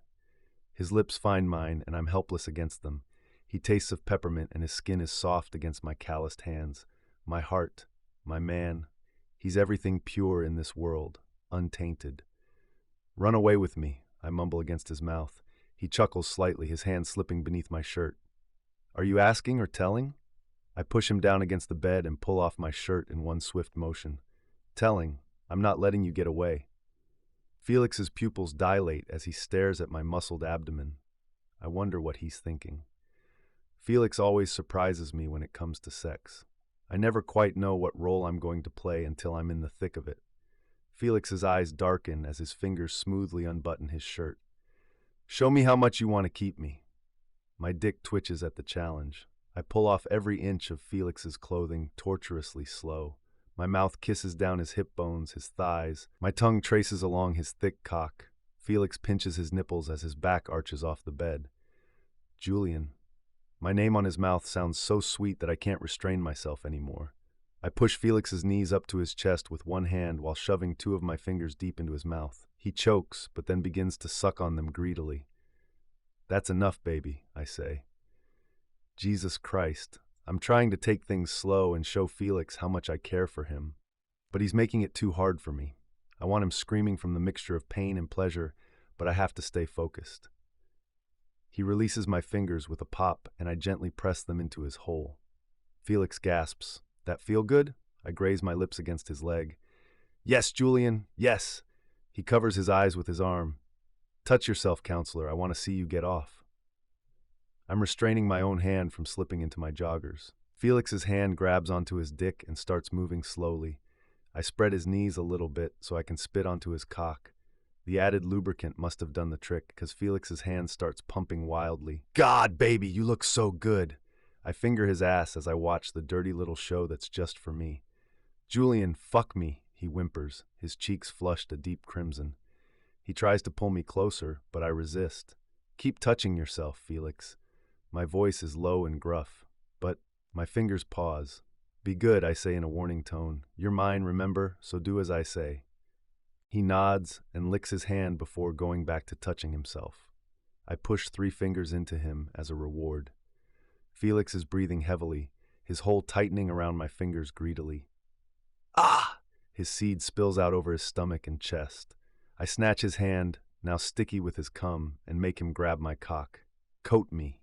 He follows my instructions perfectly, gathering his seed from his stomach and lathering it onto me. Once he's done, I force his knees up again. He's already spreading his cheeks and panting in anticipation. I slam into him with ease. I throw his legs over my shoulders and pound against him so hard the bed rocks against the wall. Fuck, you listen so well, baby. His cum makes me move in and out of him with ease. My own pleasure builds up within me. Jules, God, yes. Felix writhes underneath me. You're mine, mine. I'm never letting you go. Before I know it, I've pulled out of him, my release coating his chest. Fuck. Blood rushes to my head as Felix continues to milk me of my pleasure. His hand is smooth and gentle against my shaft. I collapse next to him on the bed, stars flashing in my vision. Felix hums happily next to me as we gradually sync up our breaths. I wonder if I should tell him I love him. But the decision still looms over me like an executioner's axe, Felix or the family. I know what I want, but I'm afraid of what I might lose. And I'm even more afraid of what I might become if I choose wrong. Chapter 16, Felix.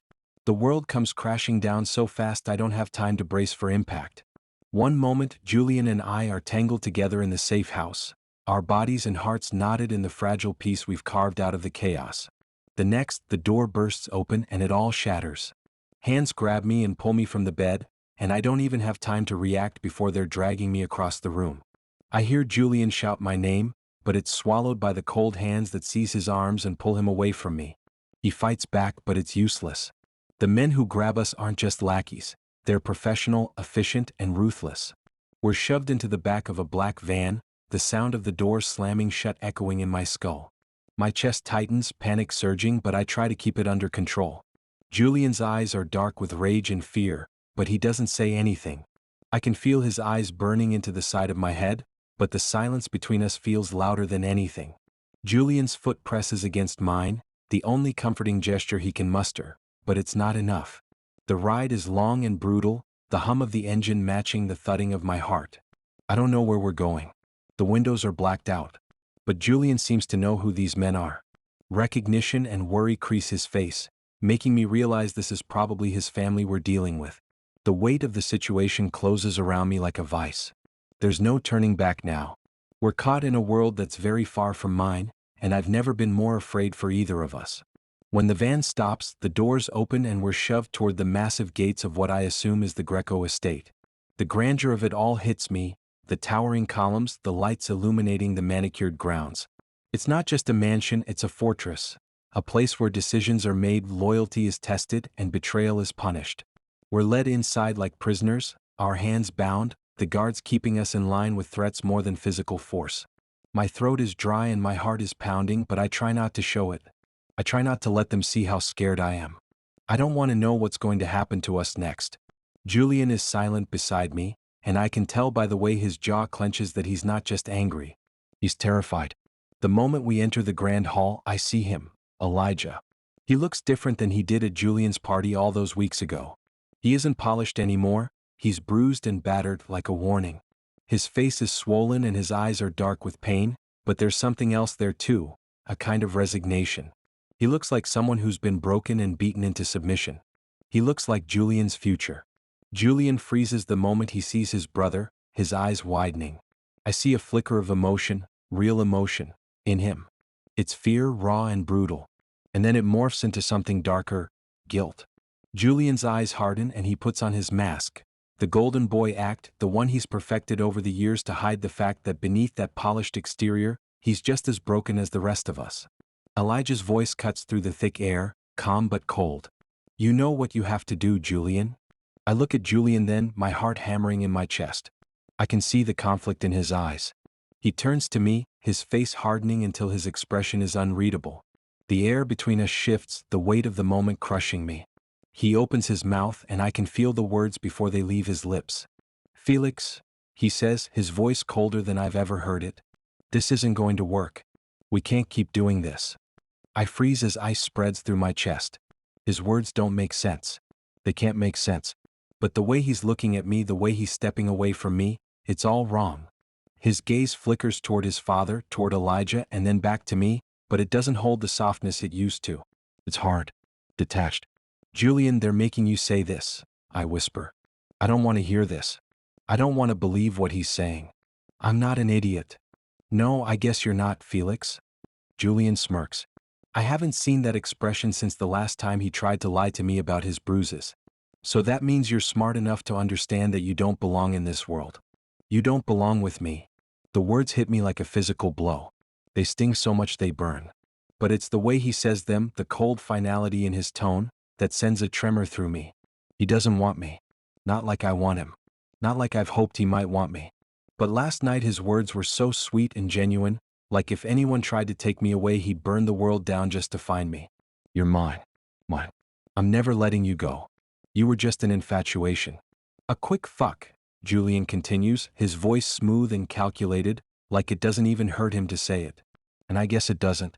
I like boys like you. The ones who try to fix me. To save me. It's pitiful and sweet. He pulls away from the guards and adjusts his clothes, then leans into my ear and says, but it's just the tactic I use to get my dick wet. Each word cuts deeper than the last and I can't breathe. I can't move. I want to scream at him, to demand he take it back, to tell him he's wrong. But I can't. I stand there, rooted to the spot, unable to speak, unable to move. This is the Julian I've always feared, the one who will cut ties with me in a heartbeat, who will let me go without a second thought to protect his family and save his own skin. Elijah steps forward then, his bruised body a reminder of the cost of loyalty, of what it takes to survive in this world. Just let him go, Julian, he says, his voice low and almost pitying. There's no need to be cruel. Julian's gaze flickers between me and his brother as his father stands just behind them, watching him like a hawk. The pressure is unbearable, and in the end I see the decision in his eyes. He's already made it.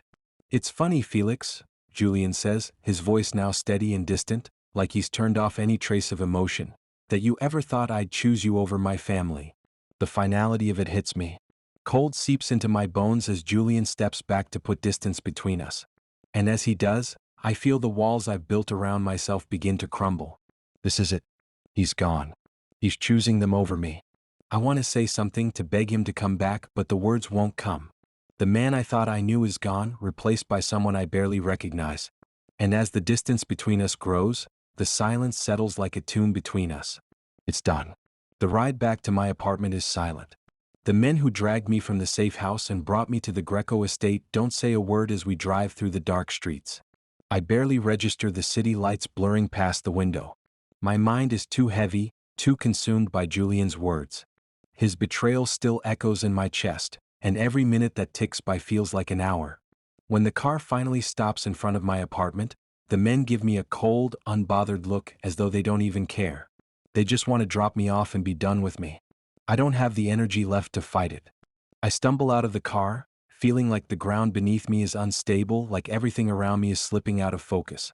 I stand there momentarily, staring at the door to my building. It feels distant, as if I don't even belong here anymore.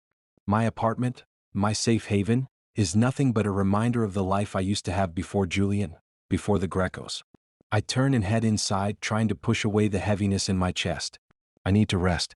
But as soon as I step into the dimly lit hallway, I hear it, the faintest rustle, a sound that sends a chill through me. And then, before I can react, a figure steps out from behind the corner. A rough hand clamps over my mouth and I'm shoved backward, my back colliding with the wall.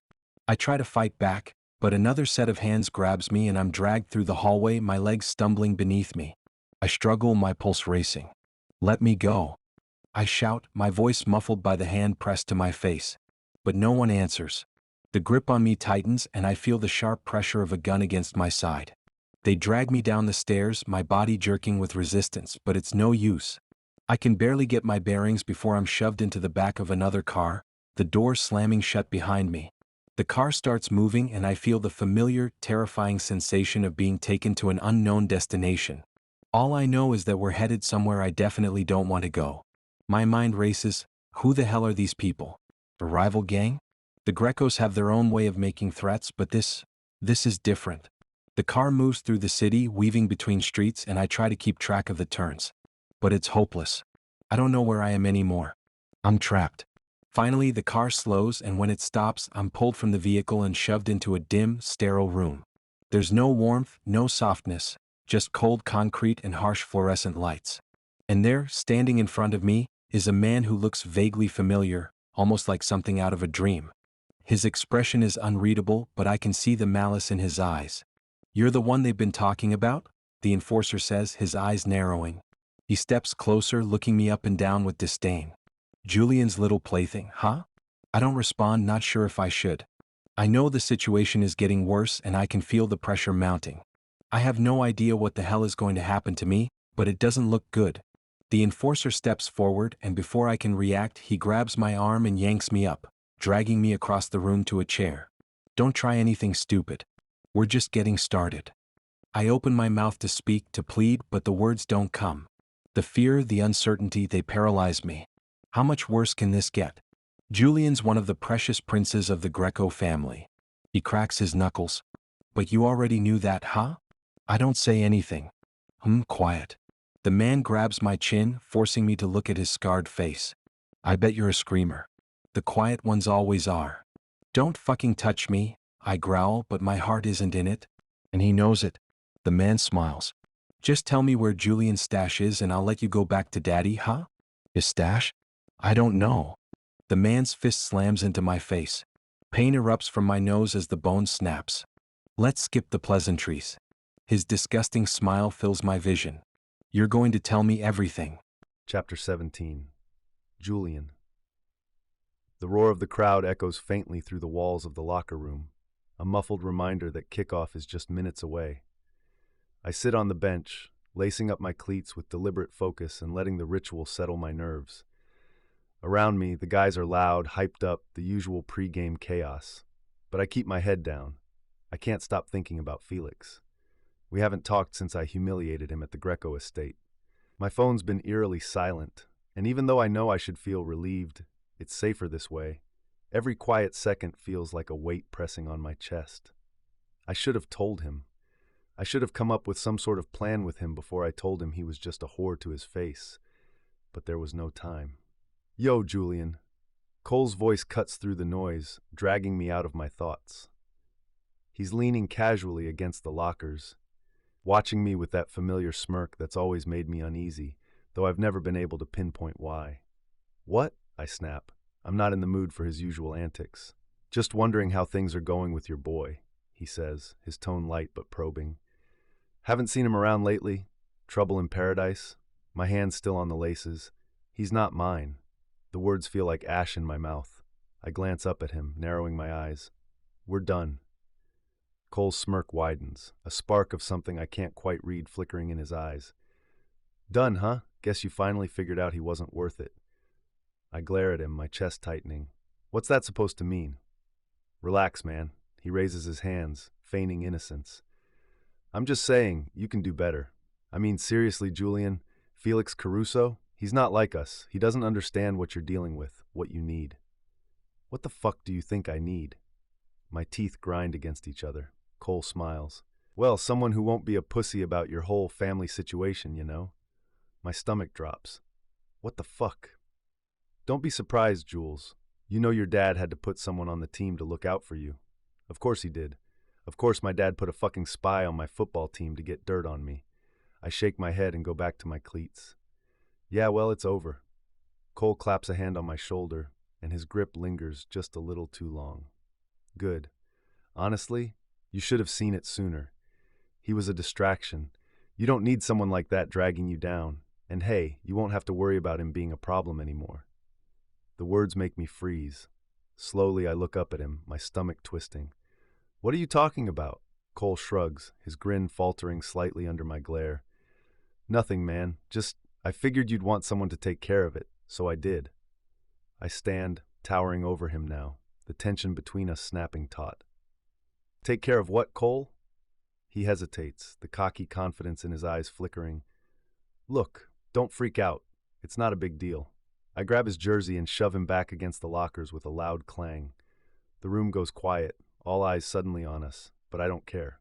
What the hell did you do? I demand, my voice low and dangerous. Cole glares at me and tries to push me off, but I pin him in place. I just gave his name to the Vitalis, okay? He spits out, his voice sharp with frustration. It's not like they're gonna kill him or anything. You what? I slam him back harder, my knuckles whitening as I grip his jersey. My heart is racing, and it feels like the floor just dropped out from under me. I knew he was a snitch, Julian, Cole shouts, his voice cracking. He was gonna screw everything up for you. For us. He wasn't good enough for you, and you know it. I mean, come on. You really think someone like him gets you? He doesn't even belong in your world, but I do. His words hit like a punch to the gut, but he doesn't stop there. I've always been here, Julian, Cole says, his voice lower now, more desperate.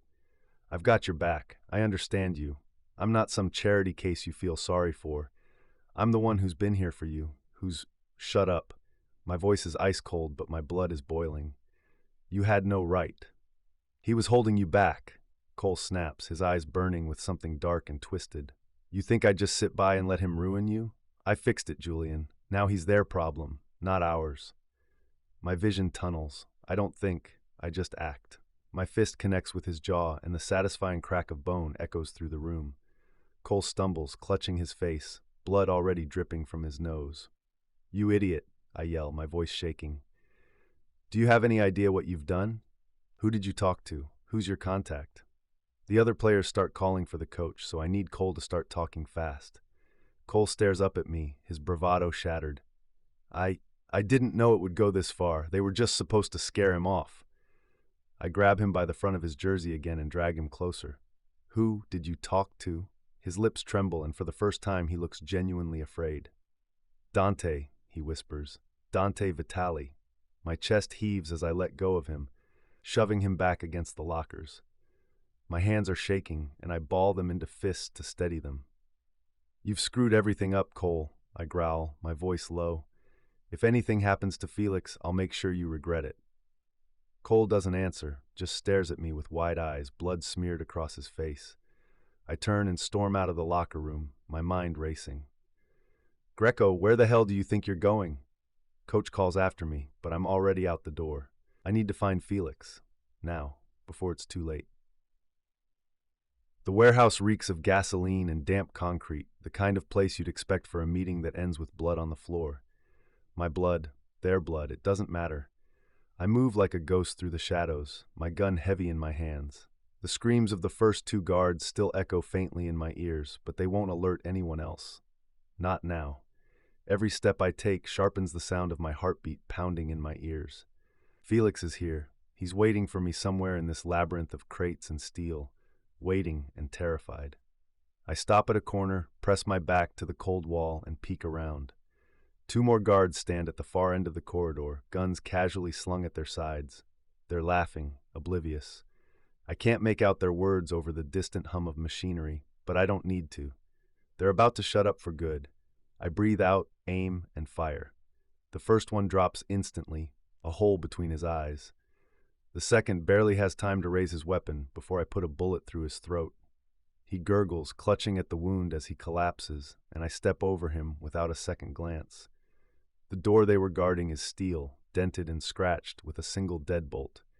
I don't bother with subtlety. One kick sends it flying open, and I'm inside, gun raised. The steel door groans open, revealing a cavernous room lit by a single flickering bulb.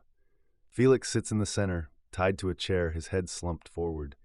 His disheveled hair casts shadows over his face, but even from here, I can see the bruises blooming along his jaw and the dried blood at the corner of his mouth. Rage flares in my chest, hot and consuming, but I push it down. Not yet. Felix, I call, my voice low but firm as I step inside. His head jerks up, and his eyes widen when they land on me. Julian? Yeah, baby, it's me, I mutter, untying the ropes from Felix's wrists.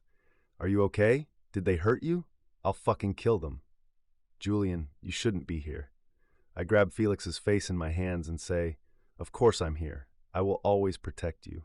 Tears well in Felix's eyes. But you said, I didn't mean it. I was trying to protect you. I would never mean that, Felix. You gotta believe me. I help him up from the chair, holding him up when his legs give out from underneath him. I'm gonna gut them all for doing this to you. I scan the room. All of this feels too easy, like they just let me in here. The sound of footsteps cuts off my thoughts, and I whirl around, my gun raised. 5 men file into the room, fanning out like they've done this 1,000 times before. One of them, a tall guy with a scar running down his cheek, smirks as he looks me up and down. Well, if it isn't the king of violence himself, do I bow or curtsy? The others laugh, and the man takes a step closer, twirling a knife lazily in his hand. What's the matter, quarterback? Lose your way to the field? I'm here for him, I say, nodding toward Felix. My voice is calm, steady, even though my heart is pounding. Scarface tilts his head, pretending to think. Yeah, see, that's not going to work for us. You're out of your league, kid. 5 of us, 1 of you? You really think you're walking out of here with him? He gestures toward me with the knife, his smirk widening. You're just a dumb jock. Go back to playing ball. Leave the real work to the grown-ups. I don't respond. I just aim and fire. The bullet catches him in the shoulder, and he stumbles back with a howl of pain. The smirk vanishes from his face, replaced by pure rage. Get him, he roars, and the room explodes into chaos. I push Felix behind a crate before a guy rushes me, but he's slow, sloppy. I sidestep his swing and crack him across the temple with the butt of my gun.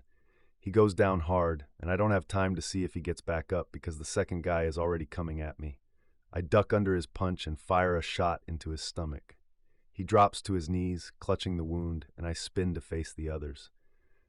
Scarface charges, knife in hand, and I barely dodge in time. The blade grazes my side, sharp pain blossoming as it slices through fabric and skin. I grit my teeth, ignoring the sting, and slam my elbow into his face. Blood sprays from his nose as he stumbles back, cursing. Still think I'm just a football player?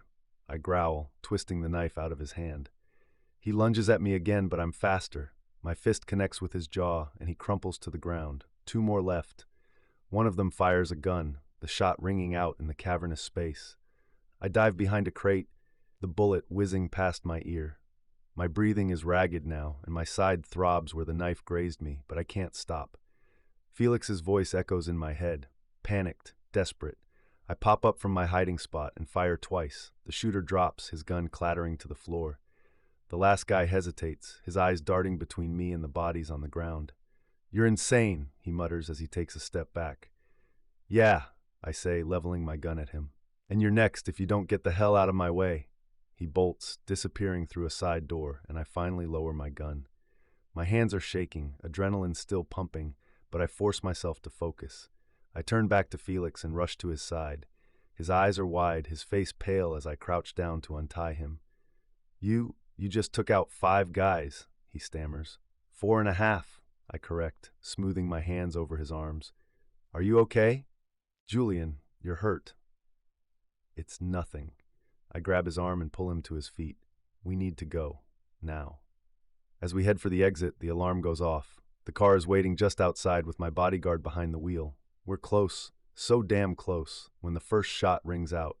It hits me square in the side, the impact knocking me off balance. Julian, Felix's voice is a mix of panic and fury as he catches me and drags me into the car. The pain is blinding, but I force myself to stay conscious, clutching at my side as blood pours between my fingers. Drive, I rasp, and the car speeds off, leaving the warehouse and the chaos behind. Felix presses his hands against the wound, his face pale and stricken. Stay with me, Julian. Don't you dare pass out on me. But the edges of my vision are already going dark, and the last thing I hear is Felix's voice, desperate and breaking. Chapter 18. Felix. Stay with me, I plead, pressing my hands against the wound to slow the bleeding. My fingers are slick with his blood and panic claws at my chest. Julian, please. His eyelids flutter and his lips move, but no sound comes out. Don't do this to me, I choke out, tears blurring my vision. You can't just show up and save me and then leave me like this. You're gonna be fine, okay? You're gonna be fine. But his head falls back as his body goes limp in my arms, and the only sounds in the car are my broken sobs. The car tears down the empty streets, the roar of the engine drowning out my panicked thoughts. I'm cradling Julian against me in the back seat, my hands pressed hard against the wound on his side. The blood keeps coming warm and sticky and I can't stop shaking. Drive faster. I yell at the driver, my voice cracking. I'm going as fast as I can, he snaps back, his knuckles white on the steering wheel. We'll be at the hospital in 5 minutes. 5 minutes feels like an eternity. Julian's head is heavy against my chest, his breath shallow and ragged. Stay with me, Julian, I whisper, my voice trembling. Don't you dare close your eyes. His eyes flutter open, just barely, and a weak, lopsided grin spreads across his face. Bossy, he murmurs, his voice so faint I have to lean in to hear him. I'll be as bossy as I damn well please if it keeps you alive. I snap, trying to sound angry, but it comes out as a desperate plea. Julian's hand twitches, his fingers brushing weakly against mine. Felix, he whispers, his voice barely audible. I'm here, I say quickly, clutching his hand like it's the only thing keeping him tethered to the world. His gaze meets mine, hazy but focused, and my heart clenches at the look in his eyes. I didn't mean it, he says, his words slurring slightly. Mean what? I ask, panic lacing my voice. Julian, what are you talking about? His brow furrows, like it's taking all his strength to string the words together. What I said, about not loving you. He pauses, his breath hitching. I didn't mean it. I never meant it. My throat tightens and tears spill over, hot and uncontrollable. I know you didn't, I whisper, my voice breaking. His hand squeezes mine so weak it's barely there. Forgive me, please, he murmurs, his eyes slipping closed. Julian, I choke out, shaking him gently. Don't do this. Don't you dare fall asleep on me. His lips twitch in the faintest hint of a smile. I love you. Always have. The words hit me like a punch to the chest, but before I can respond, his body goes limp in my arms, his head rolling to the side. No, no, no, I shout, gripping his face and willing him to open his eyes. Julian, wake up. You can't. We're almost there, the driver yells as he swerves sharply around a corner. I press my forehead to Julian's, my tears falling onto his blood-streaked skin. You don't get to say that and then leave me, I whisper, my voice cracking. You hear me? You don't get to do that. The car screeches to a halt in front of the hospital, and the doors fly open. Medics rush toward us and pull Julian from my arms. Please, I beg, stumbling out of the car after them. He's losing so much blood, please just help him. They're saying things I can't understand, their voices a blur as they wheel him through the emergency doors. I try to follow, but someone stops me, their hands firm on my shoulders. You need to let them work, the driver says, his voice steady but grim. I shake him off, my chest heaving with ragged breaths. My hands are coated in Julian's blood, and the words he said echo in my head, looping over and over like a broken record. I love you. Always have. And now he might never get the chance to say them again. The waiting room feels like a cage. The sterile white walls press in around me, the hum of fluorescent lights overhead drilling into my skull. Every second drags like a lifetime, and I can't stop staring at my blood-streaked hands. Julian's blood. The nurse at the front desk hasn't looked up in over an hour, and I've lost count of how many times I've asked for updates. They always say the same thing. He's still in surgery. I sit hunched over in one of the stiff plastic chairs, my foot tapping nervously against the tiled floor. My phone buzzes in my pocket, but I don't bother to check it. Nothing matters right now except Julian making it out of that operating room alive. Felix, a familiar voice says softly, pulling me from my spiraling thoughts. I glance up to see Elijah standing in the doorway, his suit slightly wrinkled, his tie loosened. Sunglasses shield his bruised eyes from prying stares. His expression is uncharacteristically soft, concern etched into every line of his face. Elijah, I croak. He steps closer, his shoes clicking softly against the floor. Without a word, he sits in the chair next to mine, his presence grounding but heavy. For a moment, neither of us speaks. The silence is too loud, filled with everything we're not saying. How is he? Elijah finally asks. I shake my head, my throat tightening. Still in surgery. They won't tell me anything else. Elijah exhales sharply and runs a hand through his hair. Julian, he's strong. He'll pull through. I want to believe him, but the image of Julian bleeding out in my arms keeps flashing through my mind. What if he doesn't? I whisper, the words tasting like ash. What if? He will, Elijah interrupts, his tone firm but not unkind. He has to. I nod, but it's more reflex than belief. Silence stretches between us again until Elijah leans back in his chair, his gaze fixed on the ceiling. You know, he begins, his voice quieter now, Julian's done more for you than you probably realize. I glance at him, frowning. What do you mean? Elijah tilts his head, meeting my eyes. He's kept you safe, Felix. From our family, from the Vitalis, from anyone who'd think to use you as leverage against him. His jaw tightens. He's put himself in danger more times than I care to count, all to protect you. The weight of his words sinks into me like a stone. I've always known Julian was shielding me from something, but I never realized the extent of it. Why? I ask, my voice barely audible. Elijah raises an eyebrow, his expression softening. Why do you think? He loves you. I swallow hard, guilt twisting in my gut. He never told me about any of this. Because he didn't want you to carry that weight, Elijah says simply. He knew the risks of being with you, but he took them anyway. And now? He doesn't finish, but he doesn't have to. The reality of it is suffocating. Elijah, I say after a long pause, my voice shaking, how do I help him? How do I get him out of this life? Elijah leans forward, resting his elbows on his knees. That's the question, isn't it? He sighs and rubs a hand over his face. Getting out of the Greco family isn't easy. Hell, it's almost impossible. But if anyone can do it, it's Julian. How? I press, desperation creeping into my voice. Elijah looks at me, his expression grave. We need leverage. Something that forces our father to let him go without retaliating. And we need to make sure Julian's protected, because if our father sees this as a betrayal, he won't hesitate to come after him. Or you. My stomach turns at the thought, but I nod. Then we find leverage. Whatever it takes. Elijah studies me for a moment, his gaze sharp. You really care about him, don't you? I meet his eyes, my jaw tightening. I love him. And I'm not going to let him sacrifice himself for me anymore. Elijah's lips curve into the faintest of smiles. Good. Because if we're going to do this, we'll need all the help we can get. The door to the waiting room opens and a nurse steps in, her expression neutral but professional. Julian Greco's family? I'm on my feet in an instant. That's us. She nods. He's out of surgery. The doctor will be out shortly to explain his condition, but he's stable for now. Relief floods through me, so overwhelming that I almost collapse back into the chair. Elijah places a steadying hand on my shoulder, his grip firm. We'll figure this out, Felix, he says quietly. For now, focus on him. The sterile beeping of the heart monitor is the only sound in the room, a metronome to the suffocating silence. I sit slumped in the chair next to Julian's bed, my hand curled around his, too scared to let go. He looks impossibly small like this, hooked up to machines, his face pale against the stark white hospital sheets. Elijah left hours ago, promising to handle the doctors and keep the cops from sniffing around. Stay with him, he said, and I didn't need to be told twice.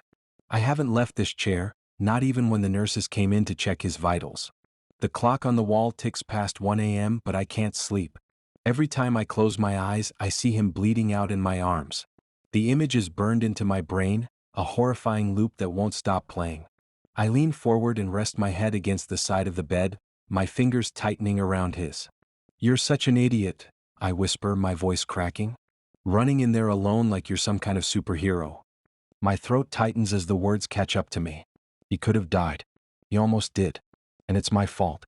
If I hadn't gotten involved, if I'd just kept my distance like I told myself to, none of this would have happened. I close my eyes, letting the weight of the guilt press down on me.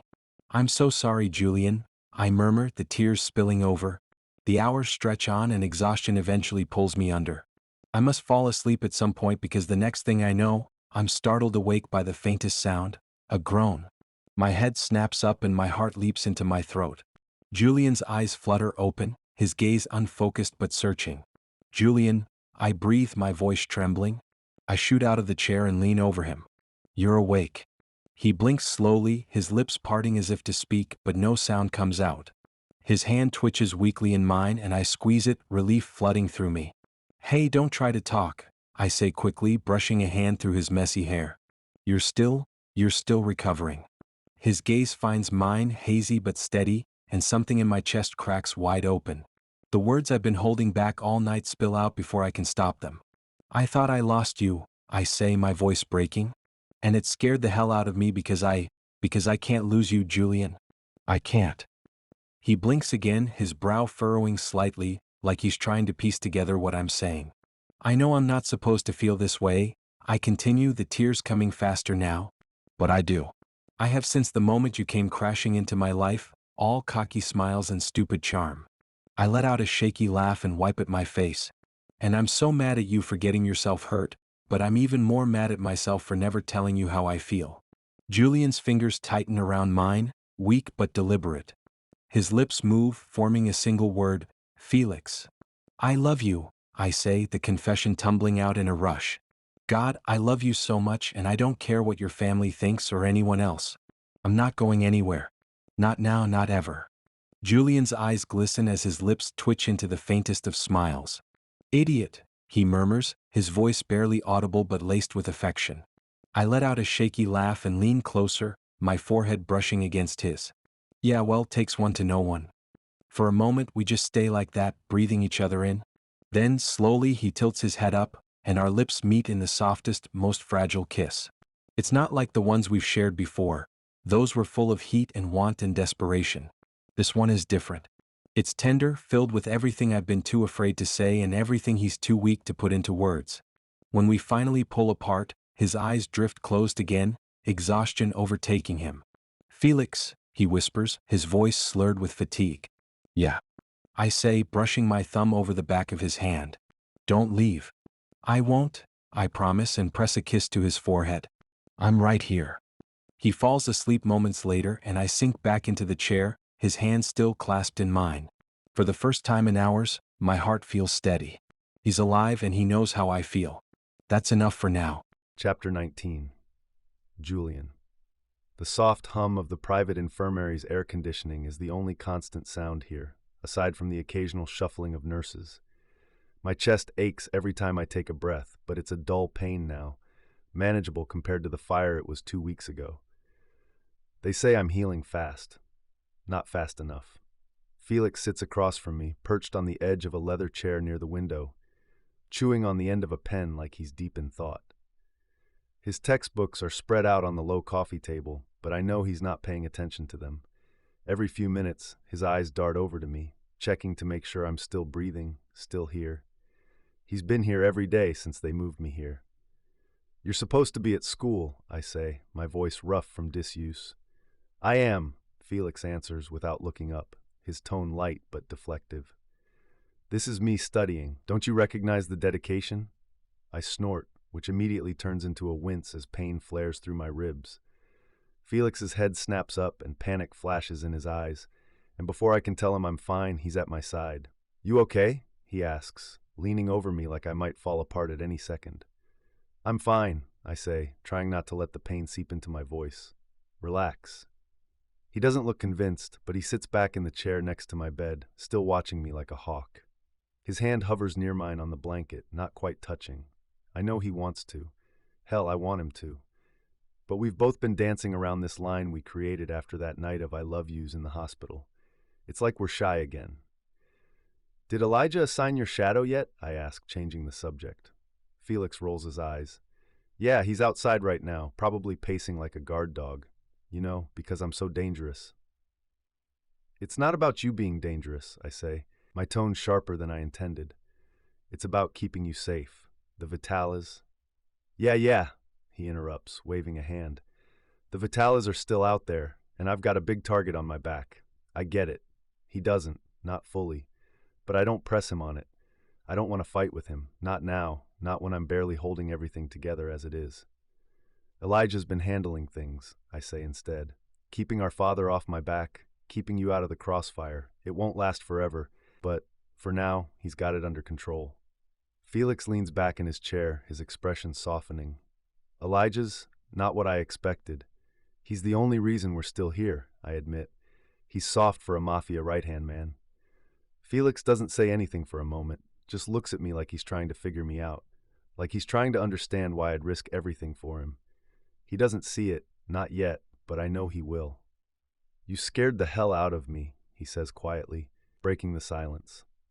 I didn't mean to, I say softly, but I'd do it again if it meant keeping you safe. His lips twitch like he wants to argue, but he doesn't. Instead, he reaches out and takes my hand, threading his fingers through mine. You don't have to keep doing this alone, he says, his voice steady but laced with emotion.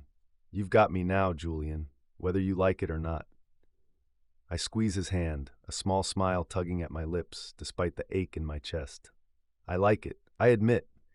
The room is quiet again, the air between us thick with unspoken things. Felix is still holding my hand, his thumb brushing lightly over my knuckles, and the warmth of it spreads through me like a drug. For a moment, I just let myself enjoy it, the closeness, the way his presence feels like a balm for everything raw and broken inside me. But then my eyes drift to the curve of his neck, the way his lips press together when he's concentrating, and a familiar heat stirs in my gut. Pain or no pain, I'm still very much alive, and Felix is making it incredibly difficult to remember why I should take it easy. I shift slightly, leaning toward him as much as my aching body will allow.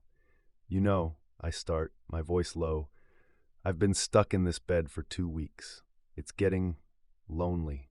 Felix raises an eyebrow, but the corner of his mouth twitches like he's trying not to smile. Lonely, huh? Very, I say, my tone deliberately dramatic. I think I might need some personal attention, to aid the healing process. He snorts and pulls his hand back, and the loss of his touch is almost enough to make me pout. Pretty sure that's not how recovery works. It could be, I counter, giving him what I hope is my most convincing smirk. A little hands-on care, some intensive physical therapy. Felix crosses his arms and leans back in the chair with a look that's equal parts amused and unimpressed. Julian, you can barely sit up without wincing. What exactly do you think you're going to do? I prop myself up on one elbow, ignoring the sharp protest from my ribs. I'm very resourceful, I say, my voice dropping to a husky whisper. I'm sure I could figure something out. Felix's eyes narrow, but there's a telltale flush creeping up his neck that makes me feel like I've already won. You're impossible, he mutters, but he doesn't move away. Impossible? I echo, feigning offense.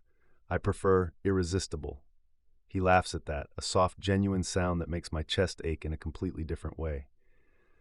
Watch my mouth, he says, leaning forward to gently push me back down onto the bed. Gladly. He smirks, his reading glasses sliding down the bridge of his nose. No, you're still healing, so whatever hands-on care you're imagining, it's gonna have to wait. Wait? I groan, letting my head fall back against the pillow. I've been waiting for 2 weeks already. And you're going to keep waiting until you're not at risk of tearing your stitches, Felix says firmly, though there's a playful glint in his eyes. You're not charming your way out of this one, Greco. I sigh, dramatic and exaggerated, but there's no real frustration behind it. If anything, I like seeing him like this, confident, in control, teasing me like he knows exactly how to handle me. You're cruel, you know that? I say, throwing in a mock pout for good measure. Felix leans in close, his face just inches from mine, and for a second I think he might kiss me. Instead, he smirks and whispers, "You'll survive." Not if he keeps teasing me like this, I won't. Another week passes, and the stillness of recovery has started to itch under my skin. I've healed enough to walk without doubling over in pain, but the weight of what's coming feels heavier than ever. I've been living on borrowed time, and both Elijah and I know it. No amount of sweet-talking or political maneuvering can hold back the inevitable for much longer. The knock on the infirmary door isn't a surprise, but the way Elijah hesitates before opening it is. He glances back at me, his expression unusually tight. "He's here," Elijah says quietly, stepping aside as our father strides in. The room feels smaller instantly, his presence as heavy and imposing as ever. Stefano Greco may have aged, his hair more gray than black now, but nothing about him suggests weakness. His sharp eyes rake over me, narrowing when he takes in the faint bruising still shadowing my face and the stiffness in how I sit.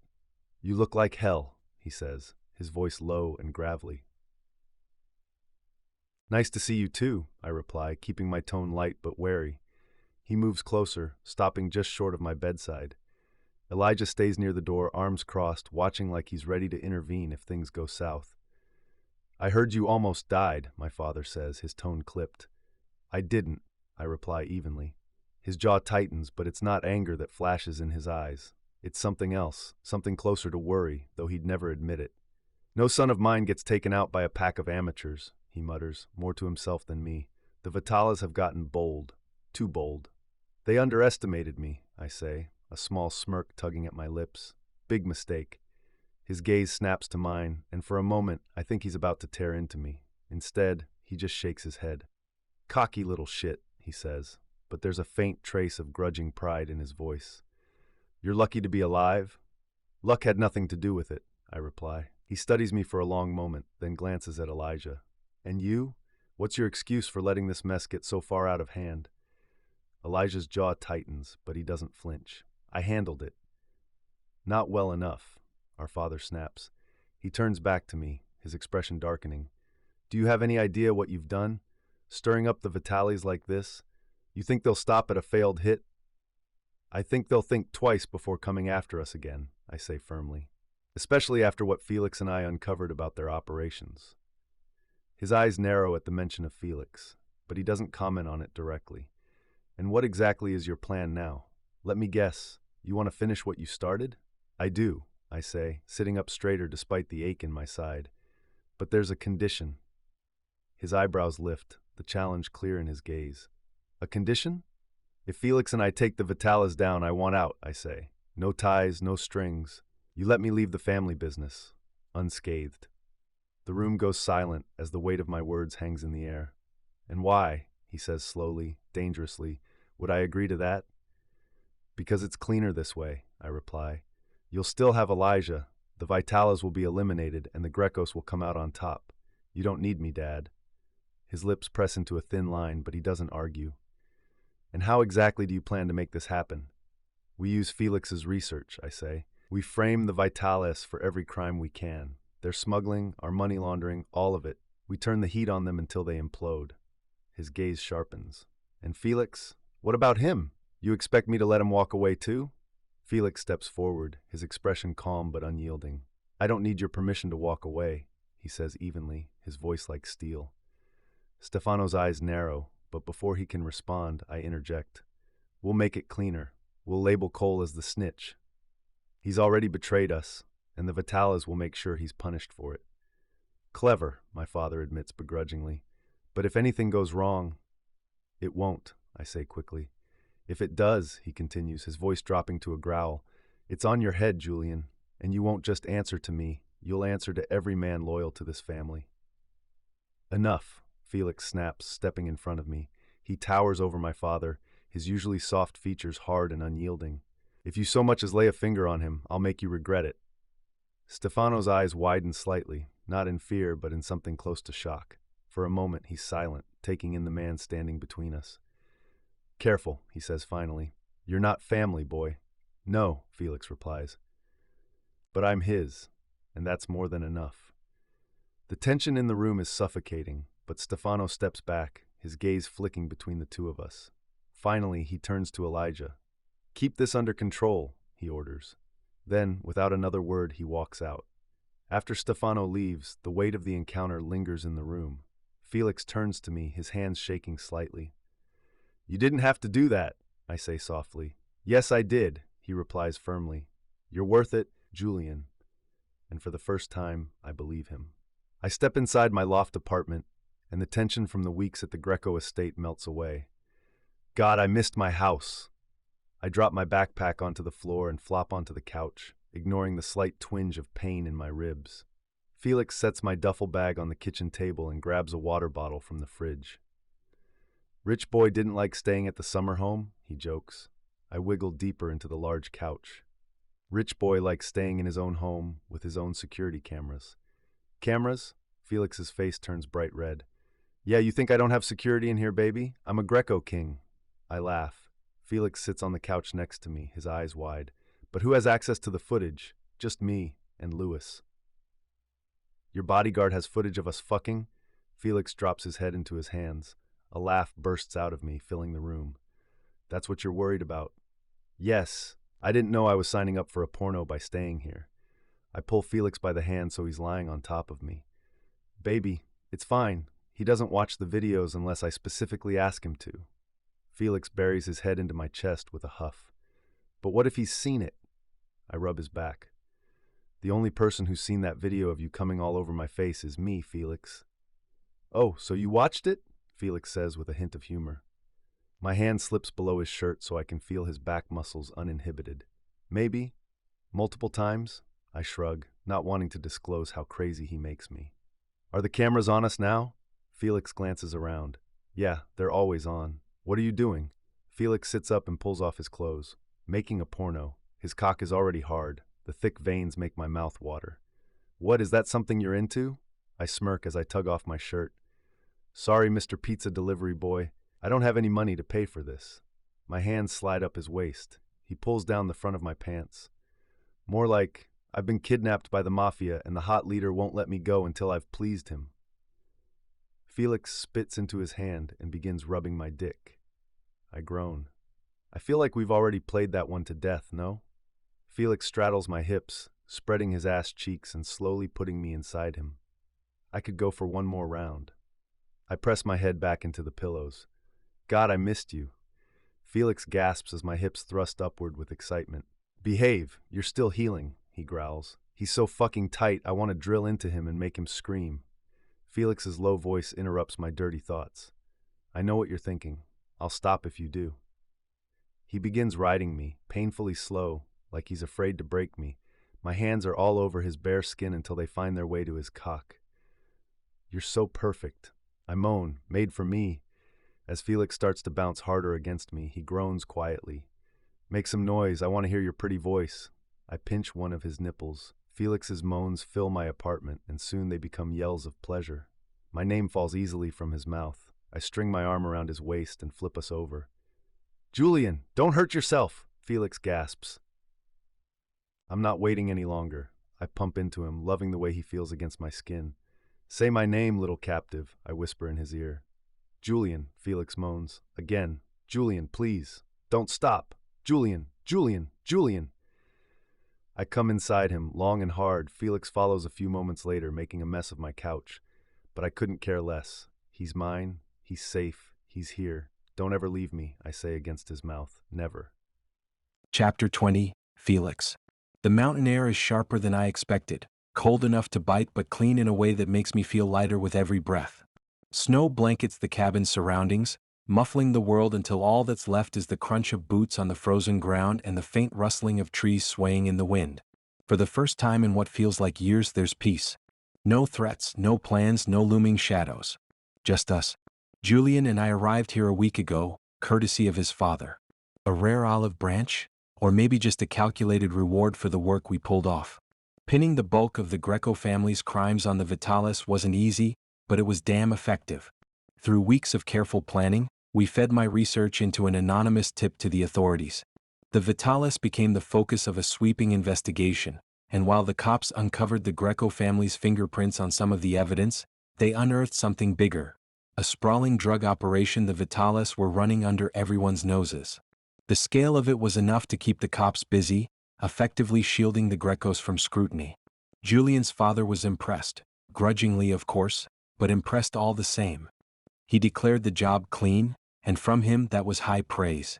As a gesture of his satisfaction, and likely to get us out of sight while things cooled down, he sent us to this fancy mountain lodge to lay low.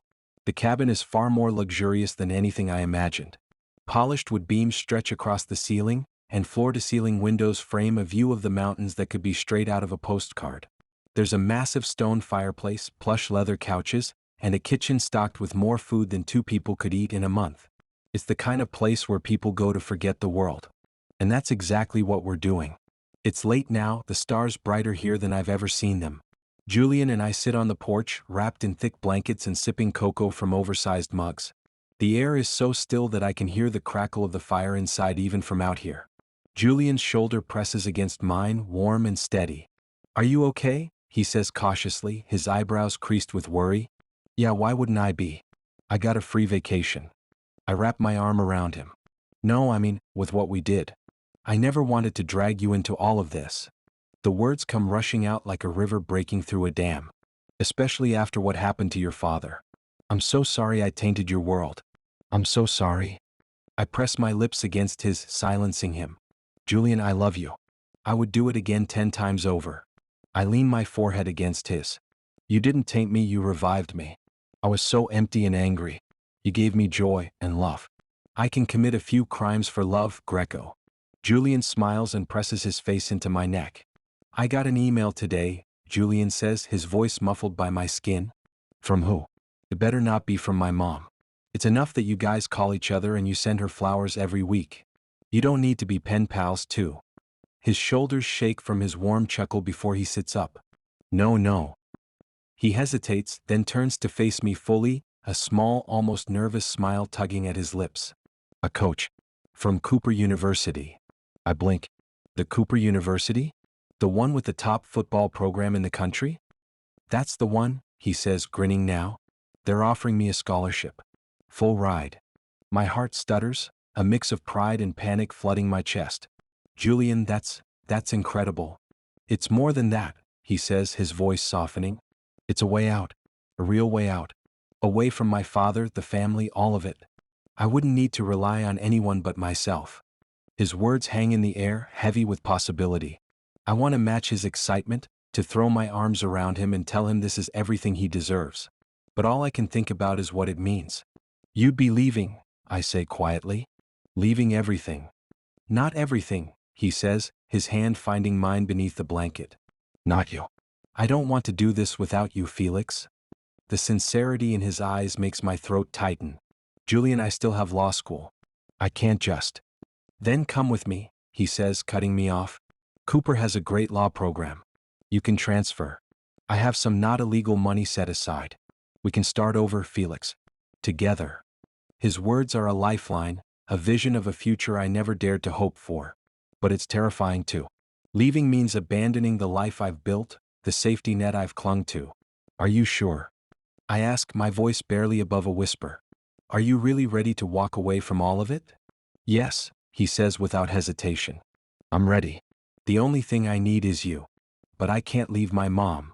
Annie Caruso conveniently got offered a high-paying job in the same city as Cooper University. She just called me today because she wanted to make sure I'd take care of you. Julian raises an eyebrow. I shake my head. Julian Convenient Greco, was it? That is my legal name, yes sir. The weight of his conviction steadies something in me. I search his face, looking for any trace of doubt, but there's none. He means it. I nod slowly, a small smile breaking through. Okay, I say. Let's do it. Back inside, the fire casts a warm glow across the room as we settle in front of it.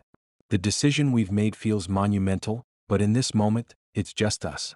I love you, Julian says suddenly, his voice raw and unguarded. I love you too, I reply, my chest tightening with the depth of the feeling. Our lips meet in a slow, tender kiss, and for the first time in what feels like forever, I let myself believe in the future we're building. Wrapped in each other's arms, with the fire crackling softly beside us, it feels like the start of something new. Something ours. Asterisk, asterisk, asterisk. The next morning, I wake to the smell of coffee and the faint sound of shuffling in the kitchen. Julian's already up, standing by the counter with a pan in one hand and a spatula in the other. He's wearing one of my sweaters, oversized on him, the sleeves rolled up to his elbows. Morning, I say as I lean against the doorframe and take in the sight of him. Morning, he replies, flashing me a smile. I figured I'd make us breakfast. You can cook. I tease, raising an eyebrow. Sort of, he admits. I'm good at eggs. And toast.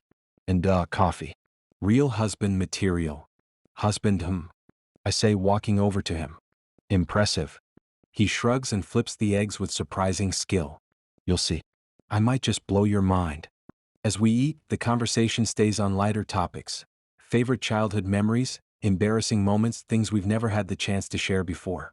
It's easy, comfortable, the kind of connection I never thought I'd find in the middle of all this chaos. Over the next few days, we settle into a routine. Mornings are spent hiking the trails around the cabin or lounging on the porch, afternoons filled with reading by the fire or watching movies we'd both somehow missed over the years. At night, we talk about everything and nothing, about the life we want to build and the people we want to become. It's in those quiet moments that I realize just how deeply I've fallen for Julian. Not just for his strength or his charm, but for the way he looks at the world with a kind of relentless hope, even after everything he's been through. One evening, as the sun dips below the horizon, painting the sky in shades of amber and violet, Julian and I take a slow walk along the trail that loops behind the cabin. The air is cold, our breaths visible as soft puffs in the fading light. This is nice, Julian says. It is, I agree. It's nice not to constantly be watching our backs. Julian nods, a small smile tugging at his lips. Or pretending we're just friends. Or worse, I add with a smirk, pretending you're not constantly sneaking looks at me.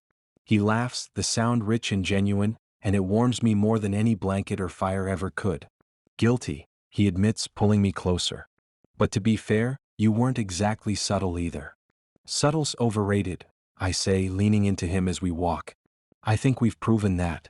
By the time we get back to the cabin, the sky is completely dark and the stars are out in full force. Inside, the fire is already crackling, the glow casting long shadows across the walls. Julian pulls me toward the couch and we collapse onto it in a tangle of limbs and laughter. He's grinning at me, his hair messy from the wind, his cheeks still pink from the cold. "You're beautiful," he says softly, his fingers brushing my cheek. My face heats, but I don't look away. "You're not so bad yourself." He laughs again, the sound softer now, and then he's leaning in, his lips meeting mine in a kiss that's both tender and insistent. The world outside the cabin fades away as we lose ourselves in each other. The worries and the fears, the expectations and the danger, they all melt into the background, leaving only the two of us. As his hands find my waist and pull me closer, I know this is where I belong. Here with him in this moment that feels like it could stretch on forever. We've fought so hard for this, for the chance to just be together without the weight of everything bearing down on us. And now, as the firelight flickers across the room and his lips move against mine, it feels like we're finally free. On our last night at the cabin, we sit on the porch again, wrapped in blankets and staring up at the stars. Julian's arm is around my shoulders, holding me close, and for a while neither of us speaks. "What do you think it'll be like?" I ask finally. "What?" "Starting over. A new city, a new life." He's quiet for a moment, his gaze fixed on the horizon. "I think it'll be hard, but it'll be worth it." I nod, resting my head against his chest. "Me too." And as we sit there, the stars above us and the future stretching out in front of us, I know that whatever comes next, we'll face it together. Epilogue. Julian, 5 years later.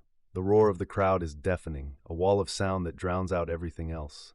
My lungs burn, my legs ache, and my heartbeat pounds like a drum in my chest. The clock is down to its final seconds, 20 yards to the end zone, one play left. I crouch behind the line, scanning the defense. Sweat drips down my face, but I keep my focus razor sharp.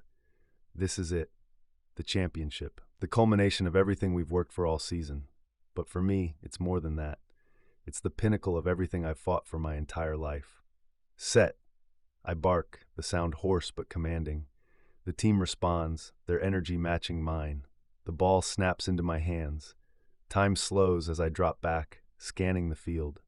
My wide receiver is covered, the defense is closing in, a sea of bodies charging at me like a tidal wave. I fake a pass to the left and pivot right, breaking into a sprint. The crowd explodes, but I can barely hear them over the pounding of my feet on the turf and the blood rushing in my ears. 10 yards. 5. I dive, stretching the ball out just as I'm tackled. The impact rattles through me, but I don't care. I know before I look. The ball crossed the line. The referee's whistle blows, and the stadium erupts into chaos. "We did it! Let's fucking go!" my teammate yells, but I can barely hear him over the pounding of my heart. The trophy ceremony is a blur.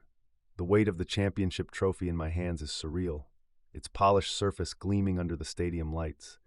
People will say this is the highlight of my career, but they're wrong. It's not this. It's him. As the chaos of the celebration swirls around me, I glance toward the sidelines. There, holding a press badge like it's the most natural thing in the world, is Felix. He's dressed sharp, his tailored blazer a stark contrast to the boisterous fans and players around him. But it's his smile that catches my attention. Proud, steady, and full of the quiet confidence that's always grounded me. Felix, my anchor. He's come so far since we met. After law school, he carved out a career as a sports lawyer, working tirelessly to advocate for athletes and protect them from the kinds of exploitation and pitfalls that almost derailed me. He's brilliant and relentless, and he works closely with my management team now. It's not just my success, it's ours. Our eyes meet across the field, and for a moment, it's just us in a sea of chaos. He gives me a subtle nod, a private gesture in the midst of the public spectacle. The locker room is a circus. My teammates are celebrating, dousing each other in champagne and shouting over the music. Reporters hover around, trying to snag interviews, but I'm barely paying attention. I spot him immediately, leaning casually against the wall near the back of the room. Felix. He's watching me with that same soft smile, his arms crossed, looking completely out of place, yet exactly where he belongs. I weave through the madness, ignoring the slaps on my back and the calls of my name. When I reach him, I don't say anything. I just grab his hand and pull him into the quieter hallway outside. The noise fades as the door swings shut behind us. For a moment, we just stand there, the tension and adrenaline from the game still thrumming through my veins. "You did it," Felix says, his voice warm and steady. "We did it," I correct him as I take his face in my hands. "None of this would have been possible without you." Felix's brow furrows slightly, like he's about to argue, but I don't give him the chance. I lean in and press my lips to his. It's not the kind of kiss that comes from adrenaline or celebration. It's slow and deliberate, a grounding reminder of everything we've been through to get here. When we pull apart, Felix rests his forehead against mine. "I'm proud of you, Jules, not just for tonight, for everything." I can feel the emotion threatening to spill over, but I hold it back. Instead, I grin and tug him closer. "Well, now that the championship's over, I think I deserve a reward." Felix rolls his eyes and laughs softly. "Your reward is not getting tackled by 300-pound defensive linemen for the rest of the night." "Not what I had in mind," I tease as I lean in to steal another kiss. I push him into a quiet office, my hands already undoing his tie and shirt buttons. "Julian, shouldn't we fuck?" My hand is already in his pants, stroking his full length. Felix gives me a disapproving look, but the flush in his cheeks tells me everything I need to know. 5 minutes. I get on my knees. 10. 8. Felix leans against the desk, his knees almost buckling just from the sensation of my tongue against his cock. Fine, 10. The sun is setting over the city skyline, painting the horizon with hues of orange and gold.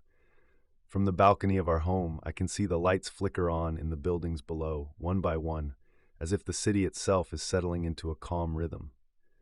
I take a sip from my glass of wine, the crisp taste grounding me as I lean back in my chair and let the warm evening air wash over me.